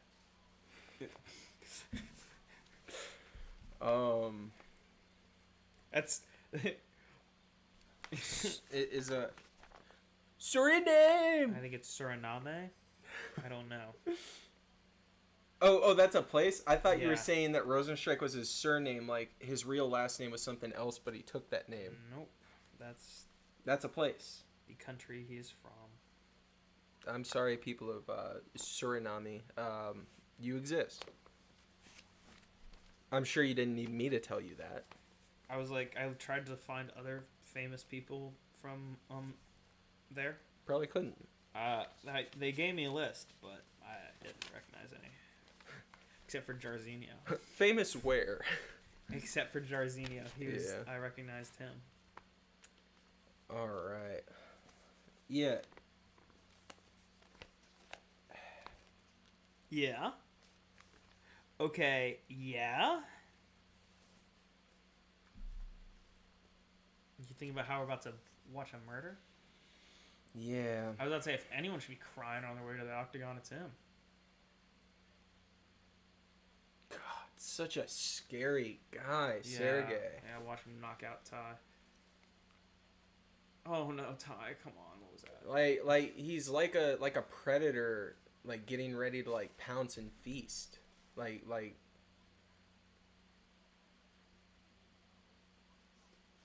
that's fucking crazy. I don't know, man. I don't know. I thought he was just unstoppable. I mean, it's that. See, he got the unfortunate blessing, and not really blessing, but curse of debut against Overeem, where, of course, as would happen to anybody debuting against Alistair fucking Overeem, get knocked out. It happened to me. Aside from, yeah, it happened to him once. He gets it. You know who defeated over him? Who? Jarzinho Rosenstrike. That's the boy. Knocked him out.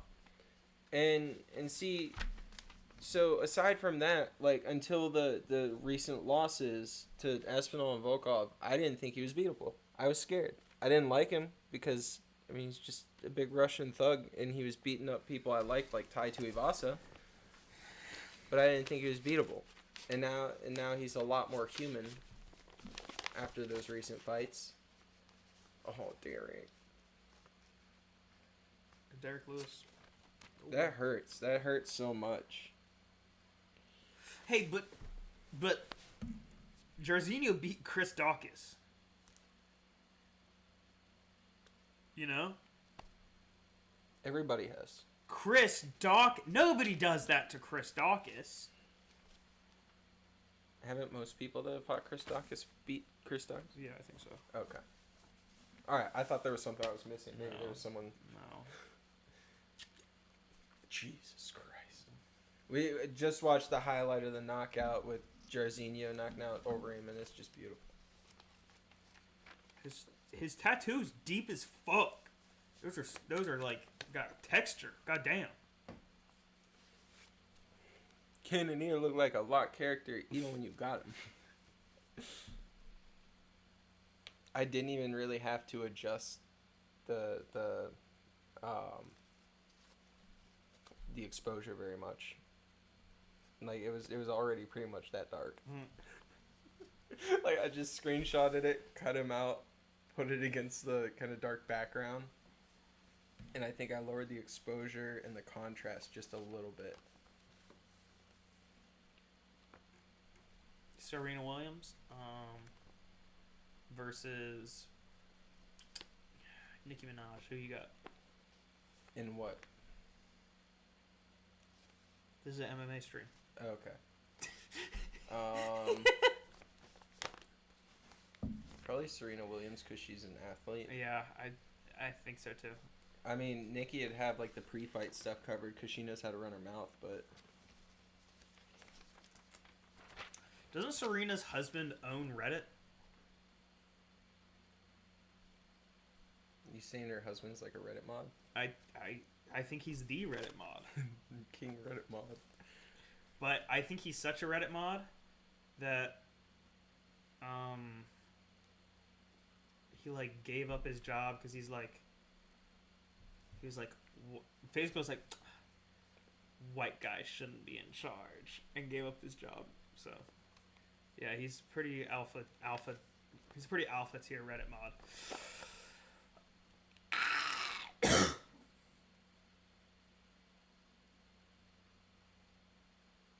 What ESPN has been tripping today? Soccer's just really slow.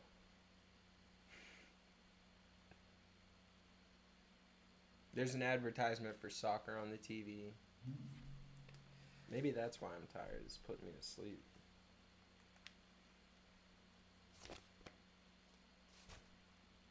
Contact sports are the only sports.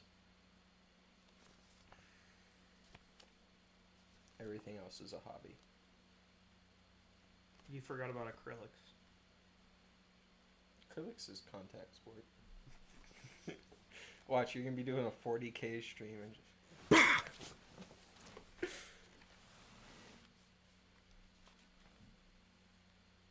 Is the fan? Oh, I mean, I'm not that one. I know that one's on, but God. I don't hear another fan now. Okay. So. I just hear that wind turbine. Yeah. But it's working hard. It's working unfortunate. hard. Yeah. Mine got like that towards the end of the CapCut editing. When I had it loaded up with so much media. Mm-hmm. Good Lord. Yeah, I'm wondering how my my computer is gonna handle. I'm loading in all of this. These two, which are both gonna be about 6 hours, plus the 6-hour fight card, so 18 hours of video all in one timeline. Well, wait, you'd be saving all that? Yeah, probably. Well, I mean, so what I'll I would have to go buy a new hard drive. What I would suggest is, at least as far as like editing it, break it up into like hour chunks and edit one at a time. That way, it's not gonna bog your system down with all 6 hours. Fair. Because that's what I'm doing next time I do a recording. I'll break it into like 30-minute chunks. I did just upgrade to 64 gigabytes of RAM now. Word. So I guess if I'm starting to do video editing, I actually am going to want to upgrade my CPU and RAM a little bit. I don't think the CPU is super involved. Definitely CPU, research it. Just research it. I'm not... Okay. I don't know the most. But definitely research I just assume with all the actual shit you got to do with editing, all the stuff the computer's got to do, that it would need more computing power. But I don't know how that stuff works. Hey, their odds are the same as mine. I just open my wallet and pick one that looks cool. Nice.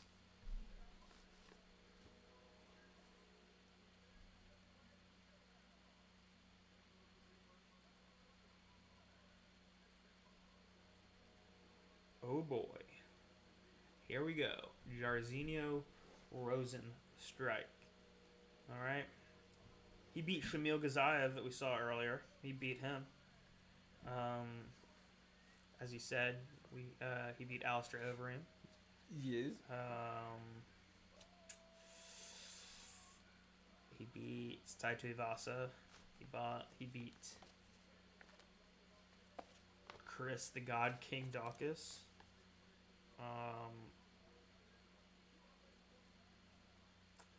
Sergey Pavlovich. He has an 84-inch reach, which is kind of outrageous because that's a 7-foot reach on a guy who's 6'3". So bro's, bro,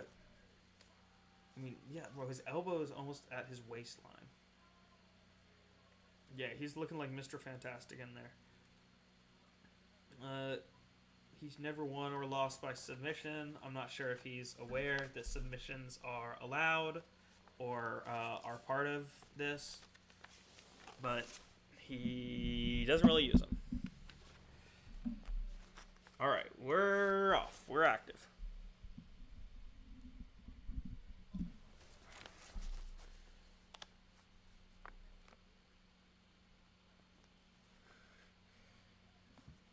All right, just popping some jabs out. A little leg kick from Rosenstrike. Okay, yeah. A second leg kick from Rosenstrike. Is that going to be his strategy? I mean, that would be wise. Yeah. Sergey's already a pretty... I wouldn't say immobile. He moves a lot. Like when he's very he's very muscular though. Yeah. When he's following up for a finish or something, like he's like a fucking jackal. But yeah. Like a lot of times, it's like this, kind of bobbing around. If he can slow him down further, then he can really cement him in place. Spot a few patterns along the way, and then capitalize on an opening. Mm-hmm. I'd like to see Biggie Boy get this. It would be really cool to see him on a win streak again. Yeah. Up. Oh yeah, certainly. But at the same time, seeing those losses on Pavlovich makes him more human and a little more endearing to me. So I'm a little more like, yeah, I wouldn't hate seeing him win again. Wouldn't hate seeing him make a run. Well, yeah, and I mean, he's destructive. It'd be cool to see like that. He just. Yeah, I mean, I think that Jairzinho is kind of the definition of like the weight class. I'm a gatekeeper type. You know? No, absolutely. All the people who beat him tend to go on to do pretty well.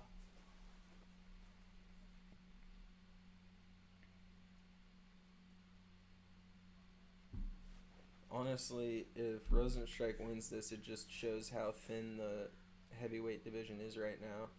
The fact that our gatekeeper would potentially at that point be ranked like 6 or 5. Sure. So high up. Yeah, it is. Yeah. I mean, just wait till Mick Parkin gets in there with him, though. Woohoo! Yeah.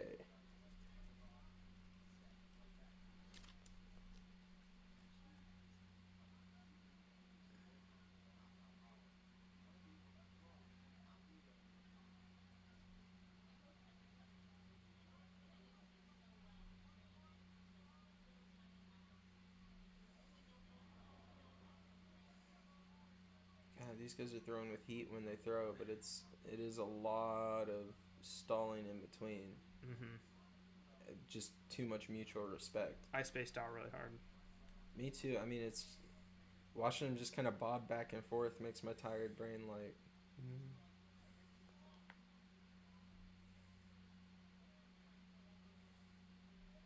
I want to see another head kick from a heavyweight. Yeah. I liked it from Jamal. It's impressive seeing the leg get up that high. Yeah. We're still seeing some light leg kicks. I don't think Pavlovich could do it though. No. I mean his dimensions just won't allow it. Yeah. He's so top heavy. Yeah, all right, they traded little strikes there. Oh. Stiff jab. Straight through the guard. Bro, Tucker Carlson not even watching.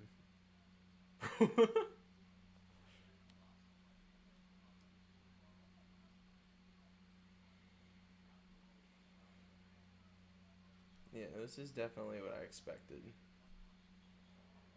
I didn't even see what happened. He didn't hit him. He just Okay. off balance. So what we saw there, Pavlovich loaded up for a heavy right hand. He whiffed over him with it, but he had Rosenstrike off balance dodging it, so they ended up on the mat with Pavlovich on top in the side control. Not a whole lot happening right here. He doesn't have a great position for striking with the way Rosenstrike's keeping him held in. He's not. Look at all the blood posturing. from the ZM Davis fight, though. Oh, yeah. Looks like the fight night already occurred. Didn't Yeah. it? It's a fight night. That's so crazy to think about. And Yeah, then, see, we can see the replay right there, straight over his head. nice. See, this is such a crazy fight night, and the next pay-per-view is so ass. So, Fuck. there's literally like literally the only the main event is interesting on that. When do we get to get racist? When's F1 season start? I know I saw that Like fall, I thought. LH has been behind the wheel at Ferrari on some old cars, but I don't know about like when they're starting with practices and stuff like that for.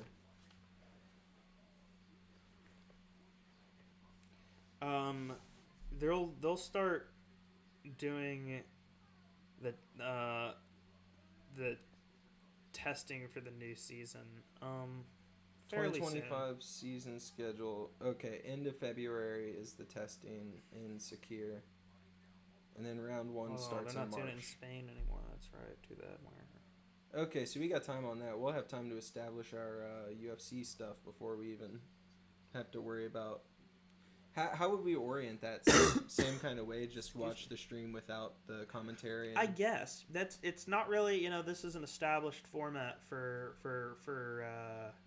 the UFC, but not really. See, look, like they're even advertising their official one with Jens Pulver. Well, see, I feel like the F1... Fuck Jens Pulver. I feel like F1, at least for the races, if we can manage it, and a lot of the time they're late at night because they're across the world, and so I could do it after work, something like that, even if I'm working. With the races, it could be good because we wouldn't have to live commentate per se as much because there's not as much frequent change. Mm-hmm. We comment on the big stuff that happens as we're watching it, live reactions, of course, and then it's more conversational. Mm-hmm. So it'd be a lot more forgiving to just us talking about stuff and all that. Yeah, I feel like that could be a good format.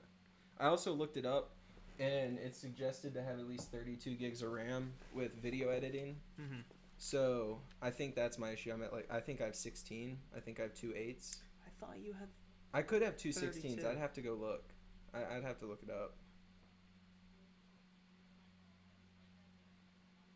But I mean, it looked like those are pretty accessible to get to as far as just popping open the PC and switching them out.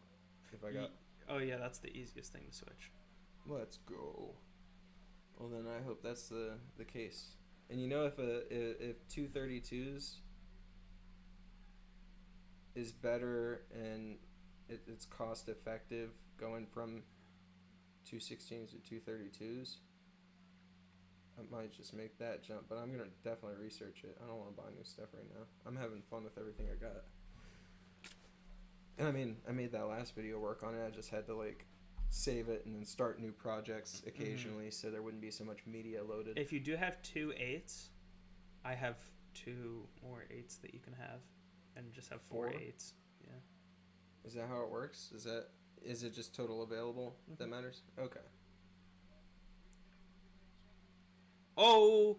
Okay. I guess it's just if you have less slots, then you really have to get the. Yeah, I mean it's bigger preferable size. to have 2 of a higher number is preferable, but it's obviously more is better. Okay. Oh, all right.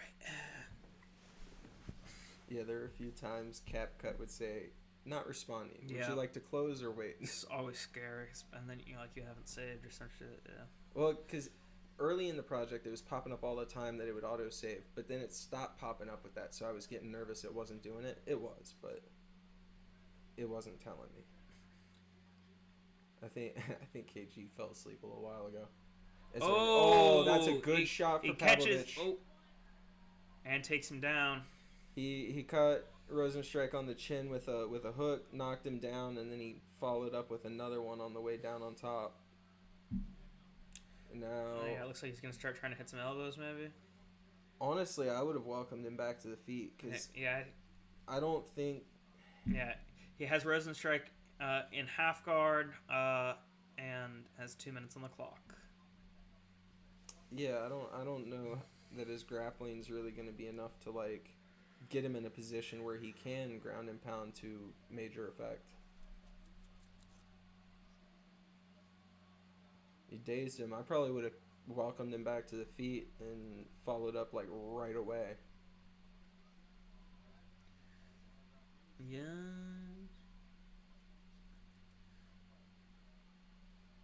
But I didn't. I sat here on the couch commentating. I don't think he's gonna have time to really get much done in the next minute 20 or minute 15.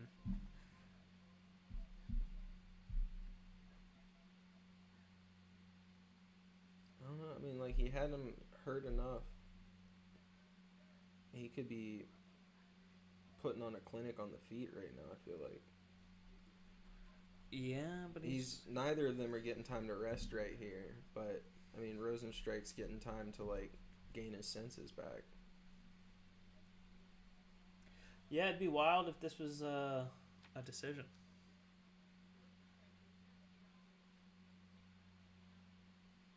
If this was a decision, it'd be crazy. Crazy. It's always the ones that seem like they should be a guaranteed knockout. Yeah, especially at heavyweight. There's either too much mutual respect or... Everyone gets tired. Yeah. Because, like, you notice, even in the grappling exchanges, Rosenstrike's not super aggressive to get out of this position. He's accepting it in exchange for holding Pavlovich from being able to do any more extensive damage. But that means he just has to lay there. Yeah, we're on to a third round. But yeah, I think that kind of format would work with F1. Sure. I feel like that'd be fun. Yeah. And see, you could you could stick the Ferrari thing right there. Mm-hmm. Certainly.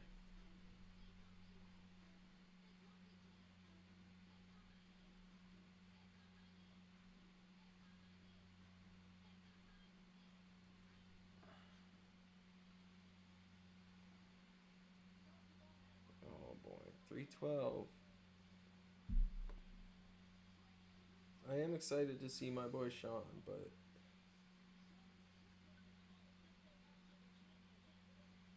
I want to see a fight get like finished. This is finisher sports after all. Yeah, I don't think he's gonna do that.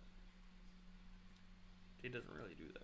I like Sean, but I don't want to see like jab, jab, jab, jab, jab, jab, jab, Well, jab, jab, jab, jab, and then in the last 30 seconds, hi-ya! That's kind of how he does it. It's kind of his entire style. It makes sense from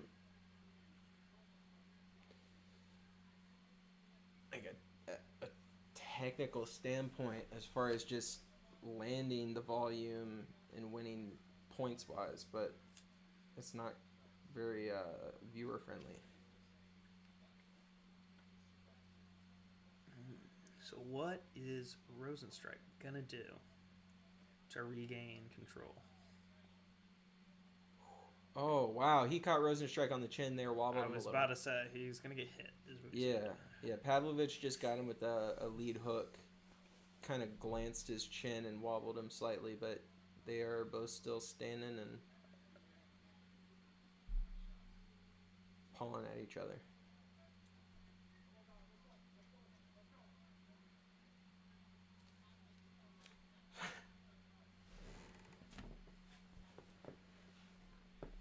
Ref calling for action.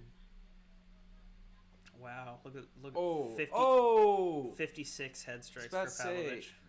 Jairzinho got a good little lead hook to the chin, but it was immediately met with a counter that took him off balance a bit.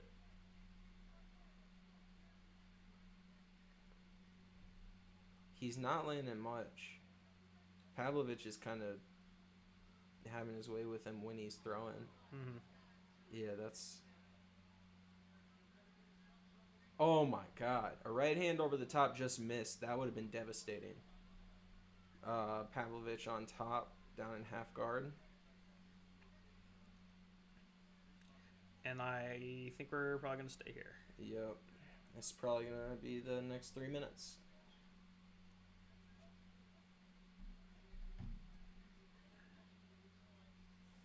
Jairzinho is cool. I don't want to see him get hurt, but I think I'd like to see Pavlovich grind him out right here. Make something happen. I don't think anybody likes to see two knockout artists go to a decision. I do.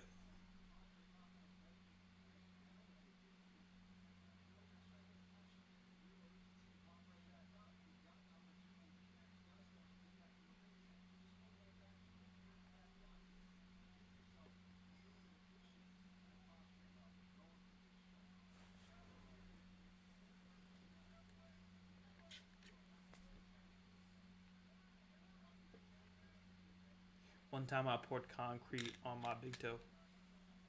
Yeah. Call me Jamal Hill because it's fight time and I'm fading.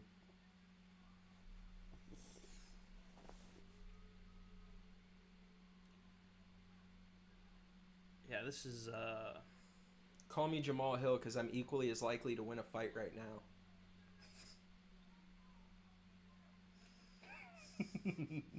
That's funny. Unless that fight is with him. But unlikely.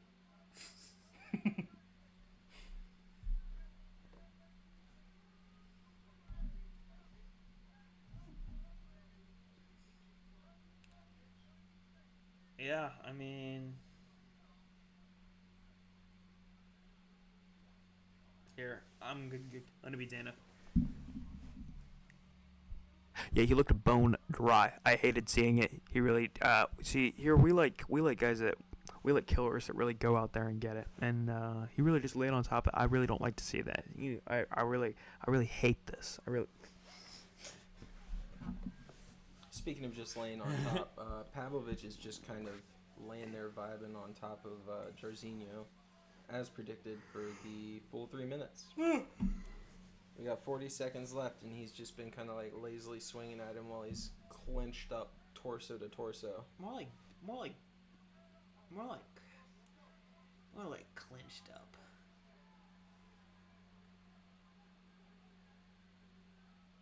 Same. Whoa, he just rocked Jairzinho again. That was solid. So quick, I didn't even see it coming. Yeah, what if Jairzinho knocks him out right now? It'd be pretty cool. What if Jairzinho knocks him out right The now? power of Jairzinho! What if Jairzinho knocks him out right now? Alright, Pavlovich is back in the win column with another... Well, not another. With a decision. That's his first, is it not? What if Jairzinho knocked him out right now? Yep. Pavlovich, if he knocked him out right now, I think we'd be having a different conversation. What if he knocked him out right now? They're walking to the center of the ring to raise the hand, and he knocks him out right there. That'd be pretty cool. That'd be crazy. We'd be talking about that for a minute. But as it is, Sergey Pavlovich makes it back into the win column with his first UFC decision. I don't see any chance that this goes to Rosenstrike. Oh, no. Alright. Not even on my mind. We are approaching the truly exciting territory. Can't believe what you said about my father.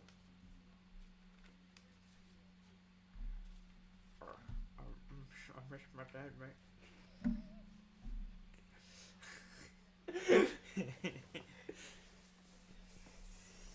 Yeah, that's pretty funny. That's pretty funny. Yeah, every time I've looked back at it and I see that bit about the Naguera and the bus, I just think back to trying to show it to you without any audio. Yeah.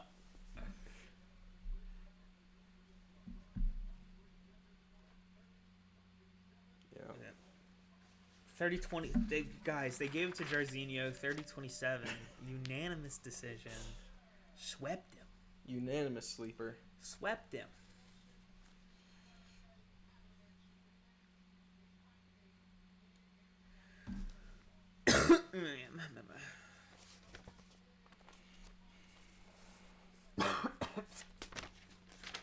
That was a fight. Oh, it's GSP. Hey, that's an actual fighter. Not an active one, but more active than the ones we just saw. It's Ronaldo. Oh, and Turkey. That's the guy who pays for all the boxing stuff. Oh, his name is... Oh, okay, Yeah. I see it now. I thought you were just, like, saying something about his... No, his name is Turkey. Okay. Nah, he's a cool guy. Shout out to him. Yo, who's fighting there? We hang out often. Is that RoboCop? Who's that one? That's... What? I can't tell who that silhouette is. That's Cannoneer. I was making a joke.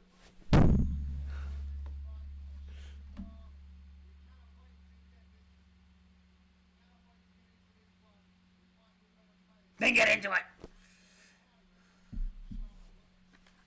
Oh boy. Alright.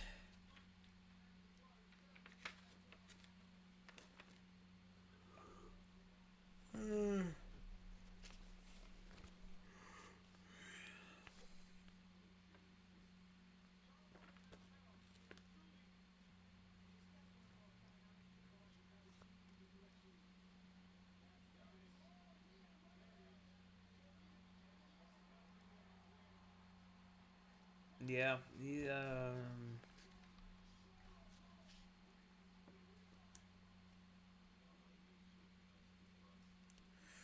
What do you think, what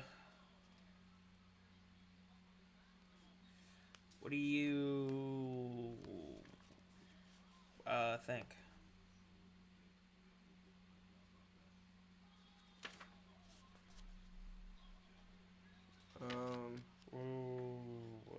What do you think?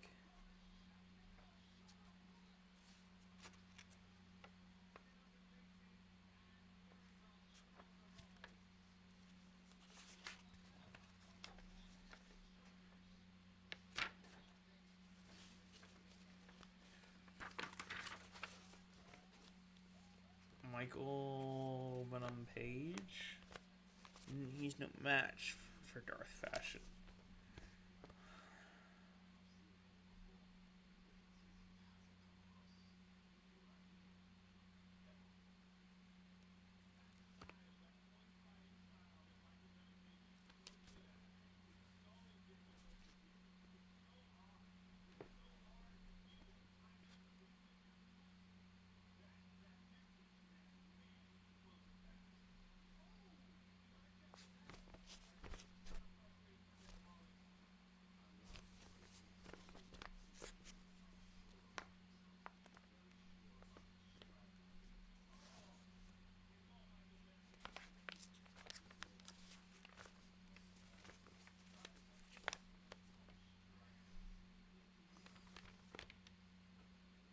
Content go crazy.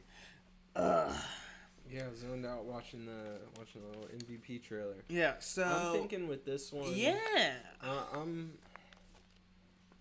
thinking MVP. Kind of how you detailed in here. I don't think he's gonna respect Shara's output and power. I think he's still gonna play it the way that he usually would, just kind of rangy striking at him. Yes. And I think Shara's gonna find an opportunity to blitz in and capitalize. I would call for a knockout from Shara. Really? Yeah. It's happened to MVP before, for sure. I see MVP. I could see him getting knocked having the off advantage, balance and honestly. then uppercutted into oblivion like MVP has previously. I see MVP having an advantage, honestly. I mean, at range he would, but I think if Chara can get on the inside, then he could have his number. It is possible.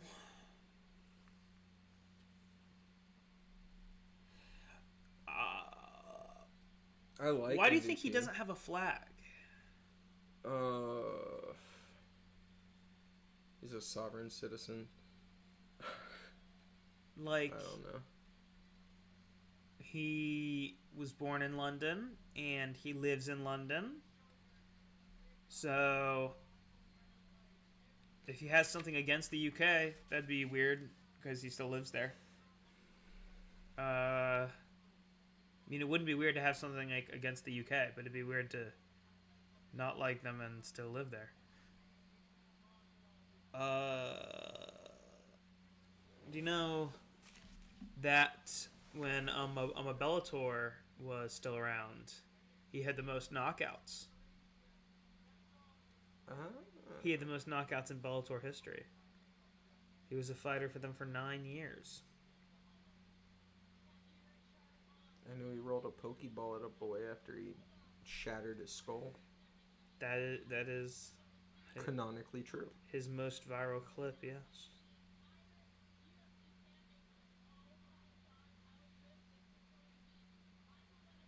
This is Ashy Ketchum.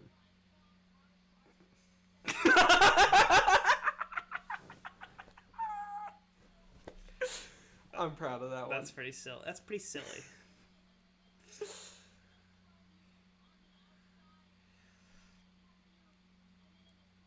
Bro, the dancing's all fun until you realize he's like 38 or something. Yeah, for real. Isn't he 37, I think. 37, jeez. 6-inch, Onk. 6-inch reach advantage on Chara though. I know where it's located. Hell yeah. No, I mean I personally know where it's located. Hell yeah.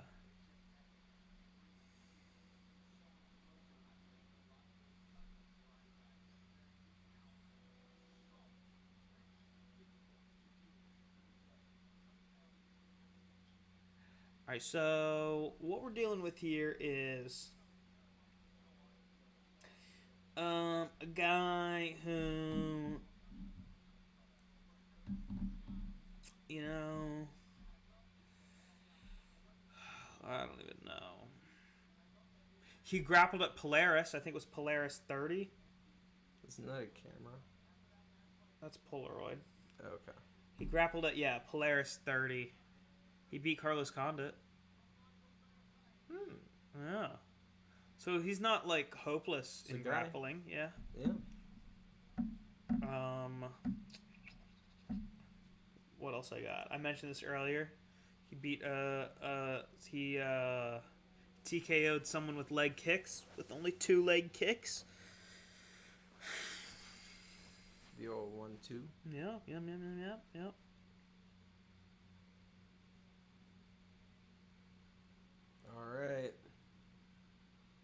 Alright, chat. So we asked the question at the beginning of the stream. What do you think this guy smells like? Let's revisit the answers. A frog. Smells like a frog. I was just gonna stay silent and let it simmer because nobody answered. My answer is frog. I can see that, a little swampy. A little boggy. I bet he hangs out in bogs. Whoa! Imagine taking your homeboy's shirt off. I don't know, homie. What was it, like Luke and Yoda training in the swamp or whatever? Imagine taking Yoda's shirt off. That I'm much more into. Yes. Come on, Yoda, let me see them things. See them things, let me. Yeah, exactly. they come up with the randomest fucking stats. The 8th most accurate striking performance in middleweight history. What? I just his hair and his beard. It's just got to be so unsettling and gross to hit him and touch him. It's very oily and but dusty at the same time. I bet. Yeah.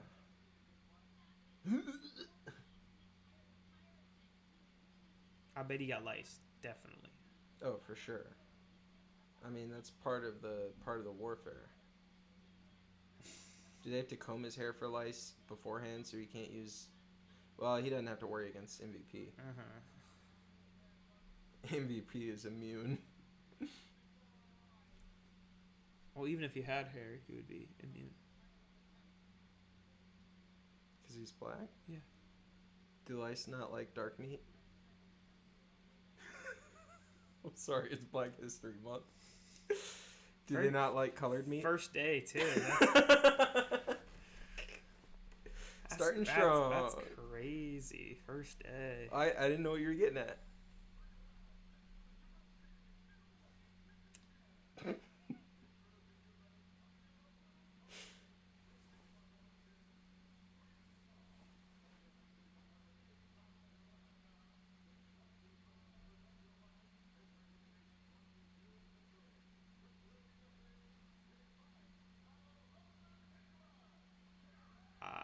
Of London, England. So interesting. He said fighting out of London, England, and not by way of anywhere. So then why does he have no flag? Yo, DM him on Instagram. Wait. See if he wins first. I don't want to DM him if he loses. Hey, sorry about your loss. You DM him the question first, then follow it up with, oops, sorry. Oops, sorry. Sorry for the loss. And then I link him the clip where I said he was Ashy Ketchum. Yes. Hello, Turkey. Oh. Who's he? Yeah. He said, kill him. Mike over on the page. In my country. All right, this is the big one. This is the big one. English Southern man. All right. Oh, MVP already sliding forward. He'd be wise to throw in some leg kicks on Shara. I agree. You want to stack those sooner rather than later. Especially with if he's able to move quick and blitz, that's going to be his best opportunity to get in for strikes. All right, they both trade leg kicks.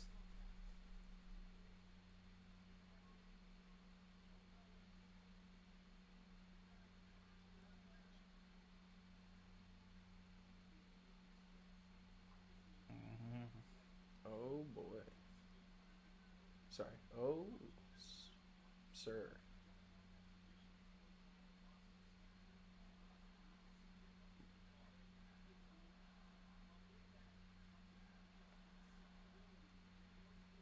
Yeah, I don't even know what to say. I'm too engrossed. Yeah, MVP's just doing the MVP dance where he lunges in almost and then backs up. I was literally just thinking it looks like dancing, his fighting style. Yeah, he's using it to back him up now, but a lot of the time it seems like he's trying to use it to gauge his responses, so that when he does want to lunge, he can follow up. It's a good insight. Good insight.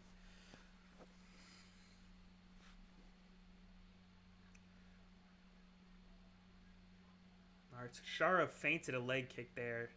Shara feinted a naked leg kick to try to get a counter response out of Page, but he didn't fall for it. MVP blocks a head kick. Oh, knocks him off gets him balance? with the overhand and pushes him over, yeah.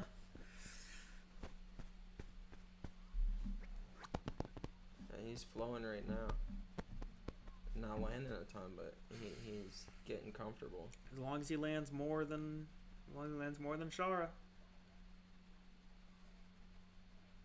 it should be enough.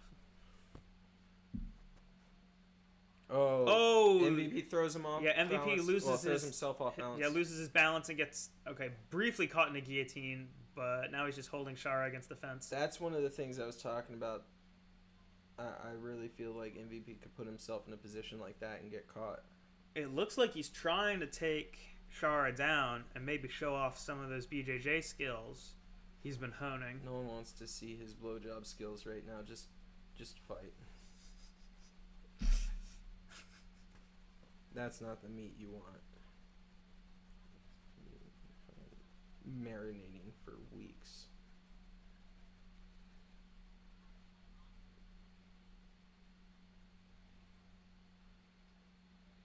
All right, trading leg kicks again.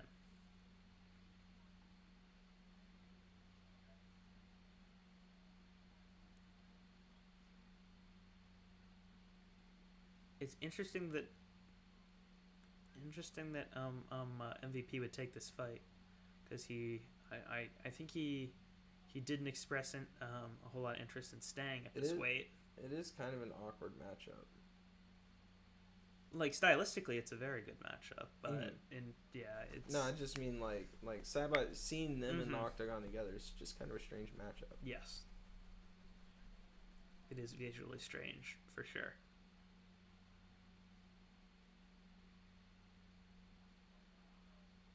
Oh, and MVP lunges in. Because MVP is really calculated and rangy, and Shara's more the type that wants to ambush you when he gets an opening. It's clashing a little bit. Truly. MVP's doing a good job not letting him get in. I can't let you get close. Mm-hmm. Oh, MVP misses his overhand, exposes himself a little bit. He's just wildly overcommitting. Yeah, he really is favoring those overhands. Yeah. Bro's playing thrill of the fight. I am as nervous as you are as well. Yeah.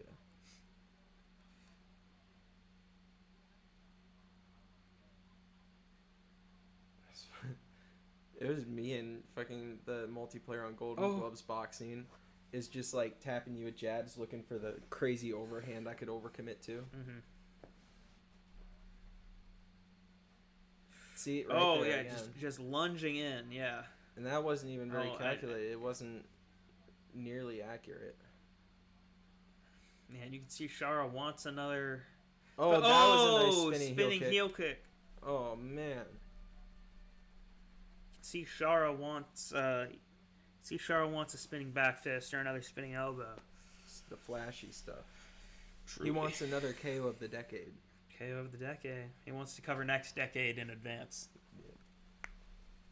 He goes, yeah, last one's for last decade. This one's for this decade. Do not panic. A pirate has taken over. Needed practice. But that's fine. Sure, if you told me to say some shit in Russian, I then fought, I would not be able to remember the Russian shit. Yeah.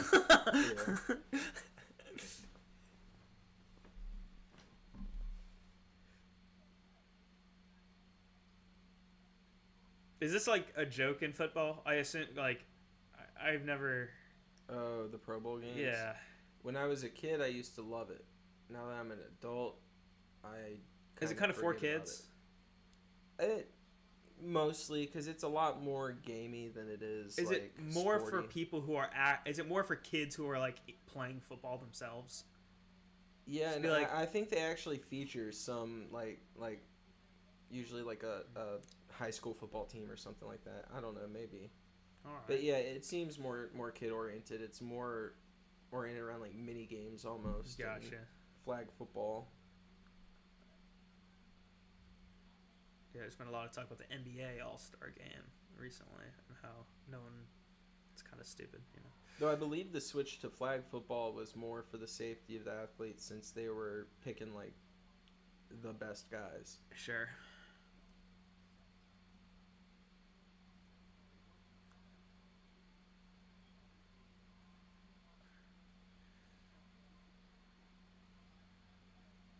He keeps going to these oblique kicks on Shara's knee.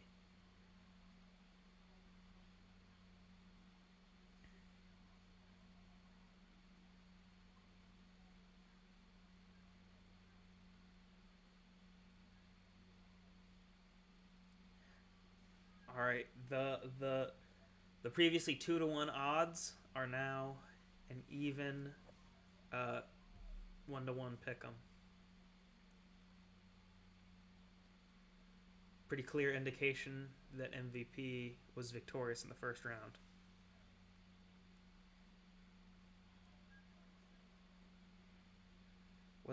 I don't know what Shara's doing. I don't know why Shara is even bothering to touch the D-pad while he's down around. Me. Literally standing up from getting head kicked to the floor. Yeah.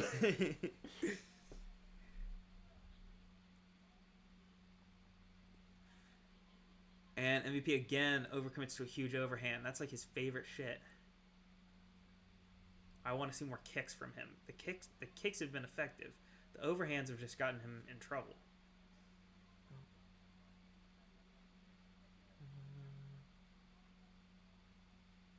What? Is this true? No, ESPN, not now, please. Oh, Tyler, I'm going to shit myself.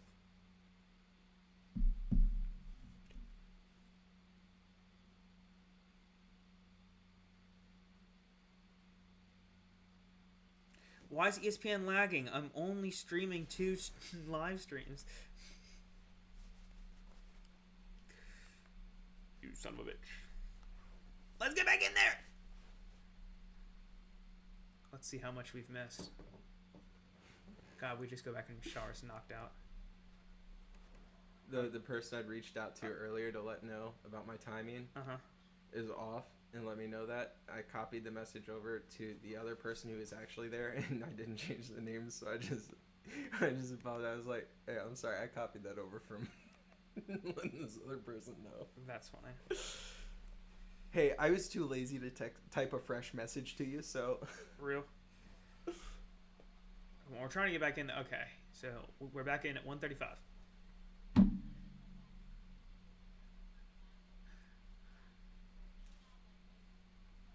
A ghost.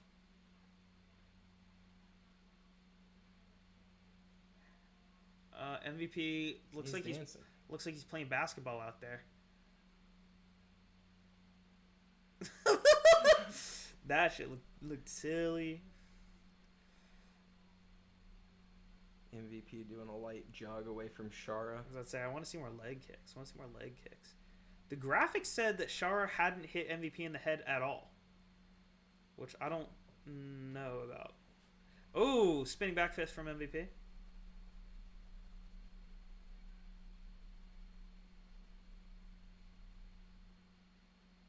Oh, that was almost head clash. Might have. Yeah, it looks like it was, honestly.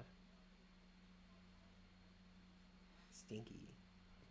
Yeah, this is not the position I'd want to be in. Bro, you come away, you got a bunch of pimples on your face because of the greasy hair. Oh, God. He's got to use the high-grade facial cleanser tonight. That sandy shit. Mm-hmm.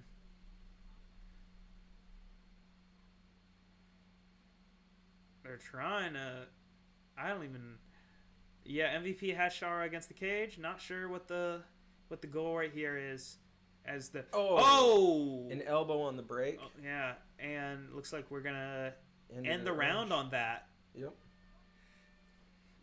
Timekeeper about a second late on the horn, but that's okay. Yeah. MVP just kind of hugging him against the cage, ends up breaking it with a nice little elbow to the dome before the end of the round. Mm-hmm. And we're heading into 3. We did miss about a minute of that round, but it happens. Feeling like another MVP round, but I don't know. It's hard to score fights when I have someone I want to win, because, you know, whether you mean to or not, you always feel like your guy's winning. Yes. Indeed. Did you know that when Dricus Duplessis submitted Israel Adesanya, that's the first time Israel Adesanya had ever been submitted? I did not. It's in the back.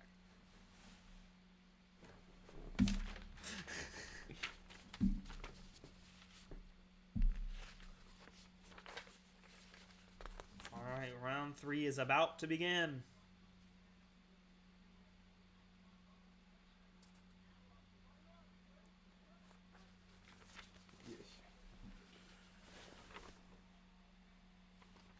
Oh, what's up, KG?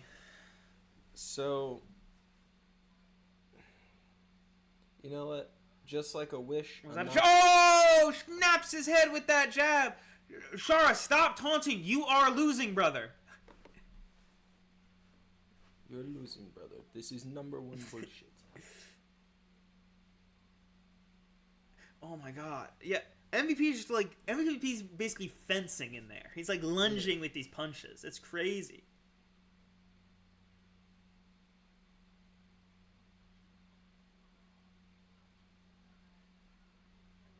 He's throwing Shara off of his rhythm and off his distance, so Shara can't, because like Shara's really trying to set stuff up, Mm-hmm. and MVP's just flowing. Like he doesn't really need to set stuff up. He just kind of flows, and when there's an opening, he goes. Yeah. And I'm pretty happy with the way this fight's going so far. Oh my god! Like, there see, you go. like, and every time Shara, for some reason, Shara will kind of jump up before he moves forward. Yes, and that's where. And he catches him in the air Yeah. every single time. I remember when I was younger and I was training. I remember they always said, when you're moving forward, never be in the air, because when you're in the air, you can't move. You can't come down faster. You can't. When you're in the air, you're 100% predictable. In Super Smash Bros, you can do a fastball. No, can't air dash, can't wave dash, can't do nothing. Yeah, he goes up before he goes forward, and every time he goes up, he's getting caught.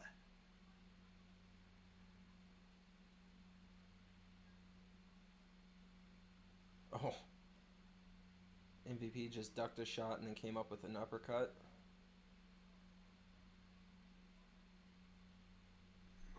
They're dancing.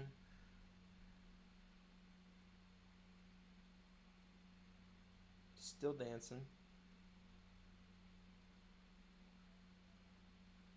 Still dancing. Oh, flying knee from MVP. Now we're hugging.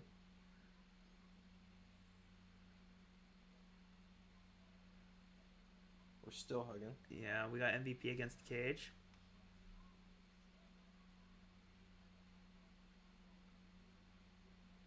Shara throwing a lot of knees to the leg, one to the body.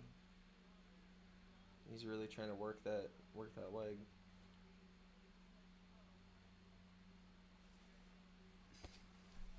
Bro, Shara can work my third leg.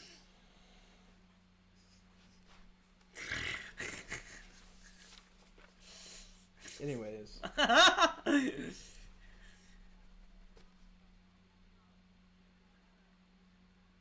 There was something spinning. Shara's so pissed none of his spinning shit has landed, I know. Bro, MVP just went for the most awkward takedown attempt and then backed off immediately. Like, that was too committed to just be a feint.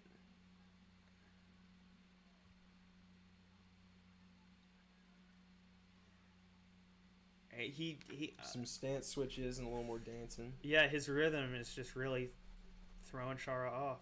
Yeah. And Shara looks tired, too. Because I think Shara's looking for later in the fight for him to stand still at some point, but he's still just always bobbing, always moving. Only a minute left. Oh, wow. Shara's got a little combo opened up on MVP. Yeah, definitely, yep, a little bit, yep. And a naked leg kick sees him punched in the face. Oh, MVP overcommits on another overhand. He needs to stop that, please. Yeah, that was just a wild swing.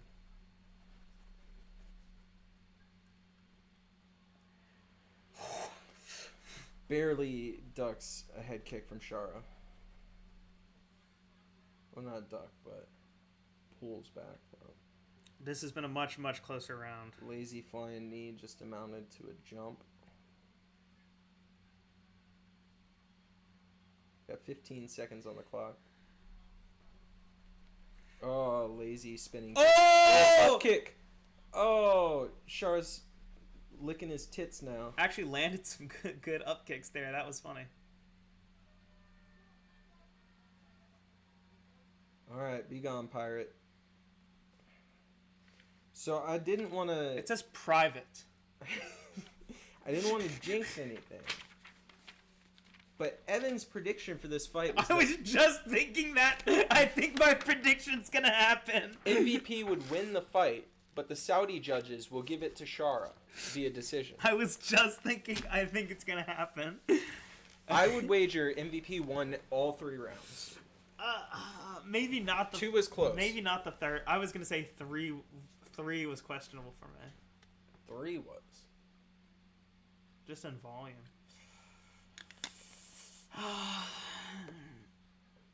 Yeah. At the very least, he won 2 out of 3. That is most agreeable. Yeah, this could be awkward.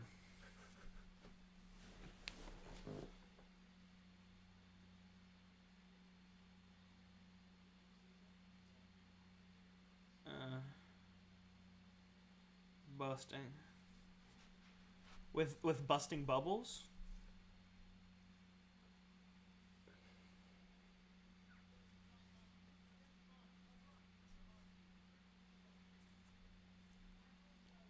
.312 is next weekend. Who cares? What a dumb one. What's up? Yeah, those are the fat ones. Oh, hold on. Fell asleep. Yeah. MVP. That's got to be for our guy. Let's That's go. what's up. That's good. what we're That's here good. for. See, happy to be wrong in that scenario. They didn't give it to the wrong guy. That's a good one. That's a good one. That was a good one. Wait, hold on. What's happening?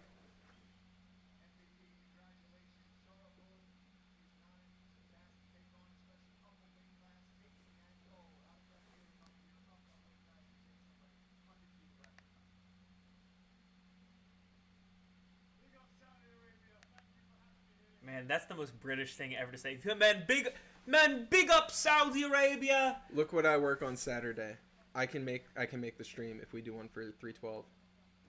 No, let's not do it because that's a pay-per-view. It'd be hard to. We can do the early cards and then hang for the. Oh, I suppose we could do that. Yes! Yes! Yes! Yes! I don't know if y'all caught that over the microphone, but MVP just did a proper Captain Phillips. And If Adesanya said that, you'd call it cringe. well, I mean, it was against Shara the Pirate. I know, if anybody said that. I'm just playing. That was a fire line. He had to have thought about that ahead of time. Yes.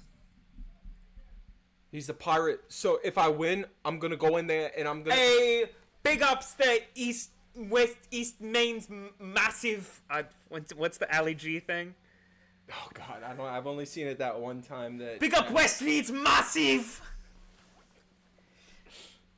West Stains. Wet stain. Wear your camouflage.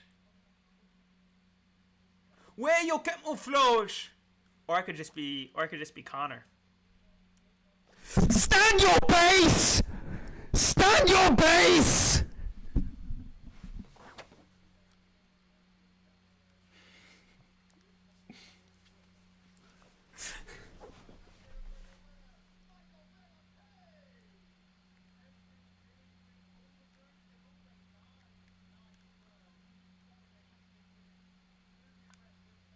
I called it first, dickhead. These guys on the commentary team really think there's something.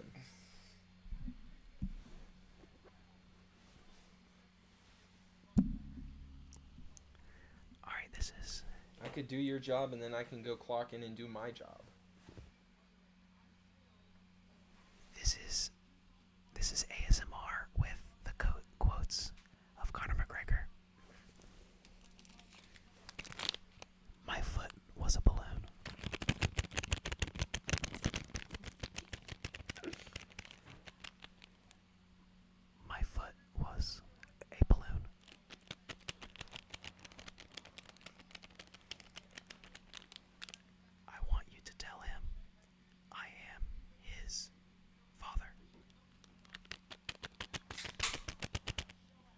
I'm doing ASMR. I'm doing Conor McGregor ASMR over here. Oh, okay. Well, that is that for me?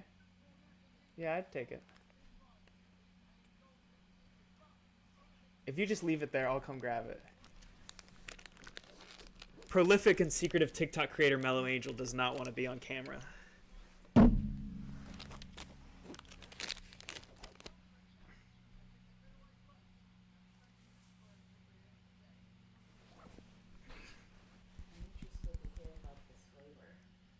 Where is he? Where is the terrorist snitch? Oh. Where is the terrorist snitch?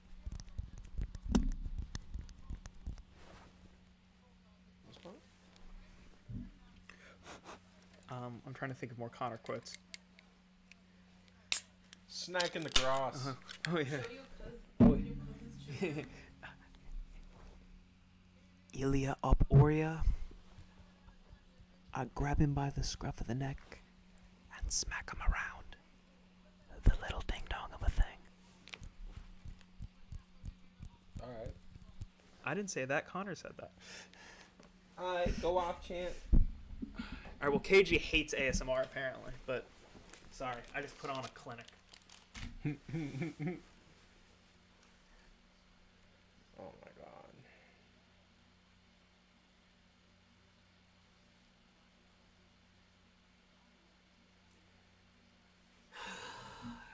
This is the review of the Ultra Blue Hawaiian Monster.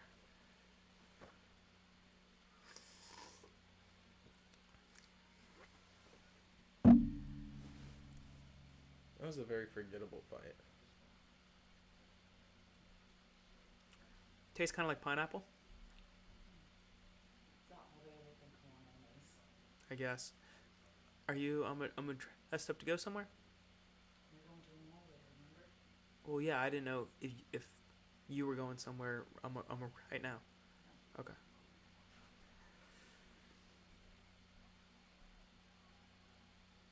This sounds like a personal conversation. We're on the clock. Stand your base!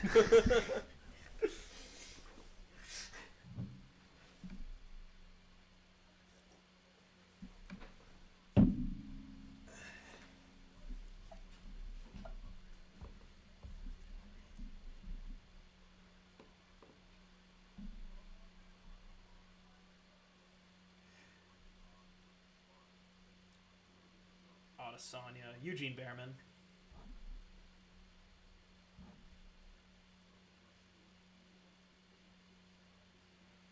This motherfucker better put on a show.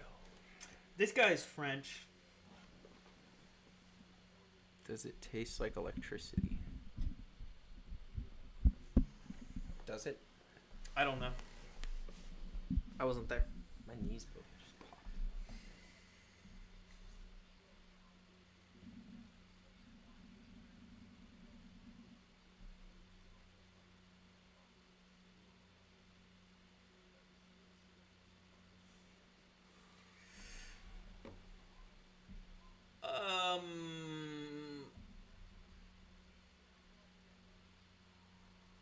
It showed him fighting Sean. Sean beat him, didn't he?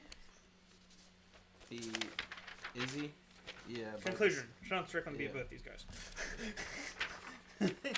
That's my conclusion.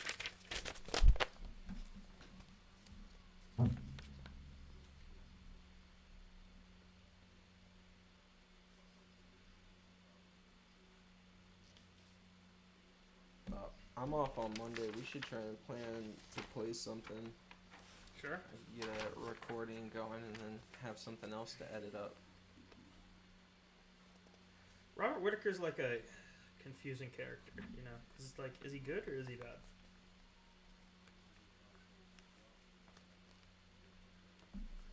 Because it's like, he'll be good, and then he'll be like, wait, actually, I think he's bad.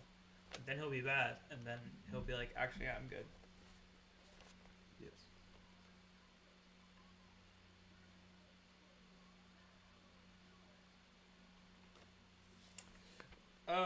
Yeah, final fight. Bro. Bro? Well, no, I just watched Imavov's stoppage of Cannonier. Yes. He just unlocked Jared Cannonier Oh, he in unlocked UFC it? 5. Nice. Yeah. I said he unlocked it. I mean him. On February 1st. That's so crazy.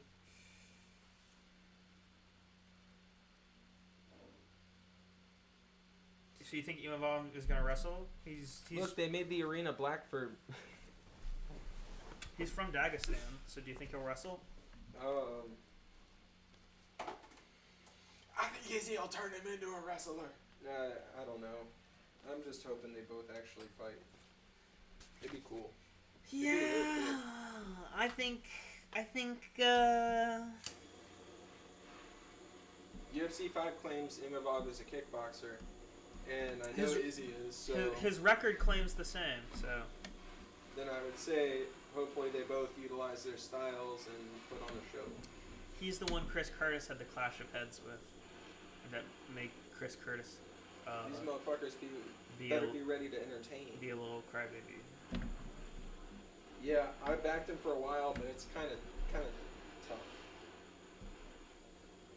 Bro talks about like being a warrior and being up for any fight, and then like the only time he is active, he does not back it up very well. Yeah. I want to like him. Yes. He's weird. He's one of those guys who is both likable, but like, not. I don't know. Not for his skill. Well, and it's not even like. Well, I mean not skill, but not for his performances. It's not because it's like some flashy, exciting. You don't dislike him for his. No.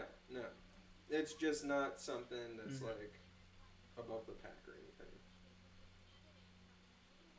How do you think Izzy's gonna walk out? I'm blowing through my stash. So, like, do you think that Izzy's gonna walk out in a fancy, fruity way, or do you think he's gonna walk out normally? He probably should walk out normally until he like regains the belt. But what's the over/under? That's on just my nails? opinion. Over/under on painted nails. I would put painted nails at minus.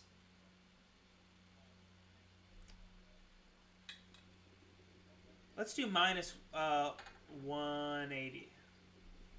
Is where I am on painted nails on Israel Adesanya. Not quite 2-1, but close.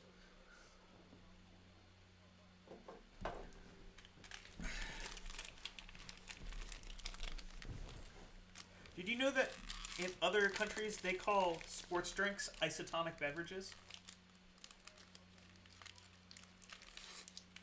I guess if I was in another country and I reached for like a fucking Propel, I'd probably reconsider.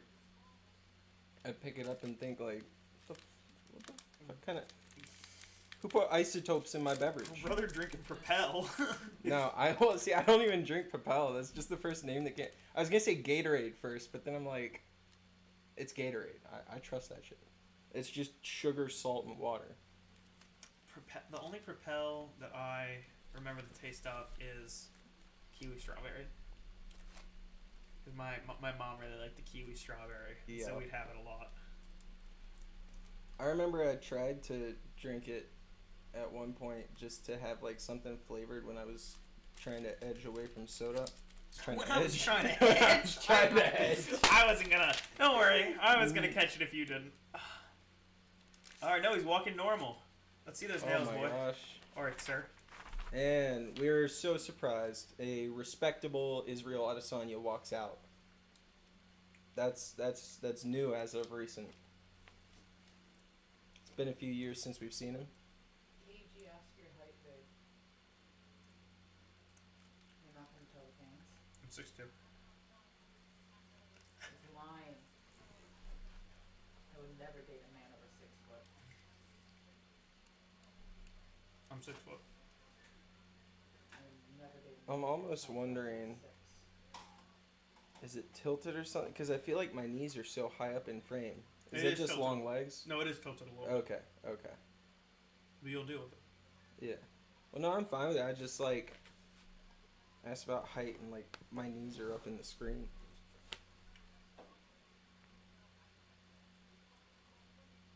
It's like when I get in the passenger seat in someone else's car.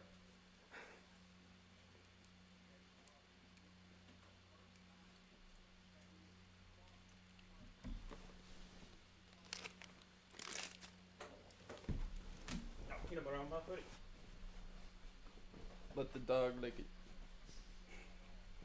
The dog bowl. You don't got any bones. Y'all don't got any bones in there?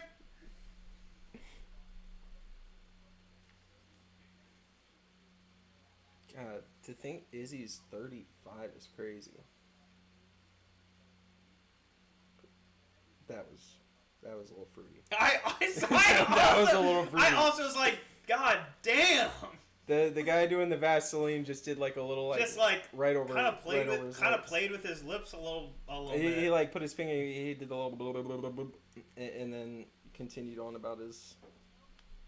Oh look, Izzy did this little crawl up. He's mimicking. That was wild. Izzy opened his mouth and like took his thumb into his mouth while he was doing the Vaseline. That was very sensual. I knew Izzy would come out with some. Yeah, fruit's better than a vegetable.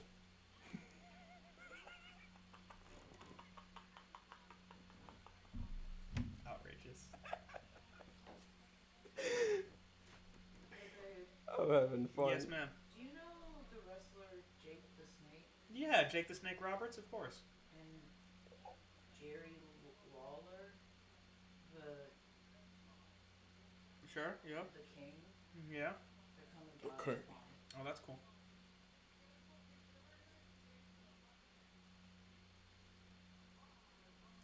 Those are like old school wrestlers. Like All really old school. right. I could tell from the picture you might have old. Yeah. So, what's your thought here? What did I even write down? Izzy by decision. And then that's what I'm going with. All right. That works. I trust the me of 48 hours ago. I was probably. Well, we got Sal D'Amato, so he's in play. He's in rotation. But I mean, Mark Goddard, if you wink at me again, I swear to fucking God. I don't know that there'd be any skewed judging with this because Imavov's not like. He's born in Dagestan. Doesn't His he? name is Imavov. But doesn't he fight out? Yeah, he fights out of. He claims France. Okay. I don't know.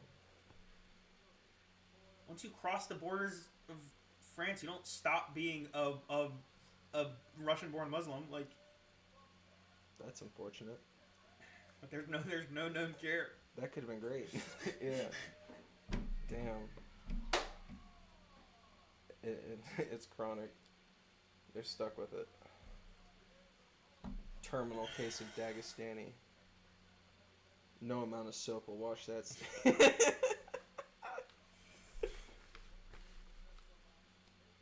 I'm sorry, I've seen a lot of good men fall to Dagestani wrestlers. My parents were killed by Dagestani wrestlers. Israel Adesanya is from Nigeria. Am I supposed to feel the way about that? Sorry? Thought he was from China. I was from Australia. Thought he was from New Zealand. I know he's not one of ours. We've got Marty. Have him rap. We'll see if he's one of ours. Yeah.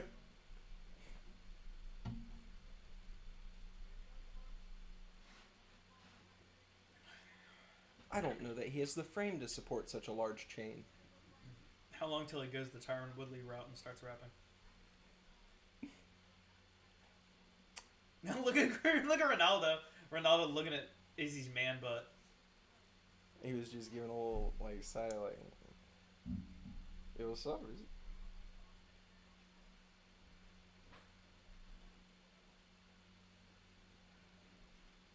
Okay. All right. Okay. Izzy's kind of feeling things out. Already seen him throw from both stances in the first 30 seconds. Imavov just slowly moving forward.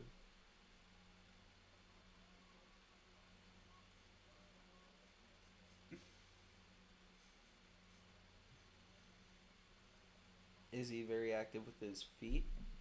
Surprising.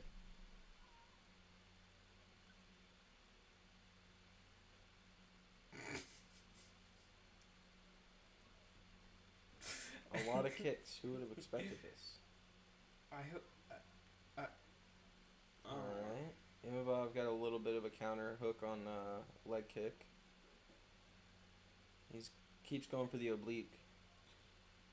He just blitzed in. He's going for a double leg on Izzy, but Izzy's got an underhook on him. He's holding himself up, but just barely. Oh, and now he's got Imavov. Oh, He got just the body lock. Wow, he just threw him, but they're back on their feet. Continuous mat returns. Izzy's like, I can do that stunt too. Shocking. First non-title fight in, what was it, 6 years for Izzy? Quite a while. I forgot the first Pereira fight. Yeah, what year would you think that was? No, don't look at the sheet. No, I'm trying to think back, like, in my life to what was going on at the time. I think it was like 2021? It was 2022. 2022. Feels much more recent. I don't know. Damn. He's been so active in that time. Yeah.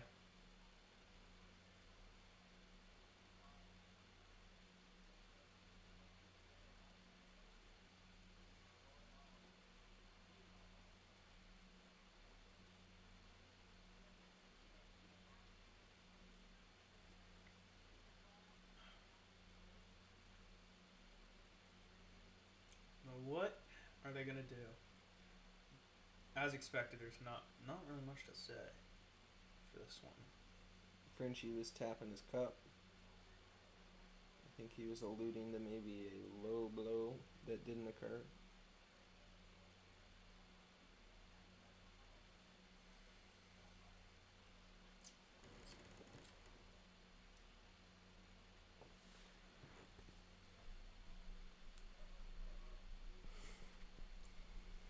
Oh, he's tongue.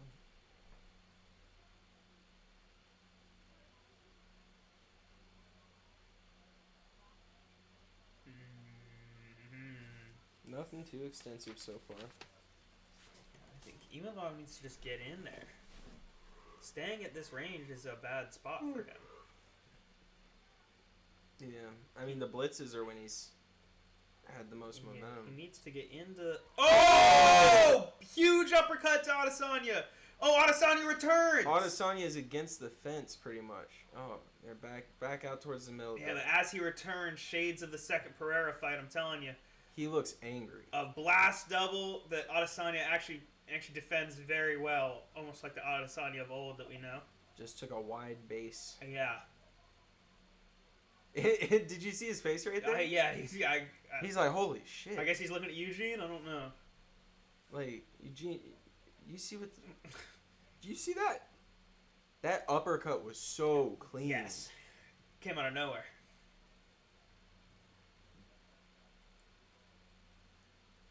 Fuck, you don't see that kind of accuracy often, especially through the guard.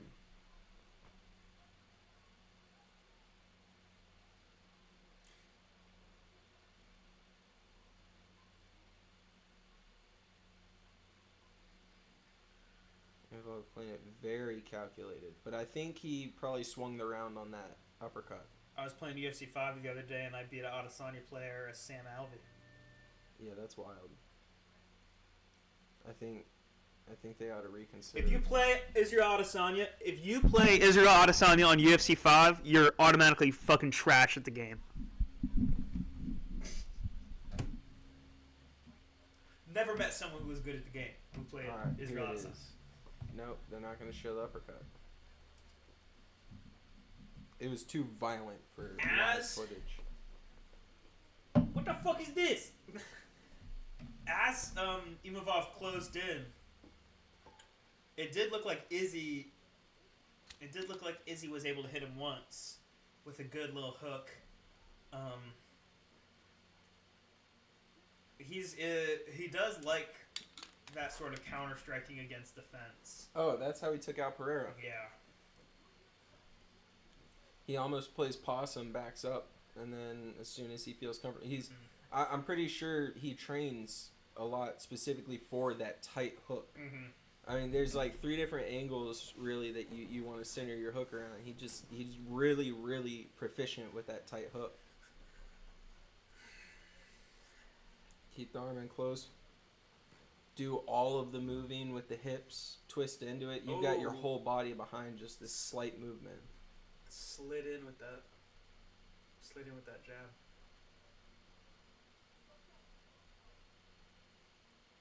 He said, "Izzy, sir, is everything going all right? I don't You even, feel good yeah, about I this don't fight?" even know what he claimed happened there. Oh! Imavov just took Izzy to the mat with the right and followed up. It's over. It's over. That was crazy. Imavov just made Izzy look like a bitch. He knocked him out, no problem. Why is Izzy looking at Mark Goddard like he did something wrong? Izzy, you don't block a fucking overhand with your chin. And with that, Izzy has now lost 4 of his last 5. I think he's using lead-based paints. Oh, you need to use gloves. That's trapping it in, though. You need to use the cadmium, bro. He's painting his nails with the lead-based paints. And then while he's watching his anime, he gets to a really serious arc and he gets nervous. He starts chewing on his nails. And then the lead gets into his system even deeper. And then it's like, don't know what to do for you, boss. We're watching it now. Okay, so it was a right overhand on the chin. Sends Izzy collapsing down to the mat. He whiffs with the left hook to follow up. And then on the mat, he gets on top of Izzy and follows up with 1, 2, 3, 4, It was really 5. It was really just one hook and A then good bunch of half ground and dozen, pound, yeah, a good half dozen hooks on the floor. Ooh. It was one shot that took him out, and he followed up with just enough to get Mark to step in. Look at Eugene Merriman right there. God damn. That was not what I expected as far as the outcome, Not at all. but I'm very happy with it. Yeah, what a cool outcome. I mean, that's a hell of a way to elevate Imavov's career. Yeah, absolutely. He wasn't on my radar that heavily. He was someone I thought that Izzy would probably walk through with his history, but I think we're finally seeing the decline for Izzy as far as any kind of high-ranking reign. Yeah, I mean, Izzy's never... this is confirmed. He's never touching a title again. Yeah. Unless he wants to knuckle up in BKFC, he's not touching a title again. Or he could go to the GFL. Might be too good. I don't know if they want Yeah, him. they may not sign him. They may not sign him. I mean, he's already done everything he needs to. He's achieved everything he needs to and more.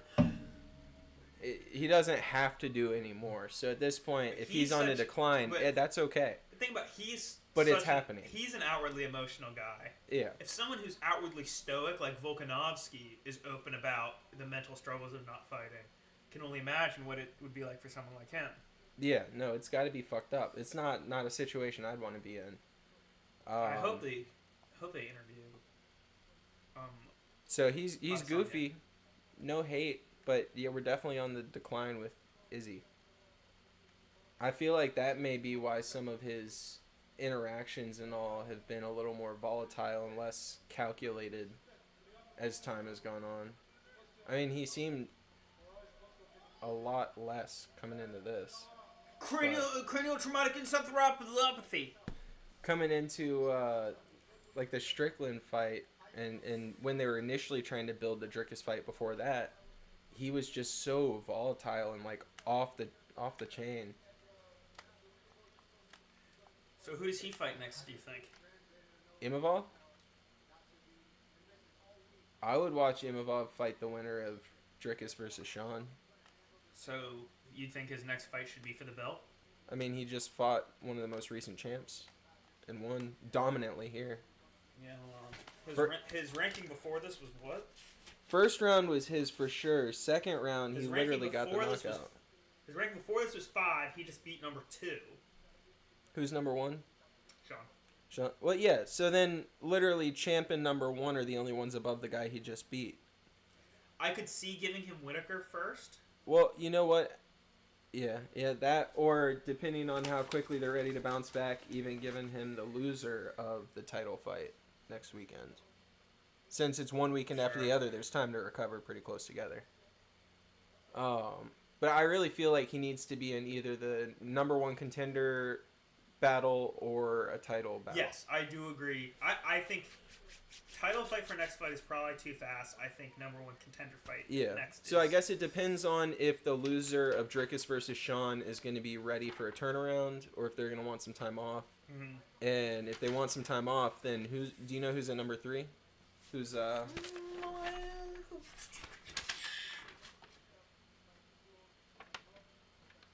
middleweight? It's not. So on the list of fighters, Chimaev. He might not actually be number 3. He might just be number 3 in terms of like the big names on there. But I mean, if he's coming. Well, actually, hold on. If Imavov is 5, 1, 2, 3, 4, 5. So yeah, he must be. Yeah, no, I say Chimaev. Well, yeah, and if Chimaev just Whitaker, then yeah, he must Whitaker's gonna need some time to recover. I imagine he literally just had his jaw shattered. Yeah, maybe Give him to Chimaev, because then the winner of that could be in the position to fight for the title. Interesting. Chimaev's not damaged; he's good to go. Yeah. So I mean, really, as soon as Imavov's ready, yeah, they could turn this around within a few months. It could be on the docket by like UFC 315. Maybe get that as a co-main for something.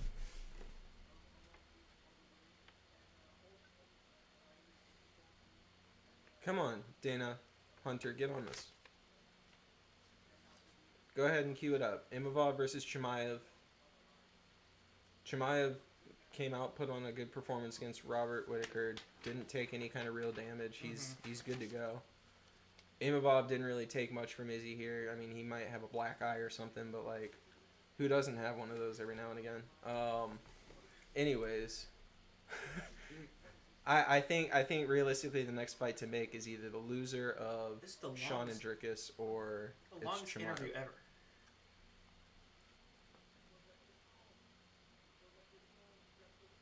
Longest interview ever. But at the same time, Dricus beat Sean. That's 2-0. They're not running a third, so it wouldn't make sense to fight Sean. You're usually only doing a third if your division is dry or if y'all have personal. It's a lively division. If y'all have personal beef, yeah. I would say there's enough new prospects that it's still pretty. Like Yuri Alex could happen. Like Yuri Alex 3 could happen because that's if he beats Ankalaev. There's just nobody. Then he's kind of cleared it out. Yeah. Unless he goes up to heavyweight at that point, but. That's a bad idea. No, yeah, he needs. There's multiple heavyweights I think could beat him. Yeah. Because it's the. Though there's plenty that he could beat. Yes, just because it's such a weak division. Like there's just not a whole lot of good competition. And you know where I draw the line? Do you know where I draw the line of people that I think he could beat to people who I think start to beat him? Rosenstrike. I was gonna say Mick Parkin. I think he beats Mick Parkin probably about 50% of the time, and anyone above Mick Parkin, he's losing most of the time. I'd say he could. I say he could probably beat. I want to give him Rosenstrike. I feel like he could beat Rosenstrike, but above that, I'm not sure. It's just because he is a big, slow, kind of clunky fighter. Yeah, but just the weight difference is so huge from it is. No, light heavyweight to heavyweight. He would have to find a healthy way to put on the weight, even if it means a long layoff.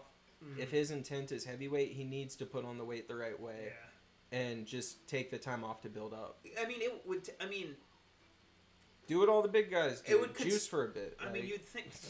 I mean, you'd think it'd take at least a year, 18 months to gain that amount of meaningful mass. It just depends if that's what he wants to do at this stage of his career. Because if he just jumps up after a few months of bulking dirty, then he's not going to have a good result. Yes. It's you rush the process. You're gonna kind of toss any hopes you have of it down the drain. Yes. If you really want to take a run at it, you got to take the time off. Yes, and he build doesn't want to proper. leave light heavyweight gold to be a fat heavyweight. Like, Yeah. he doesn't want to go. He doesn't want to go be like, Alex Pereira slugging it out, close fight with Jamal Pogues. Like, Oh god, that sucked. Yeah, I don't think heavyweight is an area where he could just jump straight to the title fight. I think he'd have to work up. I mean, if for no other reason than just to acclimate to the weight class and to taking those hits. And I mean, like,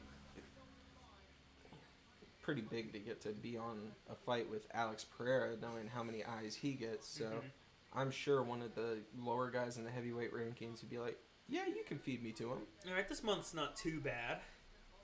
Yeah. So, what? Henry's still fighting? Yeah, remember he retired to try to get more bargaining power, and then that didn't give him any bargaining power, so he came back. Then he lost to Aljo, and then he lost to Sean, or maybe he lost to Sean then Aljo. He lost to both of them. Yeah. And he lost to Marab, and he basically lost to everyone good. Okay. He basically was champ, and then retired, and then came back just to be a gatekeeper. I don't really know why. So Henry was a champion. He retired to go to a barbecue, and when he came back, he wasn't the same. Pretty much. All right. I think... I got you. I think,